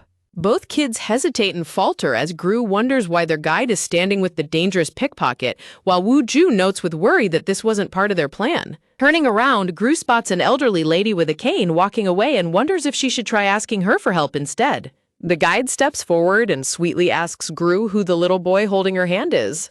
The guide maintains her friendly smile, entirely unaware that the scarred pickpocket is standing directly behind her. The scarred woman smirks creepily at the children, sending a shiver of terror down Gru's spine. Trembling with fear, Gru grabs Wooju's shirt and whispers that they need to escape immediately, but Wooju suddenly reaches for his cap with a determined look. Taking off his cap, Wooju smiles brilliantly with a sparkling aura, loudly declaring that he has found an incredible treasure in the restroom. The tour guide looks at him with a startled and confused expression, asking what he means. Recognizing him instantly, another boy points in shock and shouts Wooju's name. A loud clamor erupts in the hallway as people begin whispering and wondering if he is really the famous child actor from the popular TV show. Wooju turns around and flashes a picture-perfect professional smile. Giggling cutely, Wooju easily charms the crowd, leaving a completely baffled Gru standing behind him in absolute disbelief. Gru is left utterly stunned, her mind spinning as she realizes that Wooju is actually a famous child actor and not a fellow hunter. Meanwhile, in a quiet, sunlit lounge, a couple stands near a large window chatting. A handsome young man wearing a black cap taps away on a smartphone. A notification pops up on his screen from a parenting forum, informing him that the username Onjorum is already taken. The man looks completely baffled, wondering why on earth someone would be using his name on a parenting forum. Behind him, a girl cheerfully winks and poses, prompting him to groan and think that it would feel wrong to use a woman's name anyway. Suddenly, his phone begins to buzz with incoming messages, catching his attention. His eye twitches in irritation as he reads the screen, letting out a sharp, cold laugh. Scoffing with a dark smile, he mutters the word granddaughter under his breath. He quickly types out a reply, instructing the recipient to tell the president that he is blocking this phone number as well. With a firm press of his thumb, he blocks the contact, confirming the prompt on his screen. He leans back on the sofa with his arms crossed, closing his eyes to rest while another person sits quietly in the background. Suddenly, a strange, glowing pink energy wafts through the room's ceiling lights, causing him to flinch in response. The man touches his chin and falls into deep thought, carefully pondering the situation. Gru's bright and cheerful image pops into his mind as he notes that while the first presence was definitely hers, he wonders about the second one. Rubbing the back of his neck, he realizes he didn't sense any danger signals from her, but acknowledges that his senses are currently blocked by sensory patches. Suddenly, another man springs up from his seat in a panic, shouting into his phone about someone named Gyuhan not moving. The man in the cap looks over sharply, his curiosity piqued as he overhears mention of a blonde girl. Deciding to take action, he violently rips a sensory block patch off his ankle. Standing up with a serious and determined expression, he crumples the patch in his hand. Back at the amusement park, the boy points and yells Wooju's name again, while the surrounding crowd continues to buzz with excitement about the famous TV show. Wooju maintains his adorable smile and confidently confirms that he is indeed the actor they are talking about. A crowd of excited fans instantly swarms around Wooju, eagerly clamoring for his autograph. The tour guide is quickly overwhelmed by the bustling crowd and frantically tries to get everyone to line up in an orderly fashion. Watching from the side, Gru realizes that the pickpocket won't dare to make a move while they have the crowd's full attention and begins looking around for their stolen belongings. Gru visualizes her flying flower claw and wagon, reminding herself that they can easily lure the thief once they retrieve her devices and bring back the stolen goods hidden in the restroom. Bending down with an exhausted sigh, the guide gently grabs Wooju's arm and asks the crowd to quiet down, suggesting to Wooju that they head somewhere quieter to talk. Looking back at her with a sharp, piercing gaze, Wooju coldly demands to know exactly where she plans on taking him. "Anywhere. You said you needed to tell me something, remember?" the guide says, gripping the boy's arm tightly. Suddenly, Gru raises her finger and points into the distance, shouting for everyone to look. With an incredibly stiff and awkward expression, Gru points and yells that it is Wooju's treasure. Wooju is left completely sweat-dropped and dumbfounded by her terrible acting, realizing just how bad she is at pretending. Nearby, a small pink toy wagon loaded with a video game console, a toy helicopter, and some stolen watches rolls along the floor. Inside the clattering wagon, Wooju's mother's silver necklace and Gru's smartwatch can be seen mixed in with the other stolen items. Spotting her stolen goods, the scarred woman turns around with an angry look and points, shouting in outrage. Before she can react, the red-hooded boy and his friend quickly dash past her, cheering excitedly about the treasure they just found as she screams in protest. Losing her temper, the woman sprints after the boys, furiously warning the little brats not to dare lay a finger on her things. With a menacing look, the angry woman rushes forward and reaches out to grab the boy. As her hand reaches for the wagon, she gets closer and closer to snatching the kid's newly found treasure. Suddenly, a system notification pops up to announce the activation of the skill Red Light, Green Light, warning that any organism coming into contact without permission will be paralyzed for 30 minutes. Proudly huffing with her hands on her hips, Gru boasts that this is exactly how an S-rank hunter catches thieves, leaving Wooju completely amazed that her trick actually worked. Flashing a bright, cheerful smile, Gru holds out her hand and tells Wooju that it's time for them to make their escape. But before they can leave, Wooju gasps in terror and warns Gru to watch out behind her, while she looks back in confusion. Suddenly, a large gloved hand belonging to a mysterious man in a brown jacket and black cap reaches out and grabs Gru. The surrounding crowd begins to whisper and murmur in confusion as the mysterious man stands amidst them. With a sharp glance, the handsome young man searches the hallway, looking around for any sign of the children. Searching the area, he realizes with growing concern that both Gru and the woman who acted as their tour guide are nowhere to be found. Meanwhile, a crowd of security staff and visitors gather around the paralyzed woman and child, muttering in confusion. Glancing at the toy wagon, the man freezes in shock as he recognizes Gru's watch sitting inside it. He immediately bends down and grabs the watch, prompting a startled security guard to tell him that he cannot just take that. Ignoring the warning, the man quickly reaches out and grabs the security guard's walkie-talkie. Lifting his cap, the man brings the walkie-talkie to his face, leaving the guard completely startled and confused. The man reveals his handsome face, his expression cold and serious as he prepares to speak into the radio. Speaking with absolute authority, he orders them to evacuate everyone in the exhibition center and limit access to the amusement park. He firmly declares that from now on, no one is allowed to leave the premises until they find the missing child. With his gold eye glowing with intense mana, he darkly warns that if they refuse to comply, "I will close it down by force," he threatens, causing the terrified security guard to gulp in fear. Dropping the walkie-talkie back into the guard's hand, he coldly instructs him to tell them that it is really him, leaving the guards stammering in disbelief. Just then, an elderly lady with a cane approaches them, her gentle steps echoing in the hallway. She looks at him with a warm, calm smile. Maintaining his serious expression, the man tells Miss Nam that he is sorry, but this is hardly the time to be exchanging pleasantries. Miss Nam smiles understandingly and agrees that they should save their greetings for later since she understands the urgency of the situation. Shortly after, a loud announcement broadcasts over the speakers, informing the visitors that the premises will be temporarily locked down due to a risk assessment issue. Outside, the man leaps through the air and drops onto the roof of one of the Ferris wheel cabins with a loud thud. The crowd below looks up in shock, wondering if there is actually a person on the roof and if he is a hunter. Looking out, he notes that while they evacuated the maze castle, he still cannot sense Gru anywhere within the exhibition center. Looking down at the sprawling maze castle, he anxiously wonders where Gru could possibly be. Deep within the dark, locked castle restroom, Gru and Wooju tremble with fear as they huddle close together. Shivering and crying in her bear hoodie, a terrified Gru calls out for her guildmaster. Outside, the man deduces that the culprit must have used a teleportation skill, and based on the amount of mana left behind, they are still hiding somewhere in the amusement park. Closing his eyes, he prepares to focus his senses to search for her. A massive wave of sensory mana throbs and sweeps across the entire amusement park, while the oblivious crowd continues to chat and enjoy their day. He overhears a chaotic mix of voices throughout the park, including people complaining about closed restrooms and the thieves whispering in a panic that their plan has gone south because of the girl. Due to the intense strain of overusing his sensory abilities, a trickle of blood begins to leak from his ears as he finally hears Gru's faint voice calling out for her guildmaster.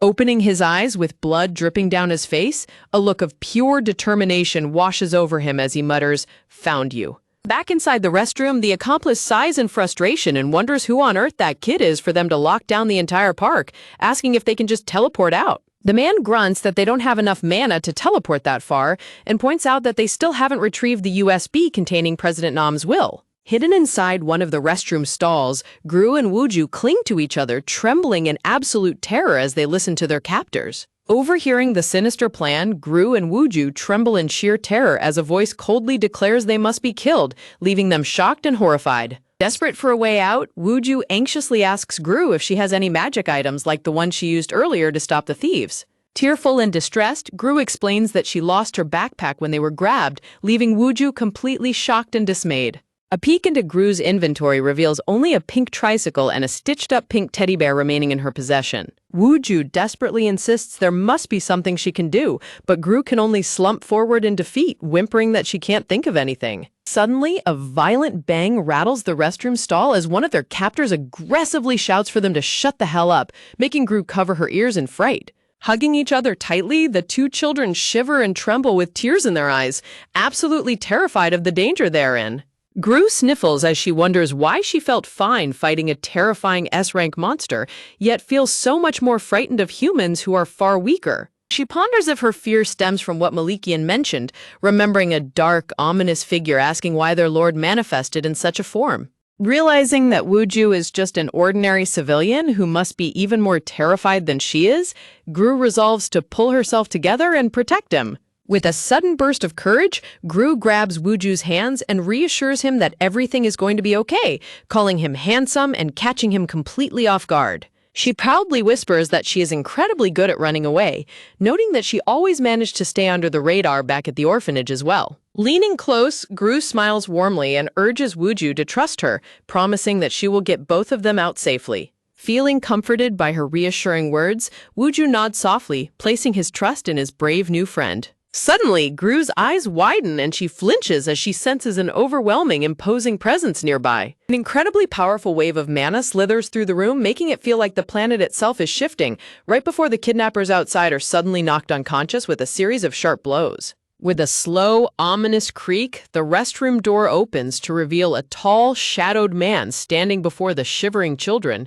Looking up, Gru's eyes well up with tears of relief as she recognizes the person standing before her. She cries out for her guildmaster, who stands at the doorway panting heavily, blood dripping from his ear from the strain of overusing his senses to locate her. Letting out a tired sigh, the guildmaster feels a wave of profound relief wash over him as Gru eagerly toddles over to him. Nursing his throbbing head, he quietly mutters to himself that he doesn't think his body could handle overusing his senses like that a second time. Gathering the little girl into a warm embrace, he gently instructs Gru to never leave his sight again. Feeling safe at last, Gru happily nuzzles against her beloved guildmaster's shoulder as a warm, peaceful atmosphere fills the room. The scene transitions to the outside of the amusement park, basking under a beautiful clear blue sky as the tense crisis finally comes to an end. Nearby, two park employees eagerly whisper and tap on their phones, exchanging excited glances about a piece of news. It turns out a message is spreading online that the famous child actor Seo Wooju is currently sitting on a bench right beside them. The text continues to praise the children, highlighting how adorable the little girl sitting in the middle is. Sitting on the bench, Gru reaches out and tightly grips the guildmaster's arm, looking up at him with immense affection. Surrounded by sparkling flowers, Gru giggles happily, feeling completely safe and secure by her guardian's side.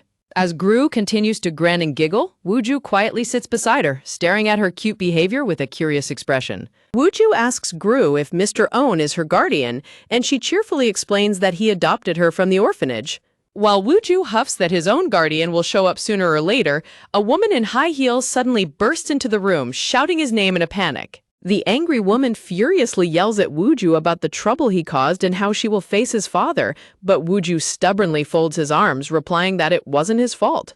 Ignoring her scolding, Wooju holds out his hand and coldly demands that she just hand over his phone. Turning away from his guardian, Wooju hands his phone to a surprised Gru and asks her to save her phone number in it. Gru gently grabs the phone, happy to exchange contact information with her new friend. Blushing slightly, Wooju acts tsundere and crosses his arms, telling Gru not to get the wrong idea because it's not like he likes her or anything. Gru beams with a bright smile, praising Wooju for being as nice as he is handsome, while the guildmaster watches the interaction with a bewildered expression. Wooju blushes furiously, clutching his phone and muttering about her handsome nonsense again. Wooju turns around to leave with his guardian, bringing their brief encounter to a close. Looking back with a shy glance, Wooju bids Gru goodbye and calls her a cutie, leaving a sweet impression. While Gru waves goodbye with a cheerful smile, the guildmaster is completely taken aback and sweat drops in disbelief at the word cutie. Sweat dropping, the guildmaster wonders how kids operate these days, baffled by how quickly they started exchanging affectionate nicknames after just meeting a few hours ago. He acknowledges that Wooju is indeed a handsome boy,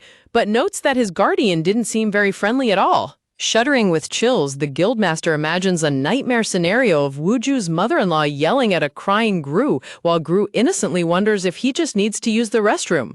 Suddenly, an elegant elder lady, escorted by several tall bodyguards in suits, arrives, greeting Jorim with a warm smile. Jorim quickly covers his face in surprise, while Gru looks on with wide, curious eyes. The lady stands gracefully, her gentle smile radiating warmth as she looks down at the children. Gru instantly recognizes her and points out that she's the kind grandmother they met earlier, while Jorim continues to sweat nervously. Smiling warmly at the little girl, the elegant lady introduces herself as Namji-won and kindly welcomes Gru. Gru looks incredibly shocked with sparkling round red eyes as a caption announces that she is the Queen of Fairy Mechanicsor. Gru politely bows to the visitors and adorable whispers, "Hawello." Miss Nam smiles warmly at Gru, saying she heard she caught the pickpockets and thanking her for being such a huge help. Gru immediately points to Jorim, insisting that the guildmaster is the one who saved her and Wooju. Jorim pouts with a slightly annoyed expression as Miss Nam points out that he literally threatened his way through with brute force, meaning Gru is the only one who actually helped. Laughing cheerfully, Ms. Nam reveals that the culprits who stole Jorim's watch were actually targeting her. She explains that they deliberately spread rumors about her carrying a USB key containing her will in order to catch the thieves red-handed. Deciding to move past the complicated talk, Miss Nam asks her bodyguard to present a wrapped gift box, wanting to give Gru something as a token of her gratitude. Leaning in close, Miss Nam whispers to Gru to open the gift when she's home alone, conspiratorially adding that Jorim might get jealous, so it must remain a secret between the two of them. Heeding the secret, Gru nods happily with a bright smile, thanking her politely. Turning around to face Jorim, Ms. Nam suggests that it's finally time for the two of them to have a proper chat. She gently pinches Gru's cheek, noting that she had heard about the adoption but didn't realize the child would be so bright and sweet, calling Jorim a lucky man. Looking completely indifferent, Jorim quietly remarks that he guess he always has been. Miss Nam giggles behind her hand, commenting on how brazen he is, while Gru watches them with a slightly puzzled expression. Gazing down at Jorim, Miss Nam mentions that his father is doing well and has been dying to see his new granddaughter after hearing about the adoption. Jorim nods politely and replies that while he loathes hearing about him, he thanks her for her good intentions nonetheless. Laughing, Miss Nam calls him a little rascal and notes he's as boorish as always. Sighing deeply, Miss Nam recalls how Jorim once told her that a face like hers would likely turn out to be a total jerk, concluding that he was right because one doesn't need to be nice when they are this good-looking. Miss Nam rubs her forehead, letting out an exhausted sigh as she reflects on the family's past. A narrator box notes that President Own did his absolute best to look after Jorim. The scene flashes back to a young Jorim holding his father's hand as the text explains that his wife died in an accident shortly after giving birth, and President On wanted to ensure people wouldn't point fingers at Jorim for growing up without a mother. Miss Nam advises Jorim that whether he likes it or not, family members are the only people who will stay by his side until the end, wishing that he wouldn't burn his bridges. Glancing down at Gru, Jorim listens in silence as she reminds him that he has far more responsibilities to shoulder now. Jorim turns to look at Miss Nam, who gazes back at him with a gentle and understanding expression. Wrapping his arm around Gru to lift her up, Jorim states that he appreciates the gesture, but they should leave now because Gru must be tired. Jorim holds Gru securely in his arms, his handsome face looking serious and contemplative as the little girl stares up at him. Ms. Nam teases him to not be so cold, reminding him that he used to call her by her first name back when he was in grade school. She gently boops Gru's nose, making the little girl giggle happily. Bowing politely from Jorim's arms, Gru cheerfully promises that she will be sure to help her again next time, leaving Miss Nam completely charmed by her adorableness. Gru happily squeezes Jorim's neck and beams with a wide grin as he carries her. Jorim walks away with a firm step, carrying the smiling child while Miss Nam watches them go.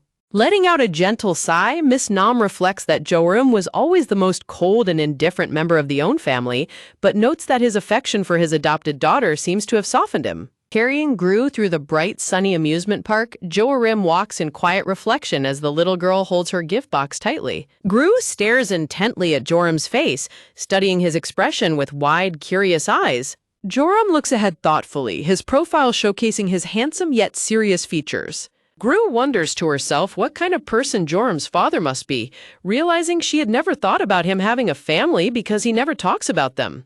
She whimsically imagines Jorim's father as an older version of him, complete with a drawn-on mustache, wondering if the two look alike. Clasping her hands together, Gru ponders dreamily as strawberries float around her. Squeezing her gift box tightly, a wave of gentle jealousy washes over Gru as she thinks about what it must feel like to have a real family. Walking out of the amusement park gates with Jorim, Gru wonders if she will ever be able to find her own biological parents. Glancing back at the castle entrance, Gru optimistically thinks that if she can make enough money, her mom and dad might change their minds and live with her. She groans as she pictures a cartoon of a giant wolf holding a sign of her on top of a luxury mansion. She determines that she will make just enough money to buy a nice house for the three of them to live in. She visualizes a whimsical, small cottage with 3 cute sheep jumping on the roof, contrasted against the massive luxury estate. Clenching her fist, Gru recalls seeing someone on Onion Market claiming they could find anyone, resolving to start searching for her parents once she saves up enough money. Back in her room, a happy Gru hums and sings while lining up several empty, bear-shaped plastic bottles on the carpet. She carefully drops a sweet ingredient into one of the bear bottles. With a determined smile, Gru activates her D-rank skill Experienced Mold and Shape as a bright pink light envelops the room. The empty bear bottles instantly glow and fill to the brim with a shimmering, sweet orange liquid. Gru proudly crosses her arms, boastfully thinking that the old Gru who took forever making these individually is long forgotten. Wearing a mischievous grin, Gru turns her attention to her next creation. Holding up a completed bottle of B-rank strawberry-flavored syrup, Gru proudly displays her magical syrup that recovers injuries and stamina. Gru giggles happily, imagining a shower of money as she holds up her newly crafted magical syrup bottle. Gru decides to sell the C-rank batches of her awesome strawberry-flavored syrup on the Hunter Market to make some pocket money. Gru holds up a bottle of golden syrup, tilting her head in confusion as she wonders why this batch is called Awesome instead of just strawberry-flavored. Gru beams brightly, deciding not to worry about the name difference and confidently assuring herself that everything will turn out just fine. On HunterNet, users are gossiping about Nag Guildmaster Gu Shinhu frantically searching for the anonymous seller Fake Saw and throwing tantrums in the offices. Other users reply that major guilds are desperately trying to track down Fake Saw, while lower-ranked hunters plead to leave the seller anonymous so the life-saving syrup isn't monopolized. Suddenly, Gru's adorable rabbit-patterned phone starts vibrating loudly on the table. With a curious expression, Gru picks up her vibrating phone to see what messages she has received. Gru squeals in delight upon seeing a notification that over 10 million won, roughly $8,000, from her syrup sales has been successfully deposited into her account.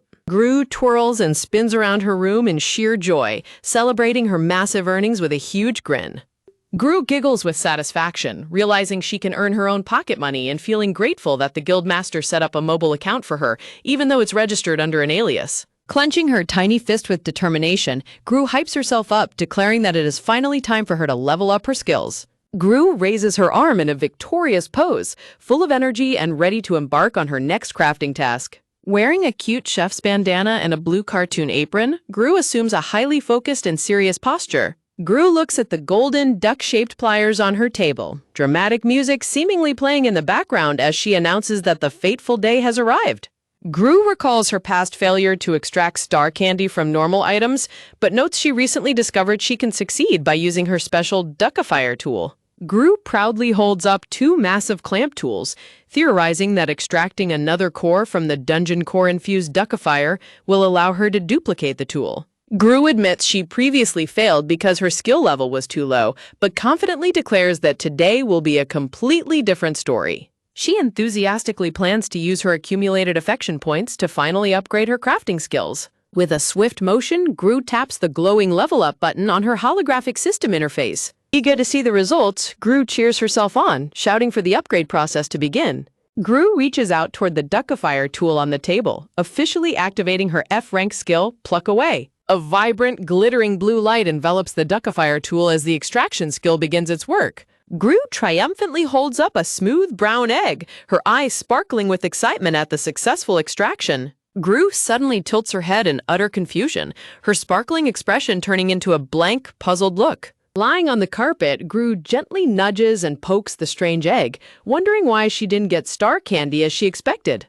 Gru puffs out her cheeks in a cute pout, disappointed that her system won't display any information about the egg and wondering if it's just a defective item. Undeterred, Gru gulps down a bottle of stamina-restoring syrup to replenish her mana, determined to keep trying until she finally succeeds. Suddenly, Gru panics and flails her arms in shock as she realizes her skill has been exhausted or something went wrong. Gru sighs in disappointment, looking at the solitary egg on the floor and realizing that it is the only item she can extract from the tool. Gru remembers her kindergarten teacher explaining how cute baby chicks hatch from eggs and grow strong when kept warm and loved by their mothers. Gru blows warm, gentle breaths onto her tiny hands, preparing to warm up the mysterious egg. She carefully cradles the egg in both hands, determined to give it all the warmth she can muster. Gru snuggles the egg close to her face, rubbing her cheek against it with a blissful, sweet smile. Although she cannot read any of the item details and has no idea what creature will hatch from it, she is eager to find out. Gru dreamily imagines herself as a fluffy little sheep, hopping happily alongside a chirping baby chick. Gru giggles to herself, finding the idea of hatching a cute little pet incredibly delightful. Gru suddenly remembers the special present that Ms. Nam gave her, eagerly reaching over to unwrap it. Gru lifts the lid of the box, her eyes wide and sparkling with curiosity as she wonders what secret gift is inside. Inside, a stunning, translucent purple and blue crystal glows brightly on a soft pink cushion, accompanied by an elegant sealed envelope. Gru opens the letter, in which Miss Nam kindly explains that the precious gemstone is a highly valuable item that will fetch an incredible price at the upcoming auction. The note from Granny Namji-won suggests that Gru check out the auction house and ask Jorim to tag along, leaving the little girl tilting her head in wonder at the word auction. Gru recalls receiving a text message notification a while back requesting her to register an item for the very same auction. Gru's eyes gleam with playful greed as she eagerly wonders exactly how much money the precious gemstone will sell for. Gru lets out a mischievous laugh, imagining herself draped in luxury, sitting atop a mountain of gold coins while drinking grape juice like royalty. Gru's heart warms as she realizes her savings will be more than enough to find her biological parents and buy a cozy home for them to live together. Filled with hope and excitement, Gru holds her fists close to her chest, her heart beating rapidly with anticipation. Gru snickers happily as she taps on her phone, ready to look up more details or message Jorim. Feeling incredibly cheerful, Gru trots merrily down the spacious hallway of the mansion, humming a sweet tune. Gru stops in her tracks as she spots Jorim sitting on the living room sofa, completely engrossed in his phone. Jorim sits comfortably on the living room sofa, completely engrossed in his tablet. Gru peeks over the back of the sofa, casting a curious glance at Jorim. Gru clasps her hands together and wonders to herself if she should ask Jorim to tag along with her to the auction. Clambering onto the sofa, Gru wriggles and crawls closer to Jorim, wondering how she should bring up the secret gift from Miss Nam. Sensing her presence, Jorim reaches down and gently lifts the surprised little girl up. With a soft smile, Jorim holds Gru securely in his lap as she stares up at him with wide, adorable eyes. Joram teases her with a smirk, saying that someone might mistake her plump cheeks for rice cakes and bite them. Joram playfully squishes Gru's soft cheeks with his gloved hand, making her let out a muffled groan. Gru pouts and warns him that it will hurt if he bites her, curiously asking if anyone has ever bitten him. Gru vigorously shakes her head back and forth as Joram playfully suggests that she won't know if it hurts until she tries. Joram opens his mouth wide as if to pretend bite her, leaving a shocked Gru gasping in surprise. Gru ducks down onto the cushions, hilariously screaming about unfair labor practices and tyranny, while a sweating Joram wonders where she learned such words.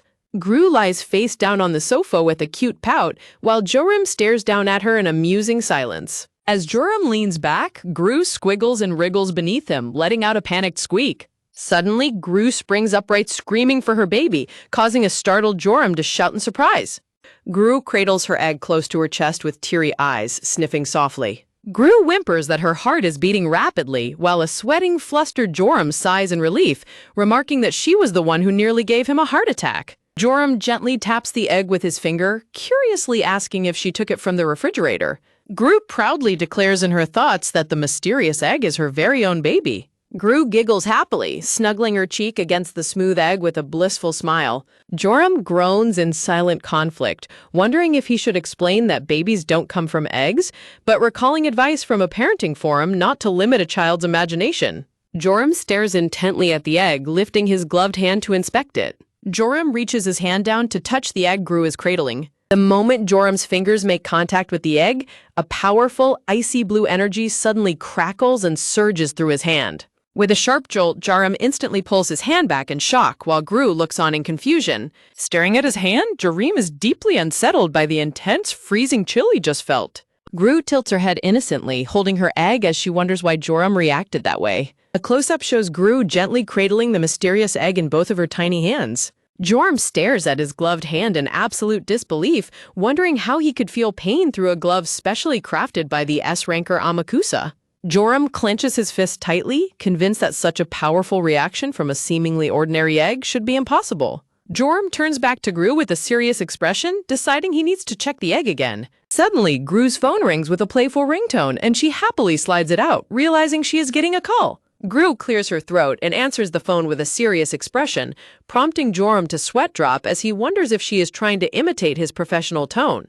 On the other end of the line, a young boy looks startled to hear Gru's unusually formal greeting. The boy introduces himself as Wooju, asking if she didn't save his phone number. Gru casually explains that she did save it and even texted him back the day before, prompting Wooju to sigh in relief. Wooju asks if she has a busy schedule these days, but Gru tilts her head, struggling to understand the word. Misunderstanding him completely, Gru beams and boasts that she has 7 sketchbooks, leaving Joram sweating at the bizarre conversation. Wooju quickly clarifies that he meant her work schedule, not sketchbooks, asking if she has any upcoming jobs. Gru taps her chin thoughtfully, humming to herself as she considers his question. Gru's shoulders droop as she sadly admits that she doesn't have any work. Wooju enthusiastically invites her to his upcoming shoot, explaining that it is crucial to build connections and make herself known in the industry. Gru sits completely dazed as Wooju babbles on about his early struggles in the industry, leaving her utterly confused. Inside his van, the driver informs Wooju that they have arrived, and Wooju nods in acknowledgement.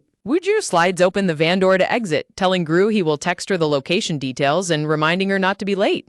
Gru tilts her head in confusion, wondering why they are meeting at a studio instead of a dungeon or a training ground. Joram silently stares at Gru as she sits on the couch, lost in deep thought about her phone call. Leaning in with his arms crossed, Joram asks if she was talking to the boy from the amusement park whom she called handsome, and Gru happily confirms it is Wooju. Chills run down Joram's spine as his distorted memory paints Wooju as a smooth-talking kid hitting on Gru, making him highly suspicious of the boy's intentions. Joram looks down at Gru with a serious, slightly jealous expression, asking her if she really likes that boy that much.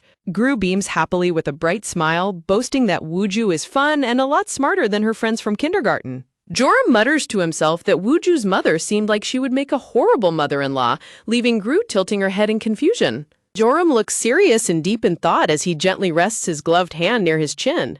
Joram reaches down and gently taps the cushion next to Gru on the sofa.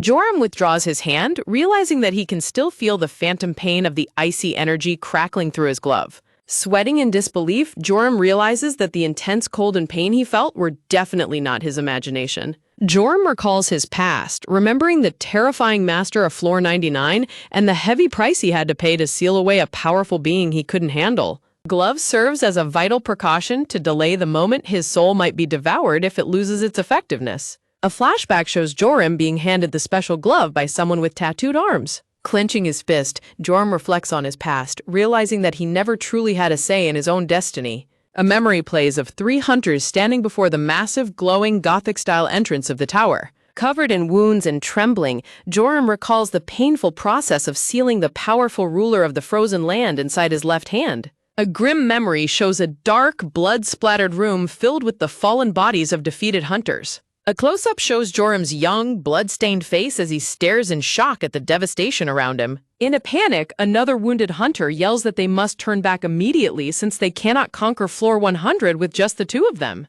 Looking back with a somber expression, the companion calls out Joram's name. Smiling gently, the companion pats Joram's head, although his final words remain blacked out and obscured in Joram's memory. A close-up reveals Joram's eye gleaming with a deep purple light as he processes the painful memory. Joram drops to his knees in despair, remembering how he was left behind on Floor 99 completely against his will. The companion walks away into a bright, blinding light, essentially passing all of the heavy burdens onto Joram. Back in the present, Joram holds his throbbing head in pain, desperately trying to remember what his companion said to him back then.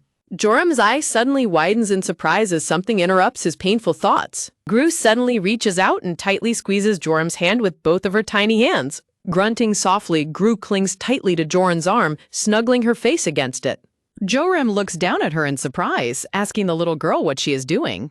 Gru looks up at Joram with big, sparkling eyes and a blissful, affectionate smile. Joram lets out a soft sigh and smiles gently, telling Gru that he would be much better off if she stopped causing so much trouble. Joram asks if she is using her special skill, and Gru happily confirms that it is indeed her affection skill. Joram reaches out and gently cradles Gru's soft cheeks with his hands. Lifting the little girl up, Joram smiles warmly and asks her to give him all the affection she has after such a long, exhausting day. Gru peeks over Joram's shoulder as he asks if she wants a gentle head pat, to which she eagerly replies yes. Joram lies down comfortably on the sofa, cradling Gru close to his chest and gently patting her head as she rests peacefully. Joram looks down at Gru with a tender smile, finding it incredibly strange because he doesn't understand how she does it. Joram notes that his leaking mana stops and all of his fatigue completely melts away whenever Gru is by his side. A warm, genuine laugh escapes Joram's lips, filled with pure happiness and comfort. Surrounded by a warm, floral atmosphere, Joram and Gru sleep peacefully snuggled together on the living room sofa. 2 days later, a sleek silver car drives smoothly down a wide, sunny highway. Gru eagerly slurps her favorite grape juice from her cute, pink, bear-shaped water bottle. Gru lets out a refreshed sigh of satisfaction as Shin Nayeon happily drives the car. Nayeon turns to her with a bright, loving smile and asks if the juice tastes good, to which Gru happily chirps yes. Gru dreamily remembers Wooju's promise, while Nayeon warmly tells her she would do absolutely anything for her. Gru happily thanks Nayeon for coming along. A cute chibi diagram explains that Joram and Gidan couldn't make it today. Joram is annoyed because he has an interview, and Gidan is whimpering because of school. Gru giggles in pure delight, thinking about how wonderful Nayeon is and how wonderfully she takes care of her. A system notification pops up stating that Shin Nayeon cannot be registered as a caregiver because her A-rank status is lower than the user's level, displaying Joram and Gidan as the primary and secondary caregivers. Gru glances at Nayeon, thinking about how registering someone feels like solid proof of a close bond, even if they aren't related. Gru groans with a cute pout, wishing she could find a way to add Nayeon to her list, since the system only allows S-rankers as caregivers. Gru looks up curiously and asks Nayeon if an A-rank hunter can ever become an S-rank hunter. Nayeon scratches her cheek and explains that it happened to many first-generation hunters and still occurs quite frequently in other countries. Gru's eyes sparkle with excitement and hope, dreaming of Nayeon becoming an S-ranker too. Nayeon looks thoughtful, wondering about the possibility as Gru stares at her with intense, hopeful curiosity. Nayeon smiles cheerfully, chuckling as she says, "That's not up to me. If it happens, but Chibi Nyan casually confesses, I've never really aspired to become someone so important. This leaves Chibi Gru gasping, what? In utter shock as Nyan's car screeches through the city traffic. Gru is completely stunned, imagining a super strong S-ranker at the absolute top of the rankings as she wonders, shouldn't all hunters want to level up and climb the rankings? Nyan chuckles softly at Gru's dramatic reaction, noting with amusement, haha, people always look surprised when I say this. As she drives, Nyan explains, but I'm very happy with what I have now, that's all. Before I awakened, my parents worried that I didn't have enough drive. As the traffic light flashes green, Nyan adds, although they chalked it up to fate when I finally awakened, anyway, being an A-ranker is nothing to be shy about. It's still one of the top ranks. With a powerful vroom, Nyan's white car speeds smoothly across the intersection. Nyan's eye reflects a touch of nostalgia as she quietly ponders, my fate, huh? Come to think of it.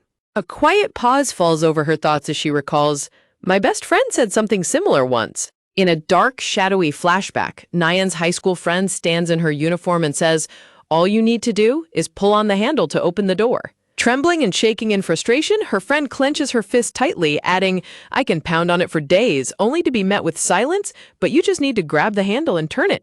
A young Nyan stands in the school hallway with her backpack, looking hesitant and offering only a quiet, Staring at her friend in confusion, Nyan asks, what do you mean? With a bitter smile, her friend replies, just that I'm jealous. The two girls then turn and walk away in opposite directions down the empty hallway.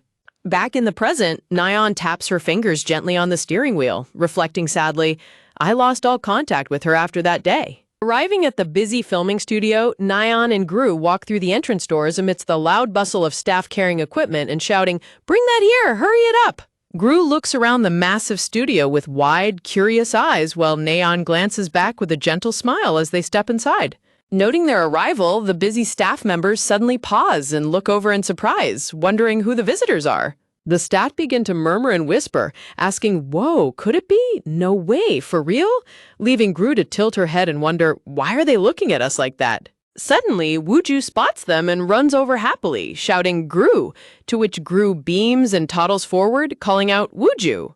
Gru leans in and happily explains, they said I couldn't come alone, so I want Nyan. I hope it's okay. Wooju politely bows and greets Nyan. Yeah, it's fine. Hello, ma'am. Nyan beams warmly and replies, hi there. Surrounded by a beautiful, radiant floral background, Nyan's brilliant smile leaves Wooju completely mesmerized and speechless. Gru nods happily and murmurs in agreement as Wooju whispers something to her with a slightly flustered look. Nyan tilts her head and asks, do you want to say hello to the director too? Prompting Wooju to ask in surprise, me? Why? Wooju is left completely speechless, internally screaming, what does she mean, why? How can she be so clueless? Introducing yourself is the bare minimum in this line of work. Looking incredibly frustrated, Wooju groans as he thinks, this is why Gru doesn't have any work. The people around her don't know the trade, while Gru just giggles innocently. Wooju enthusiastically explains, I'm working with director Hwang Woon-chul today. He's quite famous. If you go say hello, I'm sure it'll come in handy one day. But he is suddenly interrupted as a staff member hesitantly approaches. The staff member blushes and asks Nyan, are you Shin Nyan, the A-ranker? It's you, right? Nyan bows politely and smiles. Yes, that's right. Nice to meet you. The starstruck staff member beams and exclaims, wow, I didn't expect to meet you here. Would you like to greet Director Hwang? While the nearby staff members whisper in awe, so it's really Shin Nyan? She's so pretty. Wooju is left standing in utter disbelief. Director Hwang Woon-chul himself walks over to greet Nyan warmly, saying, hello, I'm Director Hwang Woon-chul. How is Mr. Own doing? We crossed paths when he came in for an interview the other day. Shaking his hand with a cheerful laugh, Nyan replies, oh, he's as good-looking and lazy as ever. Listening to their friendly conversation, Wooju stands frozen in complete shock, unable to believe Nyan's high-level industry connections. Trembling and shaking, Wooju turns to Gru and stammers, what's going on? She's a hunter? Gru proudly puts her hands on her hips and boasts, yep, Nyan is ranked 9th. Wooju stands completely bewildered, trying to process the shocking news while Gru giggles happily beside him. Inside the dressing room, a stylist doing hair asks, what's all the commotion? And her colleague replies, apparently a famous hunter is here. When the stylist clarifies, you know, Shin Nyan, The client sitting in the chair suddenly freezes in absolute shock. The girl suddenly springs up from her chair in a panic, causing her startled stylist to cry out, "Eep, you scared me!" Ignoring her stylist's frantic calls of, "Romy, I'm not done with your hair yet," the girl dashes out of the dressing room at full speed. Sprinting down the hallway, Romy panics, her heart pounding as she desperately wonders, "I can't believe this. Why is she here?" Romy bursts through the double doors of the studio, her expression filled with urgent desperation as she searches for Nyan. Across the studio, Nyan continues to laugh and chat happily with the director, completely unaware of Romy's arrival. Sensing someone's intense gaze on her, Nyan suddenly pauses and turns her head in curiosity. Nyan lets out a sharp gasp, her eyes widening in absolute shock as she recognizes the girl standing by the door. Without hesitation, Nyan immediately dashes across the studio, making Romy flinch in surprise at her sudden rapid approach. Nyan eagerly grabs Romy's hands and beams joyfully, exclaiming, "Wow, it's been forever!" A close-up of Nyan's warm, shining eyes reveals her deep affection as she wholeheartedly says, "I missed you so much." A beautiful flashback shows Nyan and Romy back in high school, walking arm in arm and laughing happily together as inseparable best friends. Romy's face turns pale as a cold shiver runs down her spine, leaving her clutching her hands to her chest in absolute dread and anxiety when Nyan calls out her name.